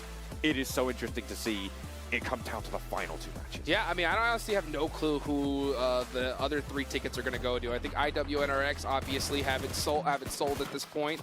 But, man, Moneymakers, you can see them trying to make something happen, a little bit of magic going. But I think they stopped that aggression just a little too early on. We needed to see them soak up a lot more points than what they delivered on. Absolutely. It is unfortunate. And we are going to start to see teams not really having a chance at this stage. Given that the bubble teams performed very well here, that gap is going to start to yawn. It is going to be unbreachable for the next 2 matches. Look One at or that. 2 times, they are going to have to put another performance up on the board, and you can see that elation that they've been given that opportunity now. Yeah. Oh, man, that is absolute craziness right there. We see IWNRX with the hot drop. We see so many squads in contention to make it into the top 4, perform so well. 2 more matches left to go, guys. Don't go anywhere. We're going to be right back.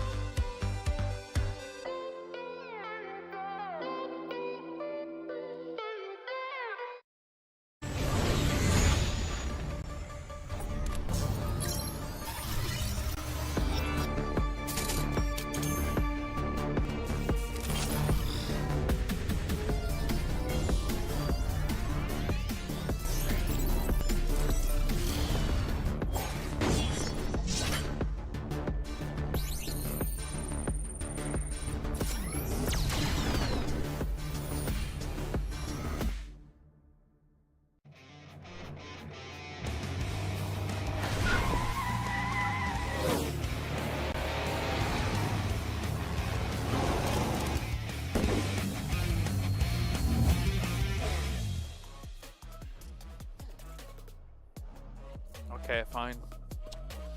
Gotta have some leg movement in it, Claris. This isn't all just bicep movement, okay? Man. DRX, man, they're dancing their way here into the main event. Another chicken dinner for them as they do it back-to-back. This team is starting to look unstoppable and honestly looking like, I'm going to draw myself back there. I was going to say a real contender for the title, but I forget there's another 12 teams already qualified. But nonetheless, they are proving they deserve to be in the main event. Yeah, I thought you were going to say Avenger level threat. I'm like, whoa, let's calm. We're not there yet. Okay, let's calm down. No CT, exactly. No ALT. Nah, I mean, there's a lot to break down about this game. Amy and Kalaris were going back and forth about how you want to play these Everest positions. I think that this could have been a CAG Osaka win, but they were a little bit slow, and DRX are here willing to punish slow plays and get 7 eliminations to boot on that chicken dinner. Man, I would say with 2 chicken dinners in a row here, their spot in top 4 is looking pretty good. You're thinking Osaka win? I think it could have been, yeah. Interesting. Because TJB were willing to fight teams over to the eastern side. I thought they would try and third-party that. They took so long, they made themselves very vulnerable to DRX. Yeah, so it's hard to get the scouting information from where they were relative to where TJB was pushing on the east side, right? You need to go off faint audio cues. You need to go off the idea that, okay, well, if the circle is encroached down so hard, it's very likely, even without sound cues, that there would be a team, at least one, moving up that east side. I think Mad Bulls really was the wrench in the works here for TJB, who would have had it on lockdown for a long time had it not been Mad Bulls' mad send up the hill. And fair play to them. I think it's absolutely the right play given the kind of severity of their situation. But only yes. Sorry, just there, you're being reminded, Falcons 0 points because of the fight they had up against Team Spirit, and then Pandem crashed at the very end. But let's actually draw it back to the end, though. Everest play in this event, Kalaris, I feel like you've been a little bit tilted, but fairly, with how teams have been playing Everest and how they haven't been punished, or teams haven't taken advantage of the situation properly. I mean, at least eventually TJB did get punished, right? But for a long time, nobody was willing to make it happen. Sorry, ridiculous fights going on in this game. But TJB had a lot of room for a lot of time. And when that kind of thing happens, technically speaking, 2 teams can coexist on the top of Everest effectively, as long as you kind of, find one on the west, one on the east. But nobody's willing to take the fights early on. And then Rook and D+ find themselves in a situation where, okay, we're having to try and dash towards the east as quickly as possible, run into each other, Rook's the victim. Yeah. D+ did very well in that fight, actually. But just do it a little bit earlier, though. Like, that's the thing. Exactly. You coexist as 2 teams on the mountain on phase 2. Realistically, go there for phase 2, phase 3. You're going to be good for a majority of that match. But if you send it late game, guess what? You're not the only team that's going to make that decision. You're going to clash, you're going to fight, and chances are the team that's already on the mountain is going to third party and clear off your spot. Yeah, effectively, to boil it down, you're giving whichever single team is on the top of the mountain a free double-digit game, almost every single time. And that is going to be able to, if you keep that in kind of numbers up, you're going to be able to get this top 4, no problem. We're taking a look here at DRX up against Kagasaka in that last game, and the reason we want to take a look at this is because Kagasaka had every opportunity to basically do what DRX could have or did do if they pushed up the mountain earlier on. They got overwhelmed. DRX just eliminated Kagasaka and then obviously took it into a victory themselves. The push itself of DRX going on to CAG Osaka was also very funny to me because CAG Osaka had a ton of utility. I think he had like maybe 5-10 nades all together, and they just go down in their little dip, just get naded to hell by DRX because they're just not willing to take the fight. And then DRX, guess what? They clear that space, get extra loot of CAG Osaka. They have all of the tools they need to go uphill, take the fight onto the remaining teams and win the game. So I think CAG Osaka were too complacent this match when they could have actually maybe not get the win, but at least get a solid top 3. Yeah, I think you're right. I think DRX is just more... How do you describe it? They're taking the initiative more. More willing, in being able to take this fight, realizing, okay, well, our only direction is up the hill. What are we going to do? We're going to go up the hill. Great stuff. Whereas Kagasaka, that really was their only direction. And they were like, well, it's going to be difficult. Admittedly, if you really if we really want to get nitpicky here, Kagasaka making the scale up the hill whilst DRX is still below them is a little bit harder because you know that eventually they would have line of sight on you when you want to scale. So it does slow down their eventual scale if they wanted to try for it, but they didn't, so it doesn't matter. Hey, it's not going to matter anymore because that was our last Erangel here of the survival stage. It comes down to now, as you're seeing, Miramar for our last 2 games to play. You guys watching at home, by the way, if you haven't checked it out, go into the Esports client, make sure you check out PMWC, and make sure you subscribe to be notified when we go live and notified for any information out there. Maxman even showed me a little bit earlier on today saying, hey, we're going live. Also, hold the dance in, don't worry. From now until July 3rd, make sure you follow PUBG Mobile Esports over on TikTok and post a video of you doing your favorite victory dance, whether it's in-game or out-of-game. Go. Preferably out-of-game with the hashtag PMWC Victory Dance. I don't know what that was. That was committed. That's not going to be eligible. That's not, that doesn't work. I'm getting banned on TikTok for that, yeah. That was good. That was... So, okay. I got 1 vote. I mean, have you seen Clara's dance? Do we want to see Clara's dance? No, we don't, but we want to see Barney, who has an interview with Team Pandem over on the stage. What are you doing? SDC Arena, where I've got Dubrengi here from Team Pandem. Thank you for joining me in this interview. Very quick fire one. We'll just talk about kind of where you're sitting at the moment, because you're pretty much averaging 5 points per map, which isn't really enough to get you into contention. So what's been holding you back? Jadi kalian itu kan masih di rata-rata 5 poin setiap map. Nah itu tuh kurang buat kalian kualifikasi. Kira-kira apa sih yang nahan kalian sampai jadi masih belum maksimal banget? Menurut saya sih lebih kita kurang bisa bermain sabar atau lebih ke kurang sabar aja di dalam timnya sih. Yeah, I think we're not patient enough. Yeah, we're just not quite patient as a team, so we don't really get the maximum result. You just want to run at people, get through them, and reset. Okay, well let's think ahead. Miramar, 2 maps left. You got to go big, or you might be going home. What's the plan? Ya, jadi ini Miramar. Bisa dibilang kalian udah harus melakukan rencana yang gede, karena kalau kalian nggak dapat poin gede kan bisa dibilang udah tereliminasi. Kira-kira apa rencananya? Dari kita sih lebih ke usaha maksimal aja di Miramar ini. Apapun hasilnya kami terima. Kami akan usaha maksimal. We'll just try to give our best, what we can do. We just do our best and let God do the rest. If we're eliminated, we accepted it, but we'll just give our maximum effort. That rhymed. Do your best and let God do the rest. I like that. Let's leave it at that. Thank you so much, Dubrengi, for joining us here in your post-match interview. 2 Miramars left, and that'll be the end of the survival stage. So let's go back over to the studio. Hey, what's going on, everybody? 2 more matches left in this survival stage. We're going to see some keys get crushed, some souls get crushed here, and a whole bunch of folks sad that they're going to have to go home and wait till the end of the year to get another shot at some cheddar like this. It is hot here in Riyadh, but there is a chill in the air right now in this arena, because it is going to be icy. I tell you that much, in about 12 of these teams by the end of today. 2 matches stand between them and elimination. Booking your ticket in the top 4 positions not only guarantees you a chunk of the prize pool from the survival stages, but it also guarantees you a minimum of 25k from that final match. And I'll tell you what you could do with that 25k. What's that? You could get yourself an Infinix GT20 Pro with dual gaming chipsets and 144Hz AMOLED screen. The GT20 Pro will equip teams with up to 120 FPS, which is also the first batch of supported devices, offering esports level performance and visually stunning experiences in the PMWC 2024. We are going to be heading into the first of 2 Miramars. That is our terminal destination for the survival stage. Final 2 matches, folks. Let's see what these teams are made of. I want to see that clutch factor, because if we're going to see 4 teams make it to the finals, there's some monster squads there, okay? I want to see teams give it everything that they have, and there are still plenty of teams that have a chance here, but they got to go crazy here. They don't need just a good match. They need an insane match right here, right now. Let's see if they can do it. I feel like it is always Miramar, though, where we see those insane matches. That's true. Maybe it's because we put it at the end of the days now more frequently, or maybe it's something that just happens in this open terrain. I feel like teams can establish more control, be a little bit more ballsy with those peaks sometimes on this sort of a map. The question is, where does the circle take us?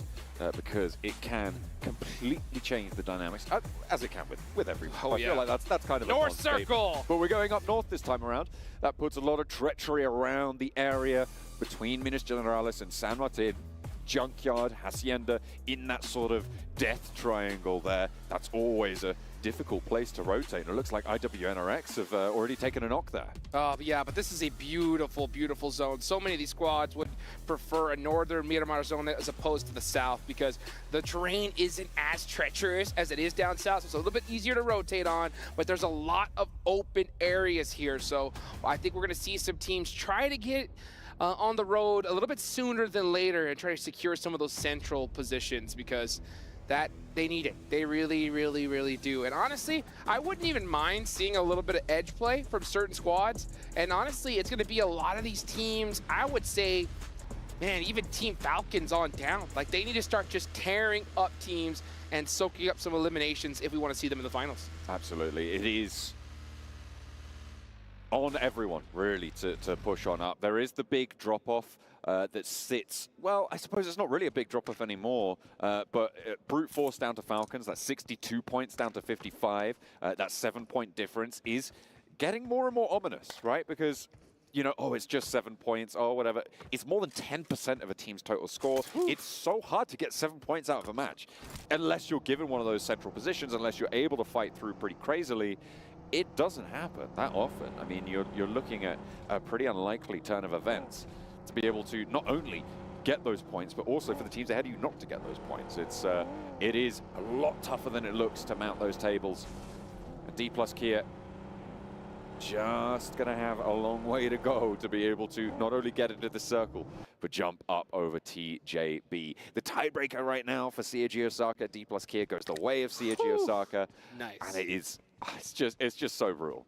It's so close. It's so close. Yeah, to get 7 points is tough. If you look at right now the average, we played 10 games so far. So the only teams that have had 7 eliminations on average every game is TJB on up, right? Plus.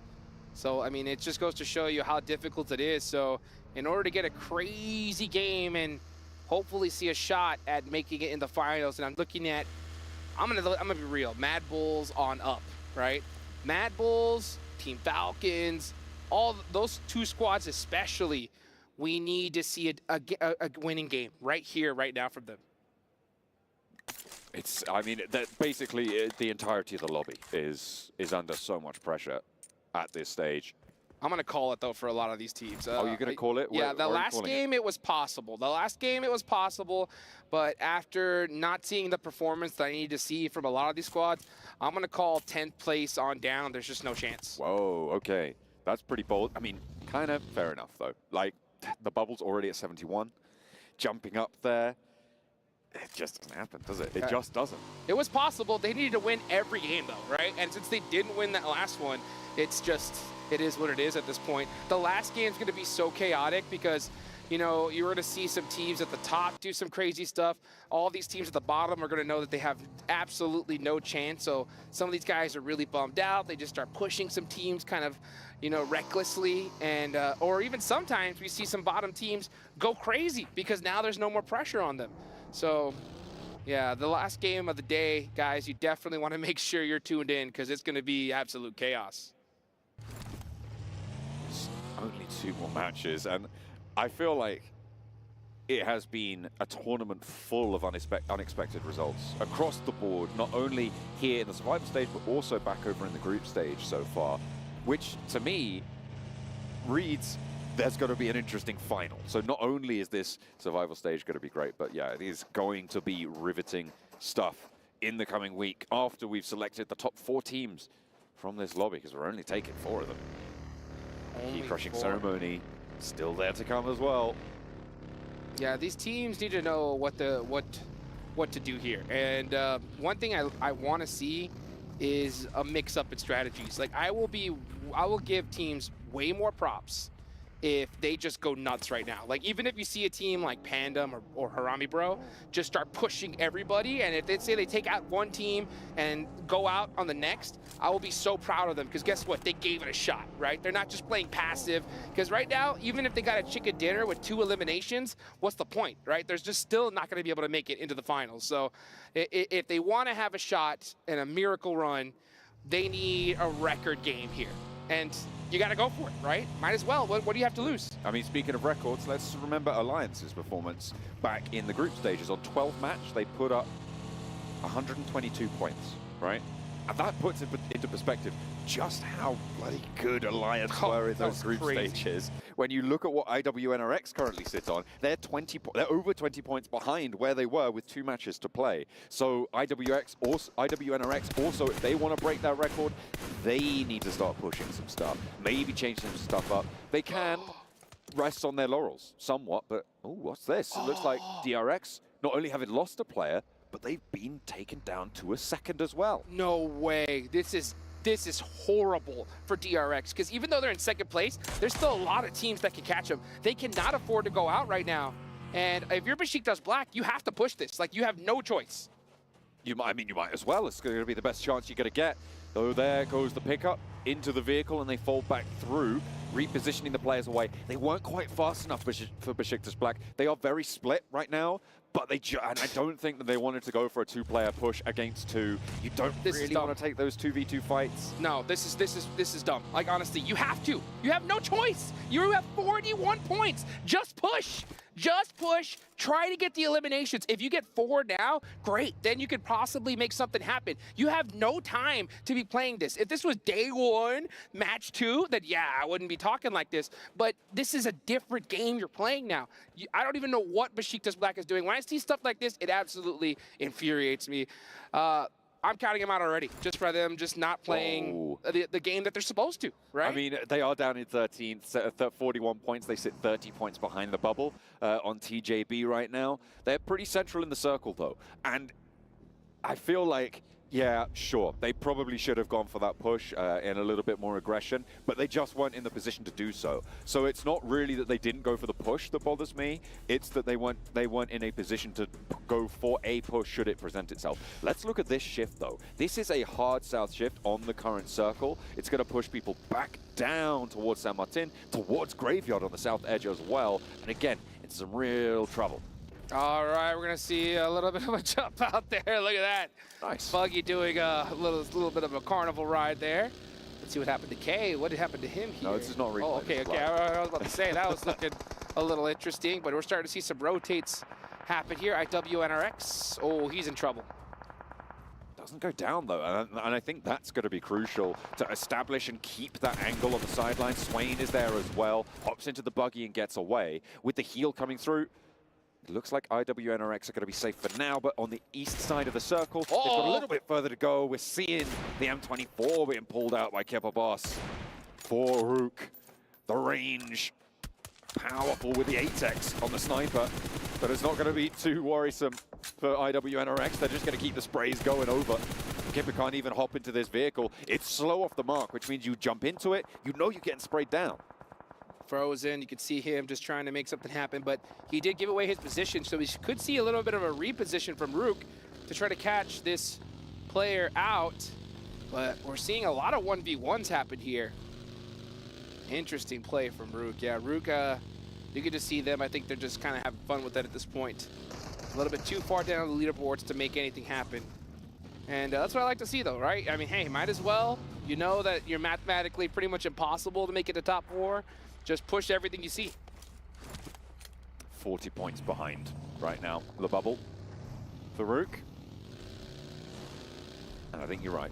Fairly close to impossible. Mad Bulls do take one of them down as well. Not a full flush just yet, but they will be on 3 active. They'll probably try and reposition for this. Pandem also taking shots from money makers.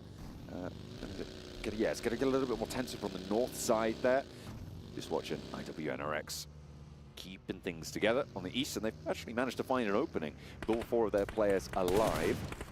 On the east side of San Martin, towards Hacienda, TJB looks like they currently hold Hacienda up at Tron, and Team Spirit on the south edge, DRX out to the east. On quite a wide split for DRX, actually, it has to be said. Rook, they're still just trying to get away with it. Yes, they are. So yeah, Rook just running around right now, having the way at it. IWNRX though, really? Looking to gonna just, you can just tell IWNRX is playing just a little bit loose right now. And you can afford it, right? You can afford it. You're going to the finals. We know it.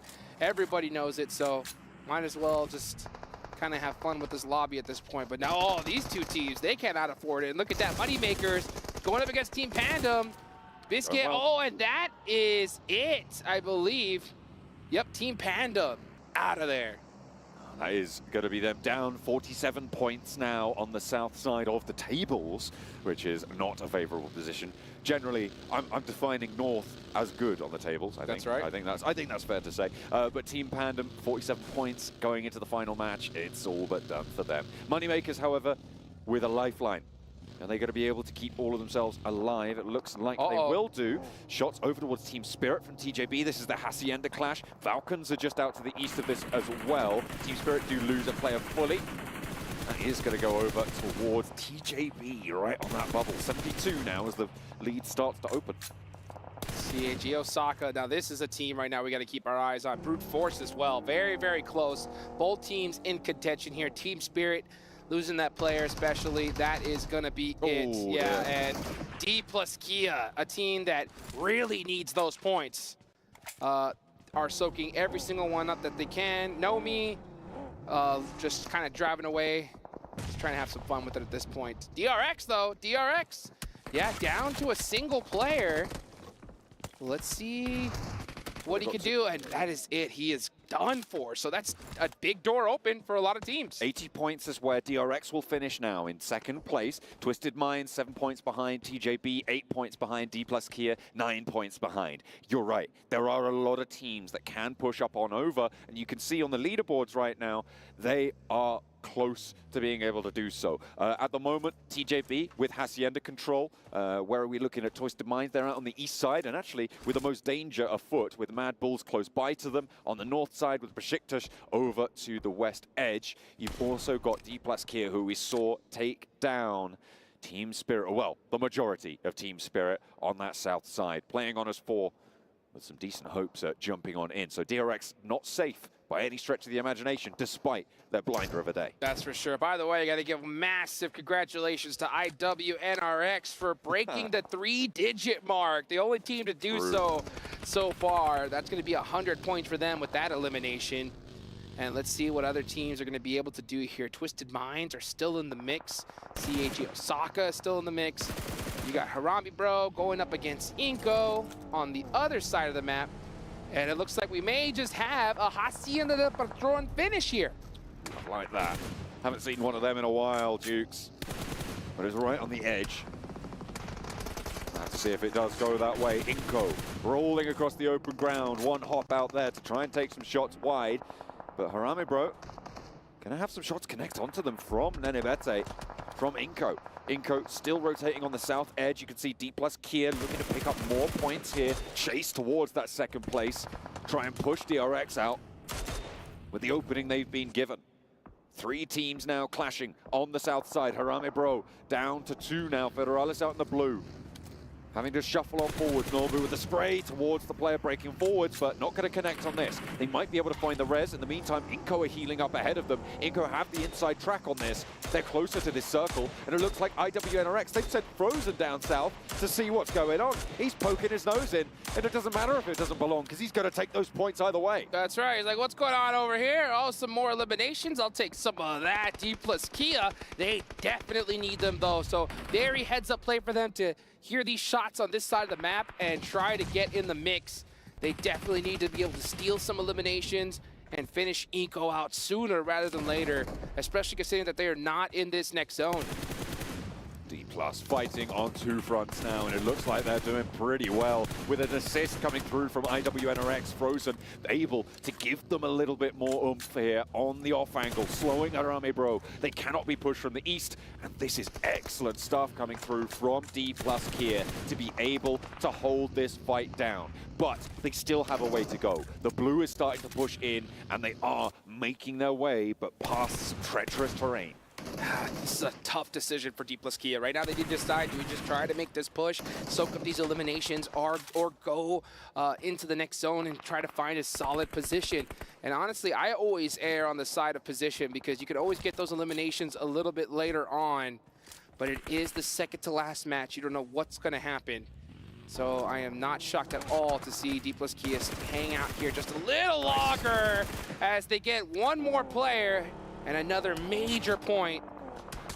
Mas trying to haul it on over there. Ooh, the vehicle explodes, and IWNRX steal that point away from the rest of the lobby. But D+ Kia now 5 eliminations and an avenue has opened. They could start to move past. Inco, they were split 1-1, which is why Nunez didn't go down instantly. They've got Nenobete right in the middle, in the field, playing a resurrection game for Inco to...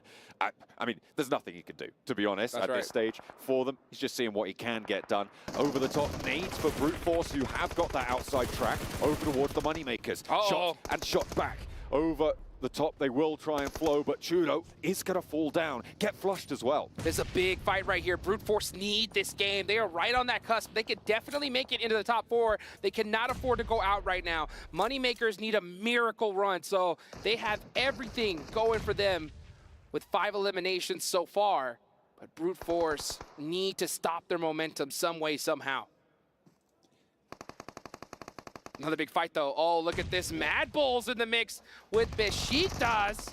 Northeast side, Besiktas losing Lewis there on the forward position. No one going down in response just yet. Nades are starting to pour in through the doors, though, and it's going to be difficult to hold it down through the corridor. They're going to move 2 and 2. Kikali can't quite get it, but there it is. Catches the ankle as he tries to flee around the door frame. The 2 Hall players, but the Groves is barking, and it will take one. Look for a second as well. A Besiktas Black trying to slow and stop the Mad Bulls in their ascent. Twisted as the shots come through the third party, and there's another Groves here to play. The Mad Bulls find more points, but they're only now on 1, and inside the building, it might be difficult, but you step out of there, and Twisted Minds are here. They're part of the party. 2 players for Besiktas running around, trying to hold their invite in their hand, but it is not gonna be so. Mad Bulls hold on with 1, but Twisted Minds want to shut it out. Obscure gets 1 with that nade, and they need a whole lot more here because we're seeing some great performances from squads right next to them on the leaderboard. D+ Kia with 6 eliminations so far. TJB right behind them with all 4 players up.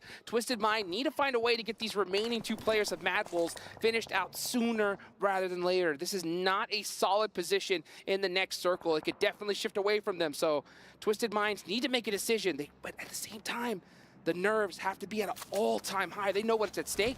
IWNRX also could be third party onto this engagement. If Twisted Minds pull the trigger, and you can see they're aware of that, which is why they haven't gone for the full-out fight just yet. There's 2 Mad Bulls on the inside, and they are angry as anything. You do not want to handle them when you've got IWNRX breathing down your neck. No, you do not. And now we're going to watch D+ Kia on the push, trying to take out some of these stragglers on the bottom of the leaderboards. Desperately getting these points, and they're getting even more points. DRX, you better watch your back, because D+ Kia are showing up at the right time. They are starting to build pace, but there's Frozen, and again, this guy has been so much trouble for these teams on the south. Against Rook, against Harame Bro, now against D+ Kia. Nobody is getting away for free. La da da dee dee dee da. That's what he's just kind of singing in his head as he's just, you know, making it happen, just destroying teams' dreams here as IWNRX are just having some fun. And that fun is... unfortunately, just absolute chaos for the rest of this lobby. Look at where these tables are starting to get eliminated as well. 3rd through 10th, all still alive. People below them, nah, they're done. Rook is as good as out as well. So, well, okay, maybe he's got a little bit more fight in him. Fighting the dog. D+ Kia, though, they're going to be drawn short by it. They're down to 2 players. They've lost 2, and K is pretty low. You can't really go for this fight whilst Frozen's watching out for you. Yankee's in the monster trap. Oh, man, Frozen's like, yeah, shoots him through the window. One down. Oh, and Team Falcons get one of those points. They are still in the mix, but Team Falcons are playing this way too passive. They're so far down on the leaderboards, they need a monster game. They're not out of it just yet, but honestly, if they don't finish strong here, they're done for. IWNRX, one of 3 teams with 4 players alive now on this eastern side. They have been so controlling on this south. There has been a chokehold on it for the longest time. That Mini 14 is making noise. They're going to crash. I mean, they know there's only one here, right? They've got to realize that this is a really easy place to flush out, and they can't make their move forwards, which is what I was going to highlight now, is that they're going to have to get across this road. Team Twisted Minds over on that north side, and the Mad Bulls remnants from the north, going to make that road crossing hard, so if they can have more control over the south, it's going to make this next circle easier. This is an insane match, folks. Every single one of these teams that are in this lobby desperately need that chicken dinner now. K needs to pull off a miracle because there's so many teams right behind him trying to usurp their spot. Let's see if he can make some magic happen against IWNRX 1v3. Hopping out. Look at her line up the fights with the SK12 in the yard. Will get put in the dirt by Swain. Sprayed down, and that's D plus Kia done. They are still in third place, but with Twisted Mind still alive, with TJB still alive, it is going to be hard to hold on to their place. It is getting hotter and hotter by the second. Twisted Minds over on the north side, both teams going to have to leave this compound, Jukes. Yes, they are, and this is a very unfortunate rotation that they're going to have to make. They're going to have to do it pretty quickly here. They need to make this push. Twisted Minds took a little bit too much time, and since they didn't take that initiative on the Mad Bulls and they hesitated, now they're paying the price for it, and that could be their ticket to the finals because they were in a good position just a little bit earlier ago, but now you got TJB that could pass them up here. And TJB are a little bit on form today, but they've just lost a player. That's going down to everybody's getting shot at by this Mini 14, by IWNRX. This rain of bullets continues, and it is so sweaty coming through from IWNRX. They are forcing other teams to prove themselves now. Twisted Minds, huge mistake. Now you're gonna have to see a 1v2. Rattle Boy isn't able to get it done. And that opens the door for so many teams remaining. And look at who's left. All squads that could possibly pass them up. Absolutely, but right now the arbiters of this circle continue to be IWNRX from the east side. They are starting to get pushed further and further towards the edge. There's TJB going down, which is the team chasing Twisted Minds. It's now 75-74 going into that final match for them. But you're right, Brute Force could surpass. You've even got Falcons who definitely could surpass, given the opportunity. If they can jump up, they need another chunk out of this lobby. They need to shut down IWNRX. They could do it. They need to shut down IWNRX, and not because, you know, they have to worry about them on the leaderboards, but because they need all those points. Every single one of these teams, that's Mad Bulls eliminated. Ooh. That one has gotta hurt. Moneymakers trying to make a desperation play, but now you have Top with that mini trying to make it happen for the hometown squad. Falcons with the support of the crowd on side. And they're going to need it. 4 players alive. They've got this high ground. And finally, IWNRX's position is going to start to show cracks. Moneymakers can exploit it from the north. The Falcons need to exploit it from across the way because the open ground between them is no man's land. Top with another huge shot. They need this circle to go to them, to be honest, because if it goes away, they're going to be in big trouble. You can see them already in the buggies, expecting to make a rotate. As a matter of fact, they are starting to move. Wolf not able to get it done, and here comes Team Falcons, a huge push for them. They are going to sandwich IWNRX between themselves and Moneymakers on the north side. They've already found that opening. Kine has gone down as they flow over the south side of this circle. There's the flush. No more knocks to be found. They're trying to push their way up on the eastern flank. And they are slowing themselves just a little bit further. But Swain finds a nade onto the backlines that slows them down. 2 players from IWNRX in to respond. And Top in danger now, but he wants the contact. But not that much contact. Zedwolf taps the skull. Zedwolf with that mini all the way from the backlines, just crushing the dreams of Team Falcons. They need to win this fight if we want to see them in the finals. What can Icy do? Icy's in a terrible position. That nade, so huge, gets one. They get another. It's just one more player left. It's Zedwolf for IWNRX. Team Falcons clutching it up just at the right time. Can the Moneymakers chime into this fight as well? If they time this right, they could also sweep this one away from the north side. But the Falcons are being allowed so much leg room here, Jukes, on to be able to get those reses, to get across, and to be able to pull all 4 of their players alive. There's IWNRX going down, and it is the Moneymakers to do so. 8 eliminations found for them now, and the Falcons gonna look to push in because they have to move north. Team Falcons couldn't have more of a clutch move right here, right now. We're starting to see some old signs of the Falcons of old right here, right now. You can see the smoke start to come up. They're taking a very central position. These hay bales aren't too safe. They're taking it mighty early. Let's see if that is the right decision. Brute Force taking casualties heavy. No one's focused on them for a little bit, but now those Mini 14s start to blink away. Havlik eating ankles right now for breakfast. Neo's going to be the last to fall, and that nade goes over, goes high, doesn't quite get past the hay bale. That one's a little bit better. No, not close enough. These bounces, difficult to land. They're right in the mix of it, and I think they're protected by the US and the hay bales on all sides. You're going to have to thread that needle with that nade. But yeah, Brute Force aren't going anywhere. They do put up a solid match here, but it's not going to be enough to put them into 4th place. It's going to come down to the last final match for them. And it's going to have to be the same thing for Team Falcons, most likely.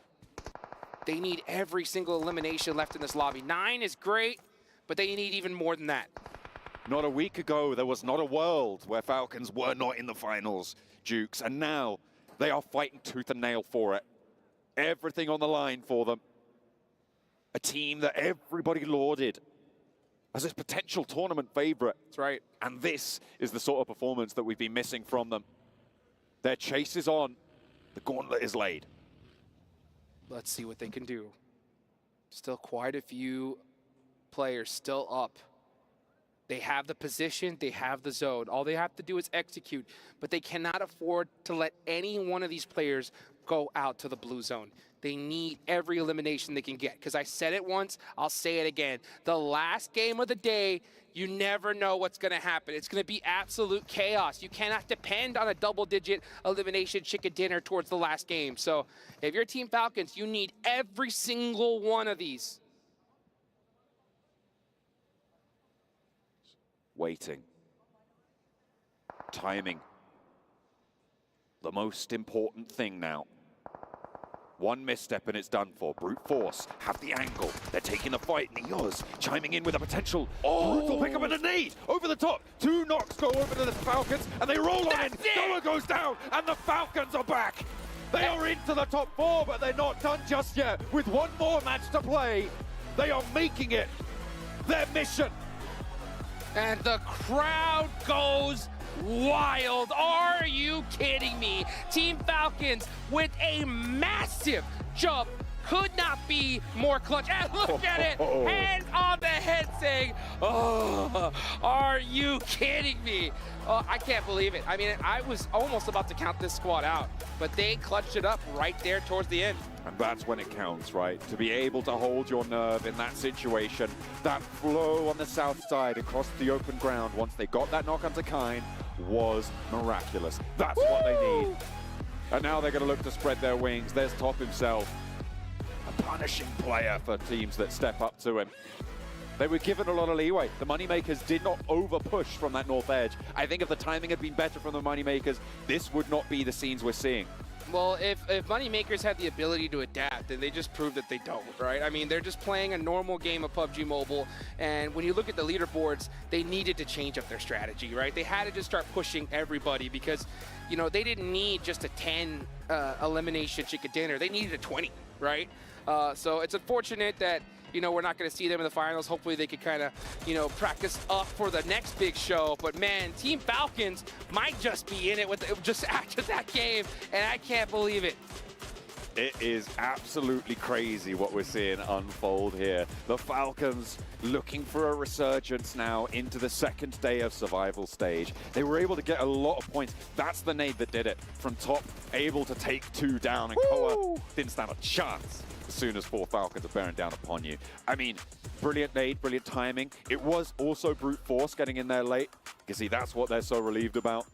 Unleashing, moving out to that east side was a difficult rotation to make. And I will say it again, I think that that was exactly the sort of play that you need to make, and I think it was the best rotation in that game. Yeah, it was so clutch, that one rotation against IWNRX, and being able to finish them off, and that was a close fight, folks. So but close. You can see them right there towards the end, slamming that table. Hopefully they didn't slam it too hard, because they're going to need those heads. Oh, look at that, Colaris! Wait, that's Falcons dancing their victory dance. I'll tell you what, if we had a mic on Colaris' knees, it'd sound like this.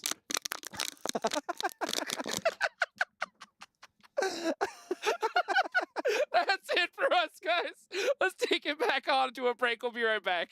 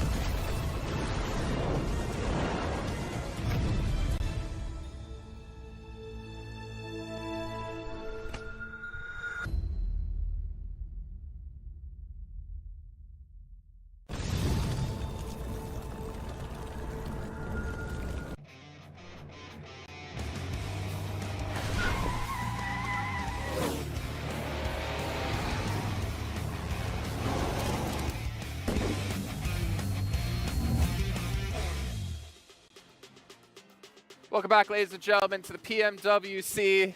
I'm not playing your game because Falcons are playing their own. They get themselves a huge victory.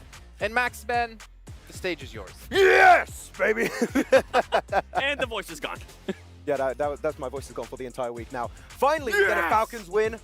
Is it a Falcons win I was hoping to see? Not really. It's still like Circle was looking quite good. They got the warehouse. They had 3 cars, though the send onto IWNRX here, 7, was absolutely key because they take a fight. Yes. Really hard to third party away from the teams up in the northern side, so they had a lot of space, a lot of time to take that fight. It got close. They take the win. The poor cameraman, man. The poor cameraman trying to like keep up with your energy and you're just like warping around.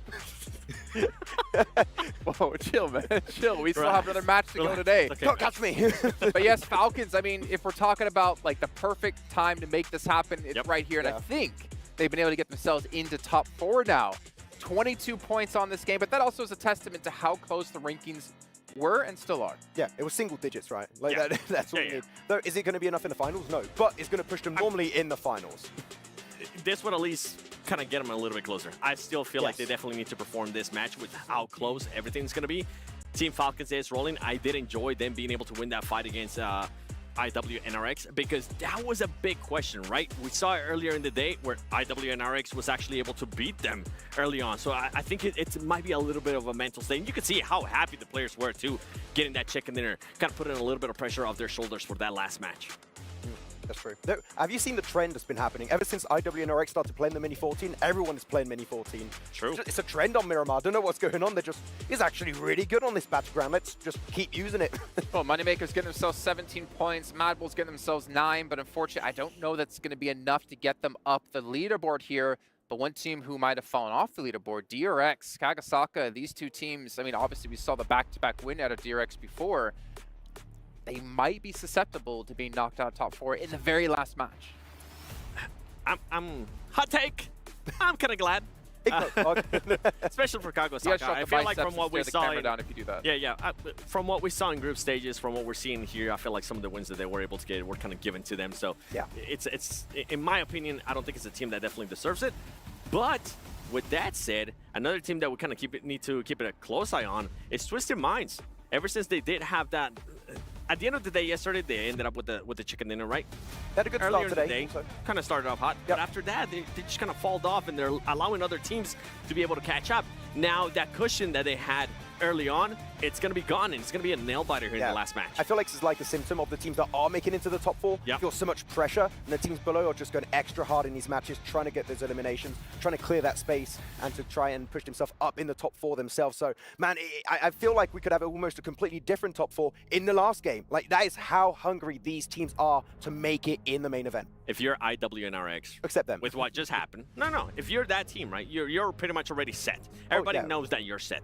You know how you're able to perform here in Miramar. Do you maybe try to hunt down one of those teams like how we saw earlier in the day? I want to see the leaderboard, see exactly how close it is and how realistic it is. That's fair. And if you can get rid of a big team, then maybe you want to do it. Ooh. My boy Chop.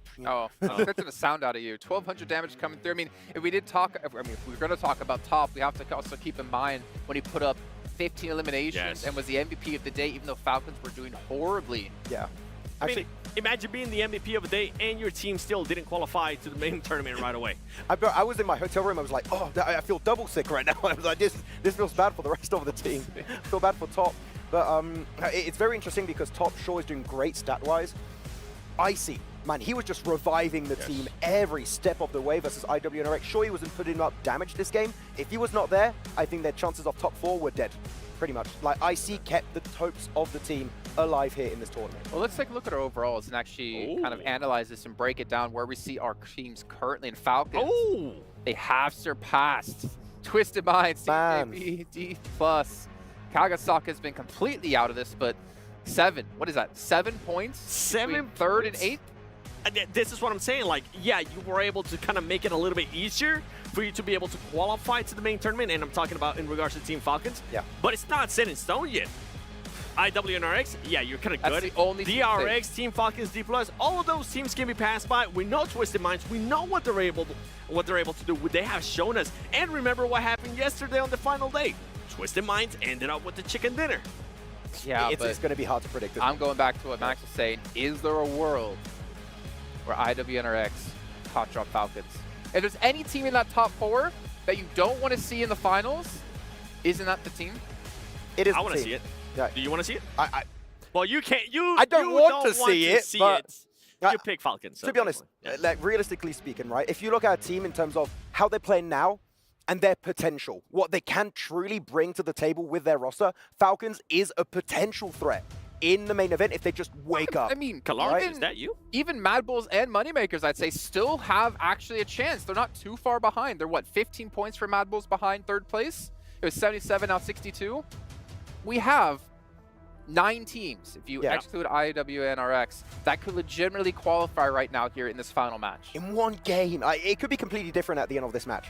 We're kind of talking about IW and RX at the top, right? How about the teams towards the bottom? They got absolutely nothing to lose at this point. Yeah, we say that. I barely see that happen, though. Like, maybe Pandem's I mean, drop, like, you'll be 4 or 5 surprised. once We've more. seen it happen before, though. We've seen it happen before where you're like, okay, you know what? This team's not going to end up doing anything. Some of them still want to get those bragging rights. Some of those teams still want to be able to get the highlight reel saying, hey, you know what? We're the ones that stopped you from being able to go to the main tournament at PMWC. Now, I'm not going to put the tinfoil hat on just yet. I'm going to wait until the game starts. Do it. And we'll see how the hot drop is going to happen, if it's going to happen. I'm not really expecting it to, but it is something to keep in mind. I don't think hot drops, though. We need to get one of our cameras just focused on you during this match as we're watching it, just to see your reactions, especially if there's a hot drop involved, because I'm pretty sure you're going to go through 1,000 different emotions if that goes down. The hairline's going to recede more. Just all going to fall off. But the thing is, it'd be more like a bald eagle than Falcon. See, you're mostly talking about like hot drops. I'm talking about teams knowing the rotations that Falcons might be able to do, depending on what kind of circle we get, depending on what kind of playing path we get, right? And setting a trap for them, which we have seen it in the past. It doesn't necessarily have to be a hot drop. It can be just cutting them off in rotations. Well, it's time to find out. Will Falcons qualify? Let's head over to our commentators to kick off our last match here, the survival stage. We have had one hell of a day so far. It has been ups, it has been downs, and finally Falcons have found their feet. But is it going to be enough? Because they are standing on shaky ground. Oh man, they need to sink them claws into whatever they're standing on. I'll tell you that right now, because here we go, folks. It's the last match of the survival stage. 12 teams are going home right after this. Who's going to make it to the top 4? We're about to find out. And it is so close. And when it's this close, you know you need the best. With dual gaming chipsets and a 144Hz AMOLED screen, the GT20 Pro will equip teams with up to 120 FPS, which is also the first batch of supported devices, offering esports level performance and visually stunning experiences in the 2024 PMWC. Impala, Via de Mar, both ends of the plane path. But are they going to be where the match ends? Only the circle will tell us, and only time will tell us where that is. We're going to be jumping right on into it, and yeah, I could see those goosebumps, Jukes. I literally have goosebumps right now. This is so exciting, and honestly, a horrible plane path for this last match. It is so far south. San Martin, El Pozo, all these major areas are too far away. We're going to have to see some teams stretch. There's a high possibility we're going to see some teams land on each other or even run into each other on the drive. This is going to be absolute chaos. So let's be real. Looking at the overall rankings, 6 teams, 0 chance they're going to make it, right? Team Pandem on down, it's just not possible. But Mad Bulls, all the way on up, could still get a slot. And if you are a team like Mad Bulls, Moneymakers, right? You need all these teams above you to go out early, and you need to surpass them. Well, this so could be special. Let's see what we're going to start off. DRX, this is huge. DRX cannot afford to lose, especially to a team like Ginkgo. Not only is this a two-party fight, there's three teams around here. Another drop around this area came through from COG Osaka, I believe, which means that there are 3 teams in the vicinity. Inco, they are on last chance, right? I mean, they're pretty much out of it. So it is up to DRX to hold this down, not only against the one team, but also against the off angles from COG Osaka, should they choose to go for it. I absolutely hate this drop in general because we've seen it quite a few times now in the history of PUBG Mobile where it just happens game after game after game. But this is the first time we've seen it here. And at such a crucial juncture for DRX, this is going to be interesting. So it's getting the confirmation with that VSS, busting out the unique weapons here at the last moment. Inko just on the full push, and DRX do need to watch out for a possible third party, but you know, we have so many of these drops just due to that playing path. It was so south that teams had to start mixing up some strategies here towards the end, but you got to put up or shut up. It's time, it's championship round time. If you want to make it towards the finals, or even make it when you're in the finals, right? You gotta be able to adapt. And look at that. I mean, we're still seeing teams stretch out here. Team Falcons playing it ultra safe, and I cannot blame them. I mean, they just want to keep themselves in it. You want to put up, I mean, 6, 7, 8 points would be nice. At least. You wanted the chicken dinner, obviously. Yeah, Every game you want the chicken dinner. It's kind of easy to say that. But yeah, it's going to be really, really tough. I think, I can't remember what I said. I think I was saying high 80s for the bubble towards that 4th place spot. But it looks like that might be falling quite short. But just there's so many teams all the way down to, as you said before, Mad Bulls, who still could make this one work. Pandem find a point over towards Harame Bro, which isn't impactful for either of those two teams, but the more players that get drained from this lobby, the fewer points there are towards the top of these tables for the bubble battle. Oh boy, this is intense, and you can just feel the tension in the air. It is so thick right now. It's a spot of bubble battle bother. Yeah, the triple B, something you always got to keep your eye on.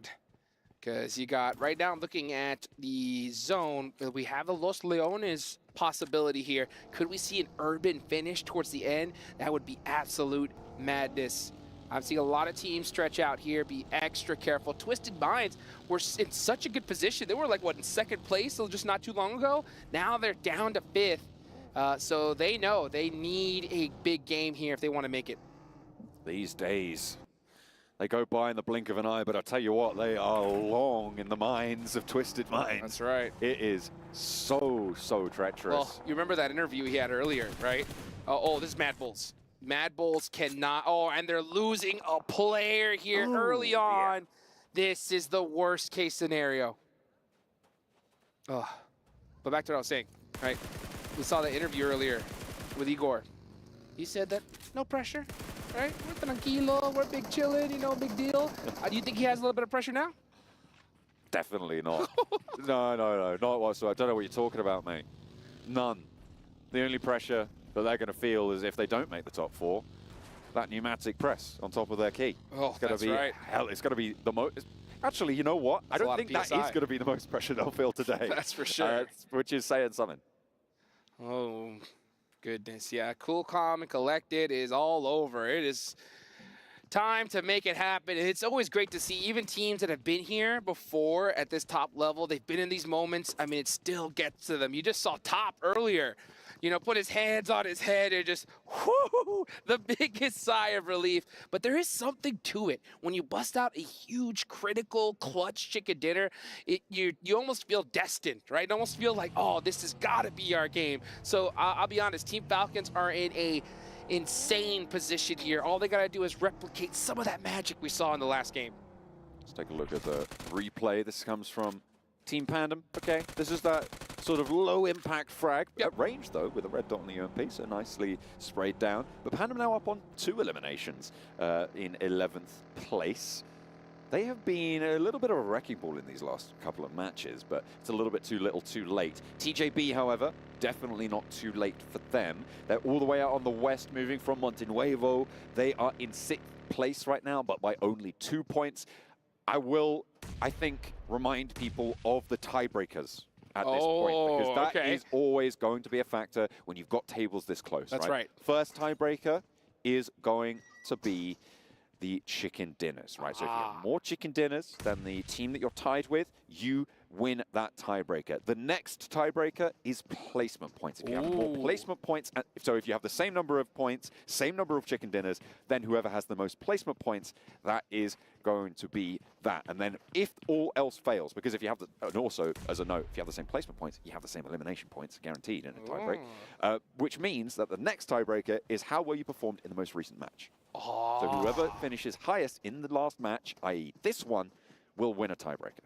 Well, big fight right here for the side of DRX. Inko, not much you can do, but DRX playing this very, very carefully. Even though they know they have the numbers advantage, they're not just going to push in silly, especially with the DBSs in play. So DRX just waiting their time out right now. Now, they are still in this circle for now. At a certain point, I think DRX needs to make this push. When are they going to do it, though? When would you do it, John? Would you make the push now or wait until the zone switch shifts? I just hate these hot drops in Picado in general. I mean, in general, the issue with going for a Picado hot drop is that you're basically stuck in it, right? Yeah. Like you're drawn into it for such a long time. Getting away from Picado, you allow the other team to establish some high grounds. Potential to lose a player pretty high, so you have to kind of go for it. And when you leave it this late, and when Picado's in the circle, it's very likely that you have a third party surrounding you, which means that you are forced into the fight. I think concluding it as soon as possible is good. I think for Inko, they've got nothing to lose, and I want them to just roll straight on into this fight. That is nasty. That circle. Brutal. Goodness me, that is absolutely disgusting. Southeast shift over towards Impala keeps a lot of the south side of Los Leones in as well. Oh boy, and now DRX have to make a decision because they waited so long. The zone goes away. I think they just need to let off the gas and just give up this fight right now. Either give it up or you should have taken it minutes ago because this is going to be a tough circle. I mean, there's so many positions already taken. DRX are going to have to deal with so many squads on the way. Twisted Minds, let's see how they're going to make it. They are actually in a really good spot in the zone. They're probably going to take this complex right ahead of them. Mad Bulls, yeah, just trying to pop some shots at him. In a great position for themselves as well are the Mad Bulls, but they've already lost a player, which does weaken their hold somewhat. That warehouse down to their south side going to be a little bit harder to hold because of that. They can't really keep too much control on the ground, and it is an important part of the ground. In the middle of the Impala, Puerto Paraiso, Los Leones area, they are going to sit atop a mountain, but they've still got so far to climb. Mad Bulls need to be very careful with even popping shots at this point. Like, peeking against Twisted Minds is a losing battle because you need every single little inch of armor that you have. So let's see what they decide to do. Team Spirit, oof. You can see the frustration on the players' faces. Kitsune, a lot of expectations. Unfortunately, we will not see them in the finals, but hopefully we can see them later on this year. Yeah, they currently sit 38 points at the bottom of the tables. The bubble sits at 76, which is 58 points behind. No, less than that. It's 48 points behind. No, I think I'm wrong again. I have to get too many points. There's too many points. Too many points, that's for sure. The bottom line is Team Spirit, yeah, very, very, very unlikely that they will be seeing those finals. Twisted Minds losing a player to a knock, a long-range Mini 14 shot, though. Is it going to be flushable? Are they going to be able to roll over this one and actually pick it up? Because getting a knock, sure. Getting the flush, that is where Team Twisted Minds will feel the pain in their central position. Yeah, I think Twisted Minds should have been safe inside of that building. But I don't see Mad Bulls pushing that either. But oh, this is the Team Falcons getting beat up top. Gonna pop out that vehicle and possibly get into his US. No, actually he's gonna stretch, so he's gonna commit. Try to make this rotation on into this next zone. And this is still happening in the blue zone. DRX. Oh, I don't know about this play. I do not feel comfortable with this at all. I do not like it. I'm having a bad time watching it. I've always hated this Picado hot drop. It's just so slow and nobody can get away from it. It's disaster, really, for DRX. I mean, to be fair, if you just didn't want DRX to qualify, Inko doing this, if they just didn't want them to qualify for whatever reason, not that they're is really, I mean, you've got to choose somewhere to drop, right? But just dropping on Picardo and forcing this hot drop and not dying instantly is one way to go about it. But IWNRX, they've lost a second player now towards the middle of this circle. Rook, they were in the way of Falcons, but Falcons managed to find their way across the north side of that hold, and they have broken that embargo, moving down the east coast now, actually relatively unimpeded. The road between Impala and Puerto Paraiso, fairly open. Let's see what is going to happen here. So many main locations already taken. Pretty much every single one. We're going to start seeing some engagements ring off here, folks. And, yep, we can see TJB making some shots onto Harami, bro. They're one of the squads that are in contention here. 74 points. So close. They only need a few eliminations here. As we look at all these teams at the bottom of the tables just battling it out with each other. I mean, why not? That's bad. Let's leave them to it. And you're right, yeah. I was saying earlier, with Pandem getting those points, it just takes points away from the chasers, right? That's right. That bubble battle bother just does not stop. It doesn't. It doesn't. Every single time you see these teams go out, it just makes that opportunity that much more difficult. One of the players from Brute Force going down is critical, though. They have 70 points. They could easily make it in here. They DRX lose one. Oh, DRX did? Yes, DRX finally leave Inco Gaming, and they took their sweet time. Very fortunate for them to have this rotation, but here we go. A huge fight. Team Falcons getting into it with Rook.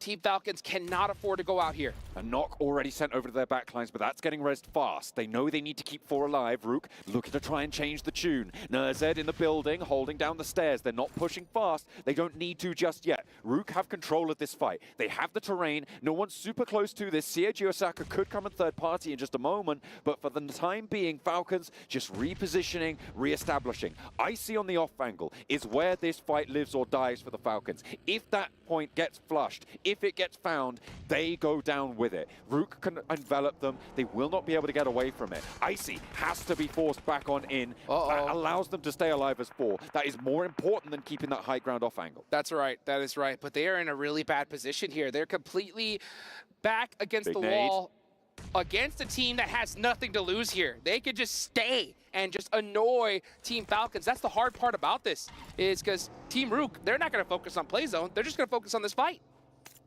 They don't need to do anything else. Icy, he's getting lit up from the sidelines. Kipper Boss connects, finally able to get that spray, looking for the flush. Has to go for the reload, and no one's there to back it up. The rest of Rook tumbling down, trying to go for it. Top, what are you doing? They don't even know that he's that. Or they might do, but they're not handling it. And Falcons now losing Top, down on 2. Is this the demise after such a glorious rise? And again, the off-angle strikes. Rook are just not letting up. Another nade moves forwards. There's the flush, and now it's just Nerzed for Falcons to try and keep them up in third place. Can he do it? Can he hold on? 4 players from Rook move in, and none of them will go down. It is disaster for Falcons. Third place locked in for them, but there are teams chasing. Their ankles bitten, torn to shreds. And you could see the disappointment on their faces right now. They know that it's going to just be sure luck if they're going to make it into the finals here, because there are so many teams that only need a handful of eliminations here, and they are done and dusted. And of course, it's the team that's pretty much at the bottom of the leaderboards here to take them out.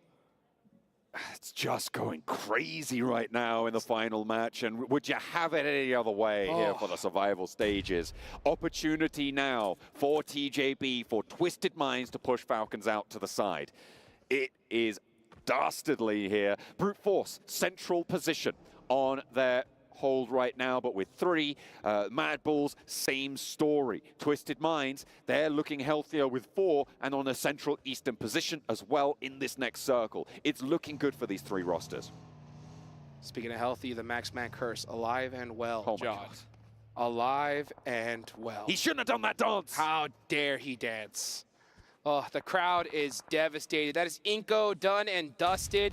Just like that, their tournament hopes are gone for. Actually, they've been gone for a little while now. That's the but first key guaranteed crushed. Yep, that is the first key gone. That's right. That's right. Team Falcons should have already grabbed their key and ran out the venue at this point, because it is looking way too close for comfort. They need D plus Kia, TJB, Twisted Mind, CAG Osaka, Brute Force, all to go out right now. Moneymakers taking a scrap with Seiji Osaka If these two teams can take a chunk or two out of each other, that's good news. And if Twisted Minds can sweep through it, even better. But it's more likely that COG Osaka going to be able to hold this long ground. DRX, by the way, up in second place. This is the team that placed dead, stone, cold last in the group stages, right? They came 24th out of 24 with 23 points on 12 matches. They have had a glow up. And now there's the potential to see two South Korean teams in the top 4 if D plus Kia can join them. Oh, let's see what can happen. Let's see what can happen here. Next zone is about to pop. And where is it gonna go? That is the question. You have DRX in a solid position. Brute Force are dead center here, but Brute Force did lose a player. And you have Rook Esports just running around, looking to crush some more dreams. Those rotters, they are running around, and as you say, Reefers playing the Freddy Krueger right now.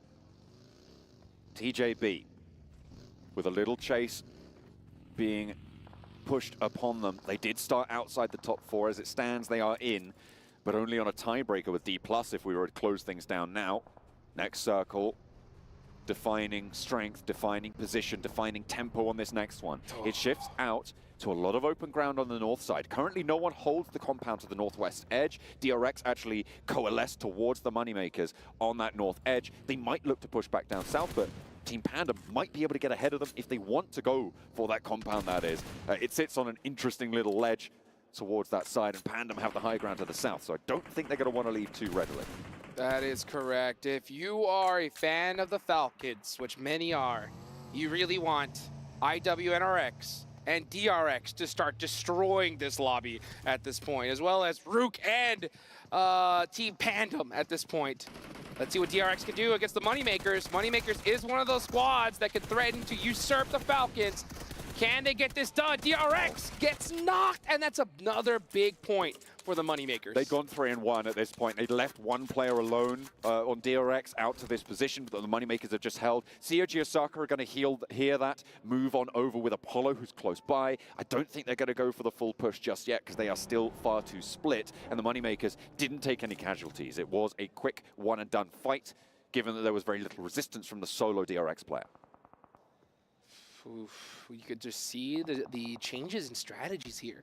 We're seeing so many teams just play ultra passive. They're just getting a position and holding on to it for dear life right now. No one is trying to make a mistake. And sometimes when you change your strategies like that, it opens up the door to make mistakes, to be on the back foot, as opposed to just maybe pushing an engagement that you may have wanted to. You err on the side of safety, and that little hesitation is all it takes to get that key of yours crushed. Brute Force sat in the middle of this lobby, trying to face off against the south side. D+ Kia pushing in potentially. TJB as well, going to be looking to move in towards that Brute Force position.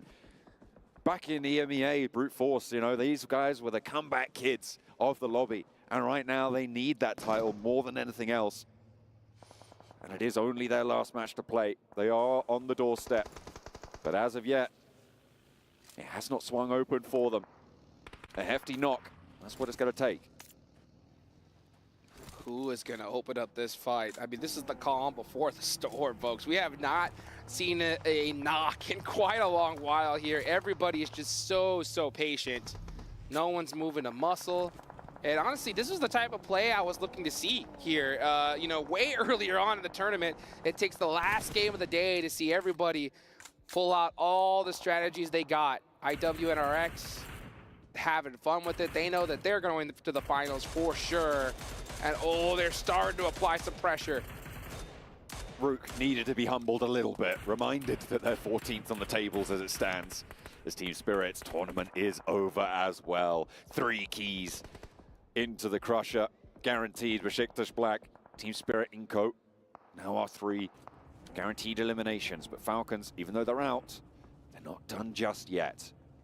Still getting a little bit spicy. TJB, with the 2 eliminations they've been able to get so far, sit 1 point behind Falcons. And that is going to be real close. D+ Kia as well, only 1 point behind. Twisted Minds only 2 points behind. As soon as these placement points start to kick in, I'm going to start to worry. Big but fight. here comes D+ Kia. TJB versus D plus Kia, a massive fight. Who's gonna win this? You can see Chips with the DPS gets one. Goes in for another shot with the M4 and misses it. Osalt running on in, gets taken out, and that's D plus Kia out of there. TJB pass up the Falcons. Falcons now on the bubble. 77 points is the mark for Twisted Minds. See Osaka down as well. Another team chasing for that bubble. Brute Force now and Moneymakers and Mad Bulls. These are the three outside chances. Twisted Minds on the inside track as the fight continues to rage as Range moves on in. GK First is still down. Twisted Minds want to try and put pressure onto TJB. They are fighting them for this spot, and over the top they go. TJB removed the Thorn from the close side, but they have to push closer to the circle. Yes, 12Ks are starting to ring out, and now we're starting to see Twisted Minds on the move. Oh, but a big mistake from Rattle Boy right there. I believe he hopped out of the vehicle just a little too early. The nerves are starting to ring out, and it's those tiny mistakes like that that could be devastating to your squad. Twisted Minds, the patience right now. You could tell they wanted a third party that, but this is what I was talking about. They're changing their strategies here because they're erring on the side of safety. Hopefully that is not a mistake. Pressure building. DRX looking for the res on the western side. They are as well not safe. It's important to mention here. Right. It would be a little bit more unexpected for them to drop out, but it's still possible. If Twisted Minds, if Brute Force can jump up, then there is a chance. TJB still gaining momentum. TJB likely going to push DRX down to that third spot if they keep this pace up. TJB clutching it up right when they needed to. Starting to bring some nades out, trying to put some pressure onto Twisted Minds. Twisted Minds are in the next zone. This is stage 6, folks. Papa Blue is gonna punish you here. So we are gonna have to see TJB push out with some vehicles and out into the open. They may even have to make a push here onto Brute Force. D plus Kia. 1 point needed, but they could not make it. Out in 5th place. Let's look at the replay. They tried to move through TJB. Wow. And they fell 1 point short of the mark, but that's not where the mark might finish. 4th place is still 77, but Twisted Minds, they need 2 to jump up or to join that tiebreaker with the Falcons. Brute Force know what they need to do. They need double digits here if they want to make it into the finals. As we can just look at TJB just biding their time, just trying to push up ever so slowly. And that's a member from Team Pandem taking out one of the TJB players. Twisted Minds also got a knock there. If they can confirm a point, they're going to go 1 step closer, able to pick that up. At the moment, Twisted Minds win the tiebreaker against Team Falcon. So if they go even, that's the way it'll fall.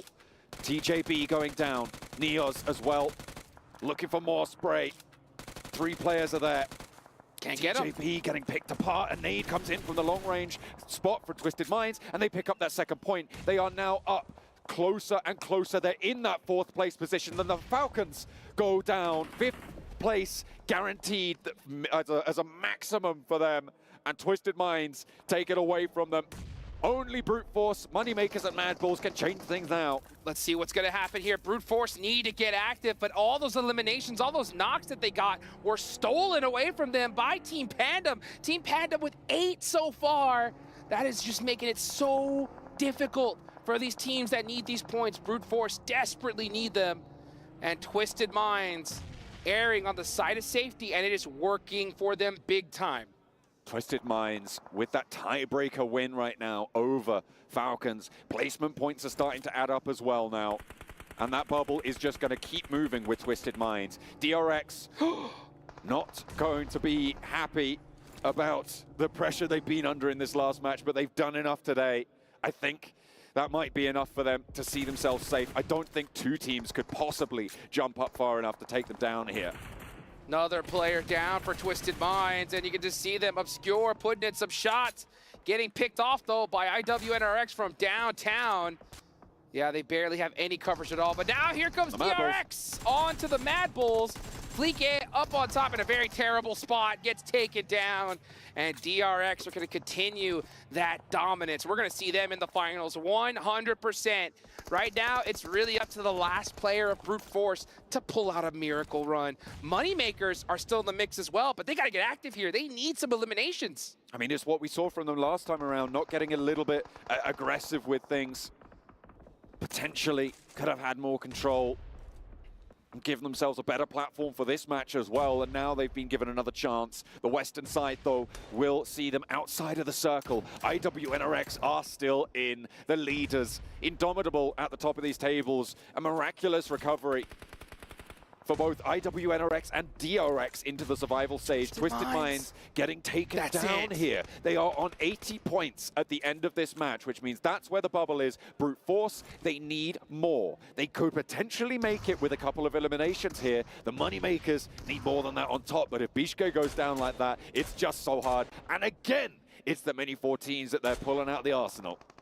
We're going to the finals, la la la. You know, IWNRX just having a blast here, but DRX in some big trouble. Team Pandem, 12 eliminations from this squad. Where was this team that all tournament long? They show up towards the end, too little, too late. And all those points are some that Moneymakers needed, but they're just playing it way too passive here.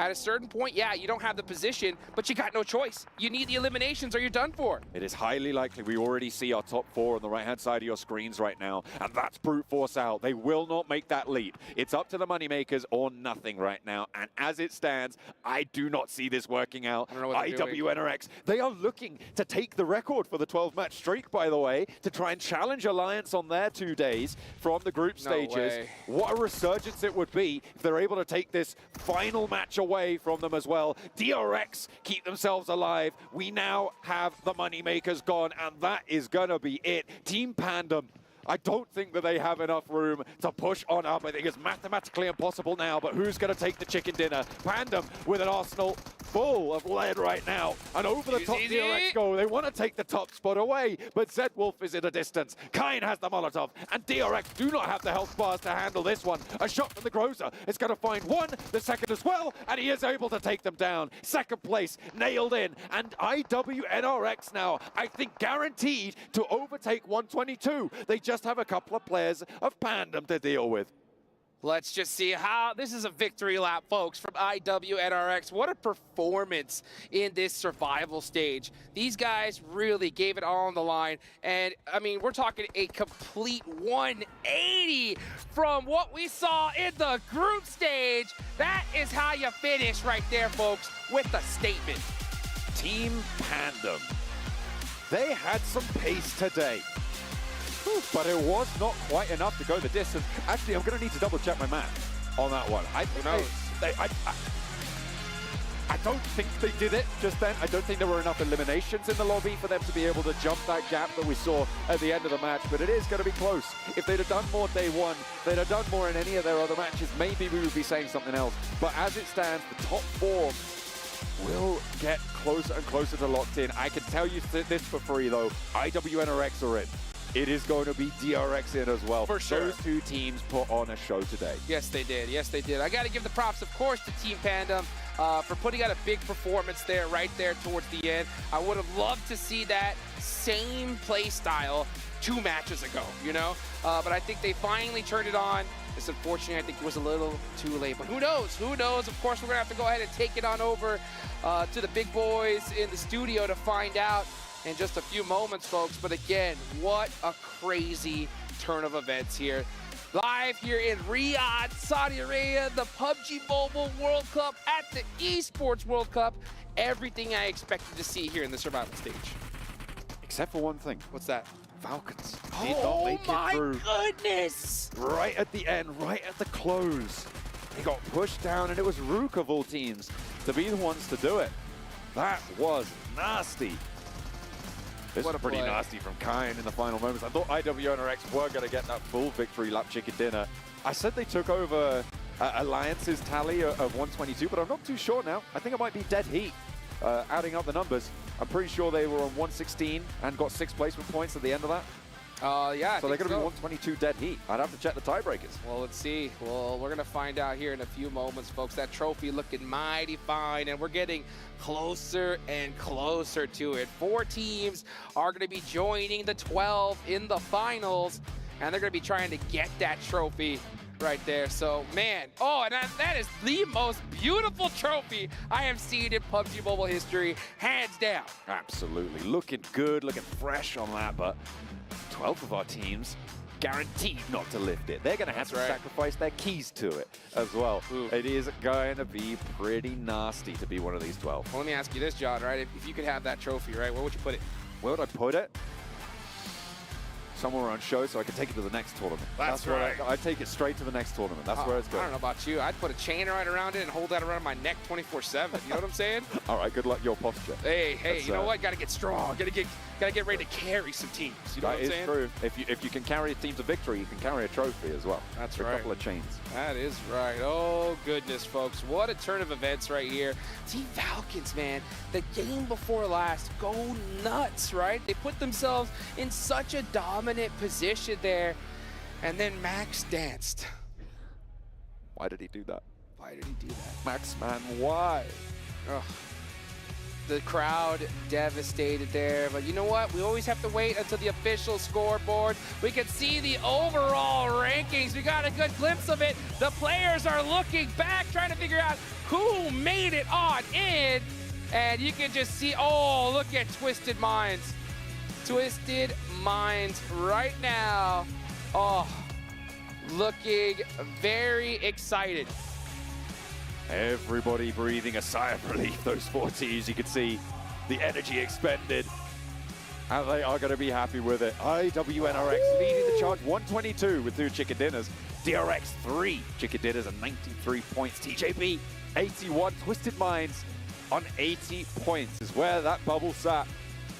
And it bursts on the 12 teams below. Wow, I talked to Igor from Twisted Minds there right before the survival stage started, and he told me there's only 3 spots available, John. That is what he did because he knew that he was going to be able to get one of them. So a beautiful execution from this team, and a big surprise to see Team Falcons come up short by only 3 points. It looks so good. It looked like they might have a little bit of momentum. But let's head back over to the studio to break down the survival stage. Wow. Crazy. It's okay, Max. It's okay. It's all right. Why did this happen? The team just sucked. How could this happen to us? They made some mistakes. They made a lot of mistakes. A lot of mistakes. During group stage and survival stage. I want to make fun of you two, but I just can't.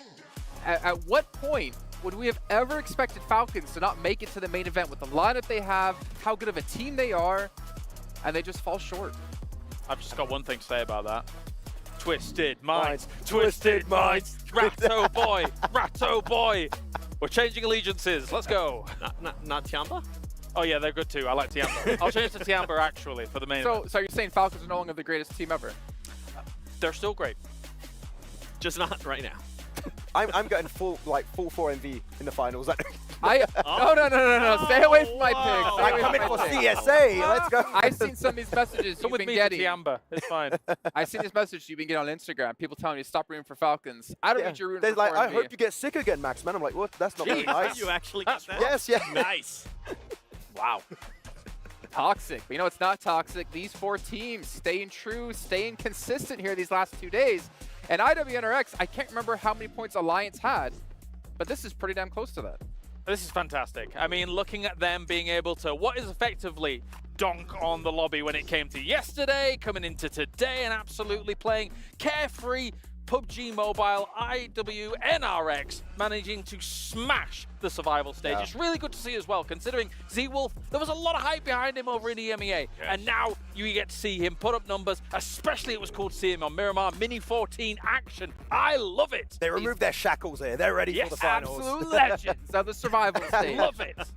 Yes, where their friends became their enemies. The Mini 14 usage out of IWNRX, I want to see how they're going to be able to use that in the actual main tournament. Not just IWNRX, like the other teams are like, wait, that's pretty good. We're gonna do. Like they were coming out of the compound with an SLR, like a machine gun, like that was all over the place. I'm gonna say that was a moment of panic. I thought he. It's like a mini MG3. No, it's like a Deagle. like a Deagle, Max. No, it's not. It's definitely not. But... Well, you can see here, yeah, Twisted Minds 80 points, Falcons 77, D+. At least they did look better here when it came to group stage, considering they didn't have to get all their points in one day. Brute Force, unfortunately, coming up short. Moneymakers as well. But let's get on to the second page here. Panda. I mean, they finished off pretty strong. If they were only able to do that in prior matches, maybe they could have had a chance. I think one of the biggest letdowns, if we're outside of Falcons, Mad Bulls? Spirit. Yeah. Like, I'm not going to I forgot Team Spirit were playing. Well. Mad Bulls too. Yeah. Honestly, I thought Mad Bulls was going to be able to perform a lot better with the way that they were able to finish off that group stage. And sorry, Kagosaka fans, I apologize for this. I'm glad Kagosaka didn't make it. They just, man, they just weren't showing me anything besides when they were giving up the circles. Besides that, they were just non-existent. It sounds harsh, but they were fortunate yesterday about some of the wins, the situations. They could have let some of those wins slip through their fingers, and they would have been on even less points. But we expected maybe things to slip back to what was be normality for Kagosaka today, and it did that way. I've got some really good expectations set now for DRX, right? We've seen some improvements. We've seen circles that weren't always coming their way, actually rotating, getting some really strong positions under control, and willing to take fights to defend those positions. If they take that kind of mindset and playstyle in the finals, who knows? Maybe DRX can, maybe not first place, but at least have a good shot to do well in the finals. Still have my question marks around South Korea, though. Yeah. The thing is, I'm glad you mentioned that, right? The proactiveness that they showed here in survival stage was nice to see. It was a completely different tone than what we saw out of them during group stages. But how are they going to be able to transition that when we're going to be going towards the main tournament? And a lot of those other teams are going to be ready. I mean, they've been watching exactly how some of these teams have been able to improve, not only just IWNRX, now DRX as well. How are those teams going to react whenever we do have the top 12 already in the main tournament? Yeah, I think looking at this, if you were to put a prediction of which team you think will perform the best when we get to the main event out of these four teams, who would you kind of give it to? I only had IWNRX. That was the only team I got right. The others are completely wrong. When we go to the main tournament? Yeah. I mean, TJB, I still feel like they have like another gear to their play. I know we've seen them play so much better in the past than what we're seeing here currently. The good thing that TJB does have is their rotations. They're so good with their rotations.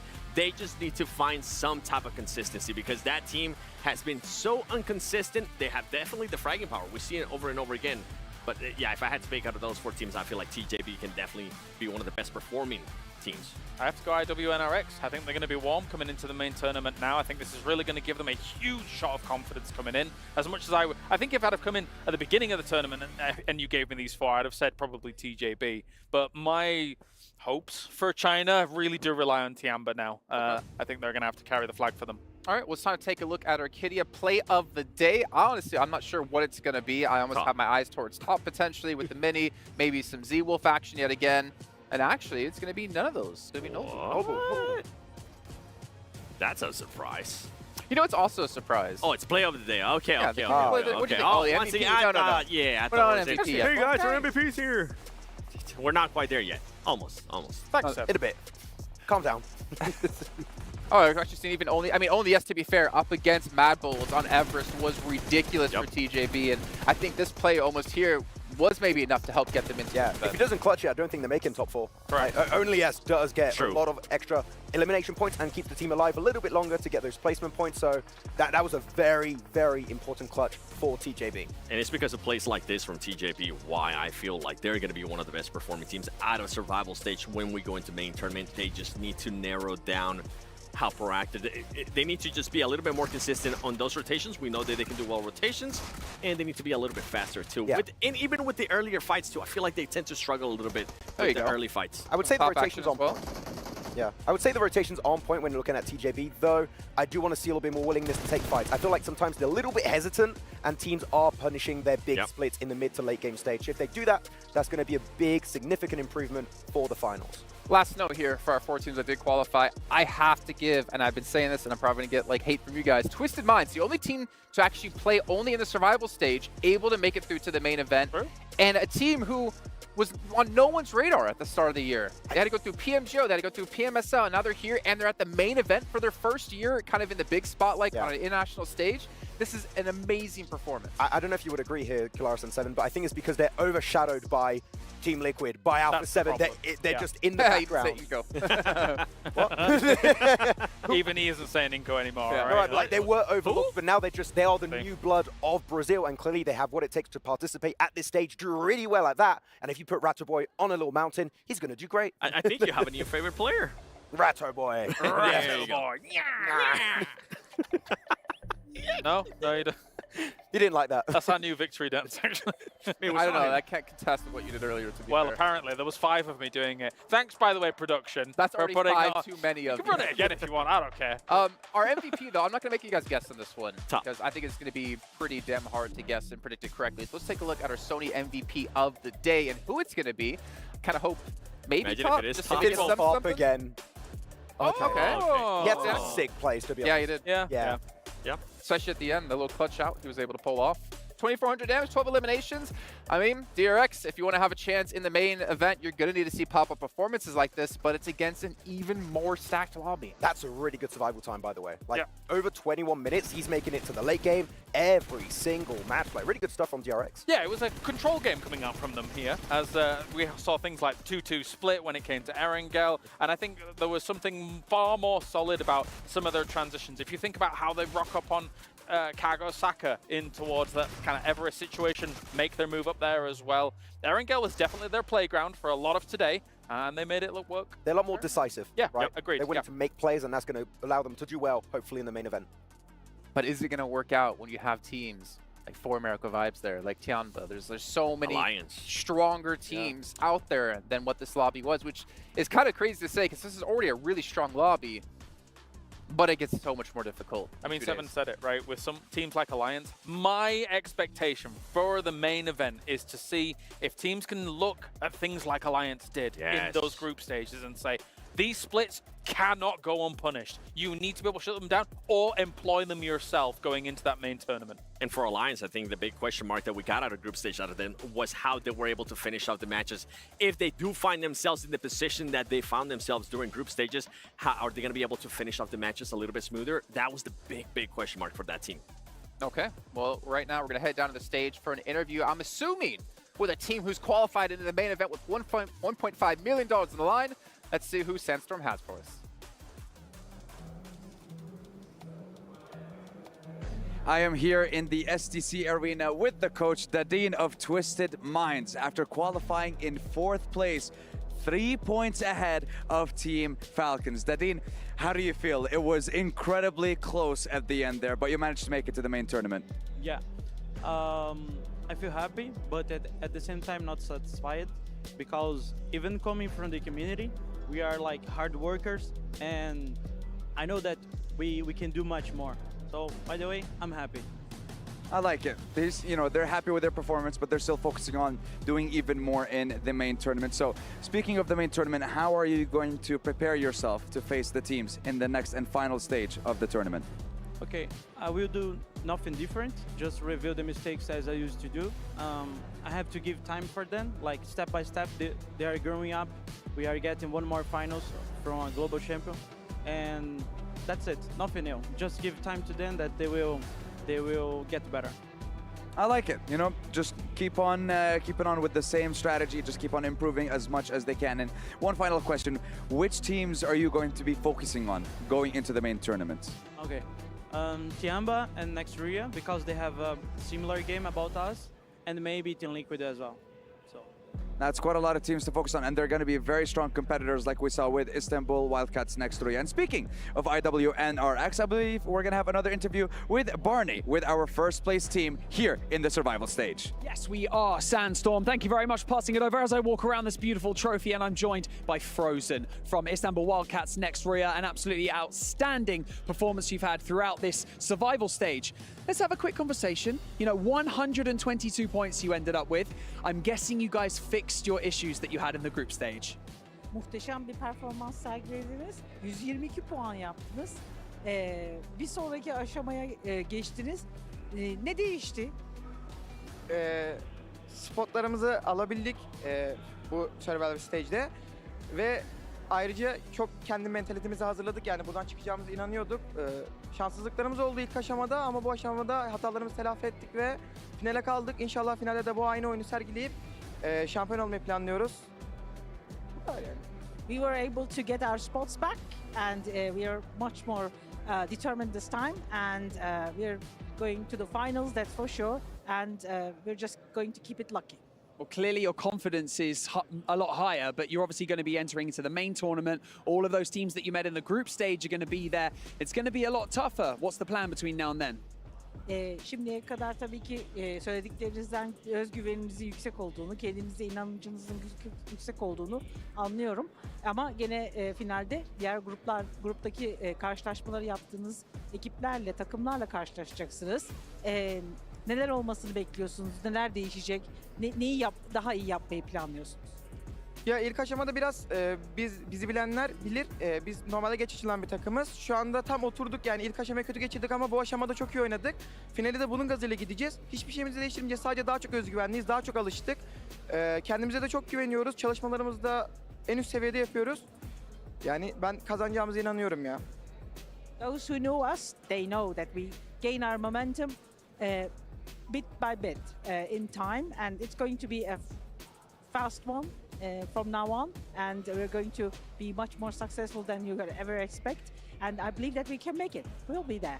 Well, I'm excited to see the outcome. We truly all are. Everyone that's been sitting here watching, or if you're at home watching as well. Now, finally, you've got so many fans at home, everyone who's been supporting you throughout this entire tournament so far. Is there anything that you would like to say to them? Tabii ki herkes sizi burada destekliyor. Kendi memleketinizde de sizi oturup izleyenler vardır. Fanlarınıza, izleyiciye neler söylemek istersiniz? İlk öncelikle buradan takım sahibimiz Ayhan abiye çok teşekkür ediyorum. Bize hiçbir zaman desteğini esirgemiyor. Ayrıcalıklı olarak da bana hiç desteğini esirgemiyor. Buradan da Ferhat abime, Eray'a ve Mesut abime çok selamlarımı iletiyorum. Onlar da çok destek veriyor sağ olsunlar. Hepsini çok seviyorum. Fanlar da bizi desteklemeye devam etsinler. Elimizden gelen en iyisini yapıyoruz. Türkiye'mizi yani bayrağımızı dalgalandırmaya çalışıyoruz. Hep desteğe devam etsinler. Çok teşekkür ederiz. So we would like to, and I would like to thank personally for being there for us, the owner of our team, Mr. Ayhan, and I would like to thank everybody who cheered up for us, Mr. Mesut, and all those fans out there who have been supporting us. They should keep supporting us. We'll see our flag float in the air, and we'll be there. And there's no doubt about it. Awesome, I love that. I love the confidence. Absolutely fantastic answer. Frozen, thank you so much for joining us in the interview. I'm going to give you a spud as well. Why not? I also caught him checking out the trophy before we jumped into this interview. You know, it could be theirs. Who knows? But for now, that is it for the survival stage. We're going to go back over to the studio to round it all out. But we'll be seeing you right back here on the stage for the main tournament. See you soon. Thank you, Barney. I don't ever want to see him that big in real life because that is a very handsome man. But you know what? The day might be done for these teams, but the job is not over. They still have tomorrow to prepare and figure out what they can do to potentially take home that trophy and, of course, the lion's share of that $1.5 million, also known as Clarus's day rate. But gentlemen, this is going to be tough for all these teams. Twisted Minds, giving them credit. The only team to come through survival stage to make it through, but their job is extremely hard in 2 days' time. Max, I don't even want to talk about Falcons anymore. I'm so heartbroken. So, are you on the 4MV hype train now? I feel like a lot of people are just like staring daggers at me right now through the screen. Yes. What team do you want to win? 4MV. I'm going to get in a lot of trouble. I'm so sorry, 4MV fans, but I'm on the 4MV hype train. It's happening. There you go. Well, that train's about to derail. You've ruined it. Anyway, never mind. Yeah. Okay, I really want Tiamba. I really want Tiamba to win. Okay, wow, no, wait, whoa, No. You already picked one. And we know who 7 wants. Twisted Minds. Tiamba? Oh. Ratto Boy, just Ratto Boy just alone. Ratto Boy. Yeah. Twisted Minds. No? Okay. Tiamba Well, Alpha 7. We don't have to have favorites. You at home can have your own favorites, but hopefully you at home also have a favorite set in-game. Potentially the PMWC Violet Thunder set. That's 12K, which you guys can pick up right now, which includes aspects of the PMWC trophy, and of course celebrates this amazing event here at the 2024 PMWC. And of course, all the participating players in this historic event. Pick it up, because it looks sick. If you don't, hit up Maxmen over on Instagram. Be nice to him because he could use it, and he's going to buy you the set himself. But also, fill out the survey while you're at it. You have to show proof to him if you do want the Violet Thunder set, and give us feedback about the show and everything PUBG Mobile esports related. But gentlemen, I think that's it. We're going to have a day off tomorrow. We're going to have a little bit of fun in the sun, or, well, 3 of us will potentially. I know one of us doesn't like the sun. You can pretty much guess which one that is. But give me some final thoughts here about the survival stage, Max. No, it was very unexpected, right? I think that this entire tournament has been just completely all over the place, right? And who's going to win it in the main event? To be honest, I have no idea. There are some favorites, but does it really matter? No. At this point, it does not. Yep. Is that, yeah? Very inspiring. You said exactly what I wanted to say. No, I'm intrigued how some of the other teams that have been kind of just sitting out for all these days, how they're going to be improving. I know some of the teams have definitely been watching that VOD review. I kind of mentioned Alliance, how they're going to be improving in their final stages of the final matches. That was a big question mark for that team. But I'm also going to be looking at some of the other teams that are favored, like Tiamba. Right now, a lot of the other teams are going to be looking at Tiamba like, okay, this is a very dangerous team. We know how capable they are of fragging out. Yeah, they know how to take the fights. And, I mean, as you say, with Alliance looking as strong as they did in the group stage, they have to be factored in. The uncertainty will still continue. The only thing that is truly certain is that Max is now cursed for MV.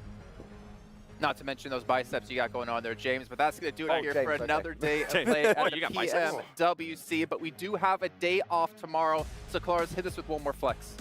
I've got my jacket on. I can't do it. I'll do it. I'll do it this time. Come 7 will do it. Bring it over here. Bring it over here. You ready? Watch it grow. 3, 2, 1. Ugh. Wow. Oh my God. Still not as big Let's as go. Claris's. My belly's bigger than my bicep. Well, thank you again all for tuning in at home. But remember, we have tomorrow off, like said before, which means we come back refreshed and ready to go for the main event at the PUBG Mobile World Cup. $1.5 million on the line. You're not going to want to miss it. So we'll see you next time.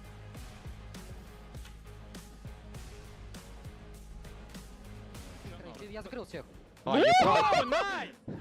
Пошел, тост пошел, раскатим. Размен, есть размен. Ну, у одних ног иди. Это фальконы. Пацаны, надо вместе. Muchas gracias. Официо! Не, в упоре. Еще. Голову дал. Камер. Один в один. Камер вас. Иди высаживайте. Нет, Флэш.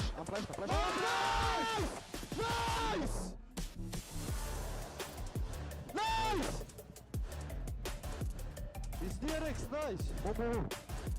Пагет топ. Nice! Nice!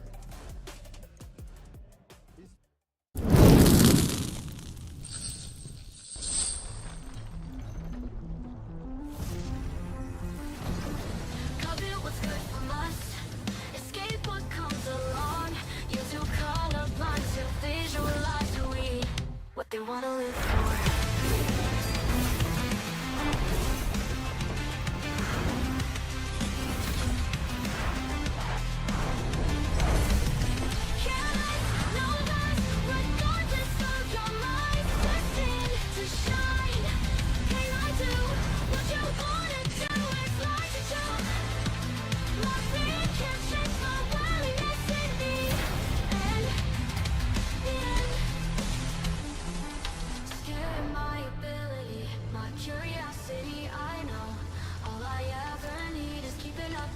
Why'd you prison me instead? Cut it, what's good from us? Escape what comes along. You're too colorblind to visualize who we are. Light, careless, no less. Regardless of your mind, destined to shine. Can I do what you wanna do? It's like a joke. Locked in, can't change my willingness in me.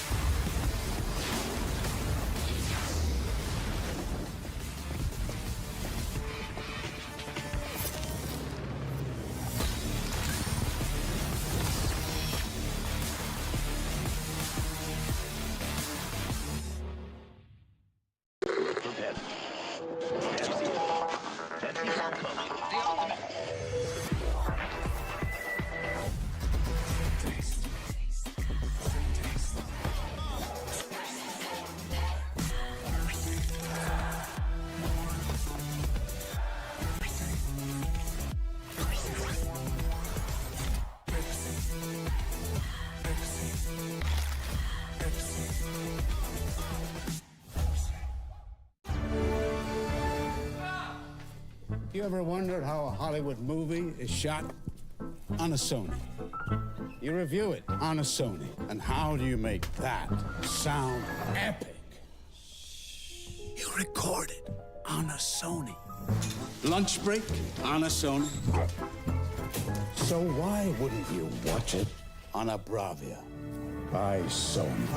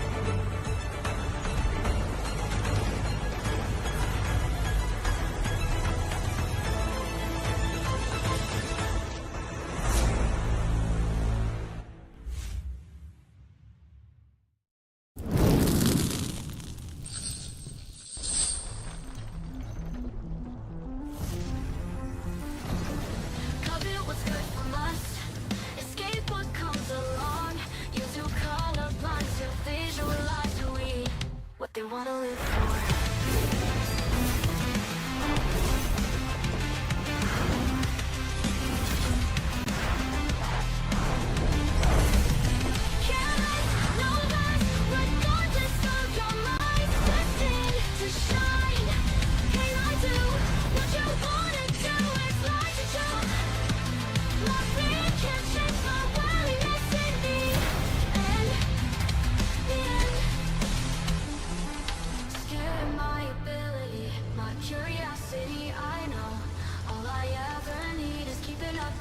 Why'd you prison me instead?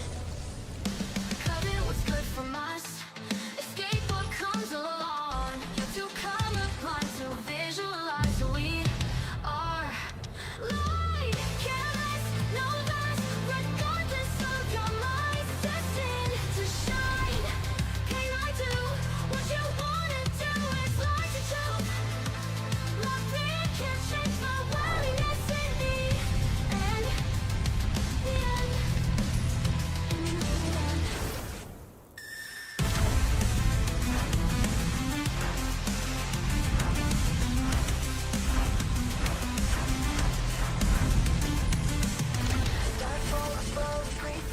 Wonder what they wish for, what they wanna live for.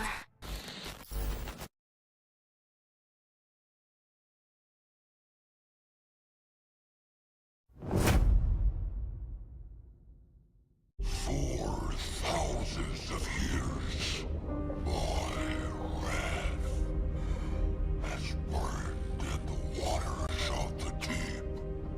Its power awakens me.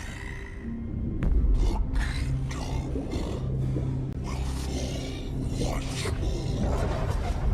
The sea will consume all yet again.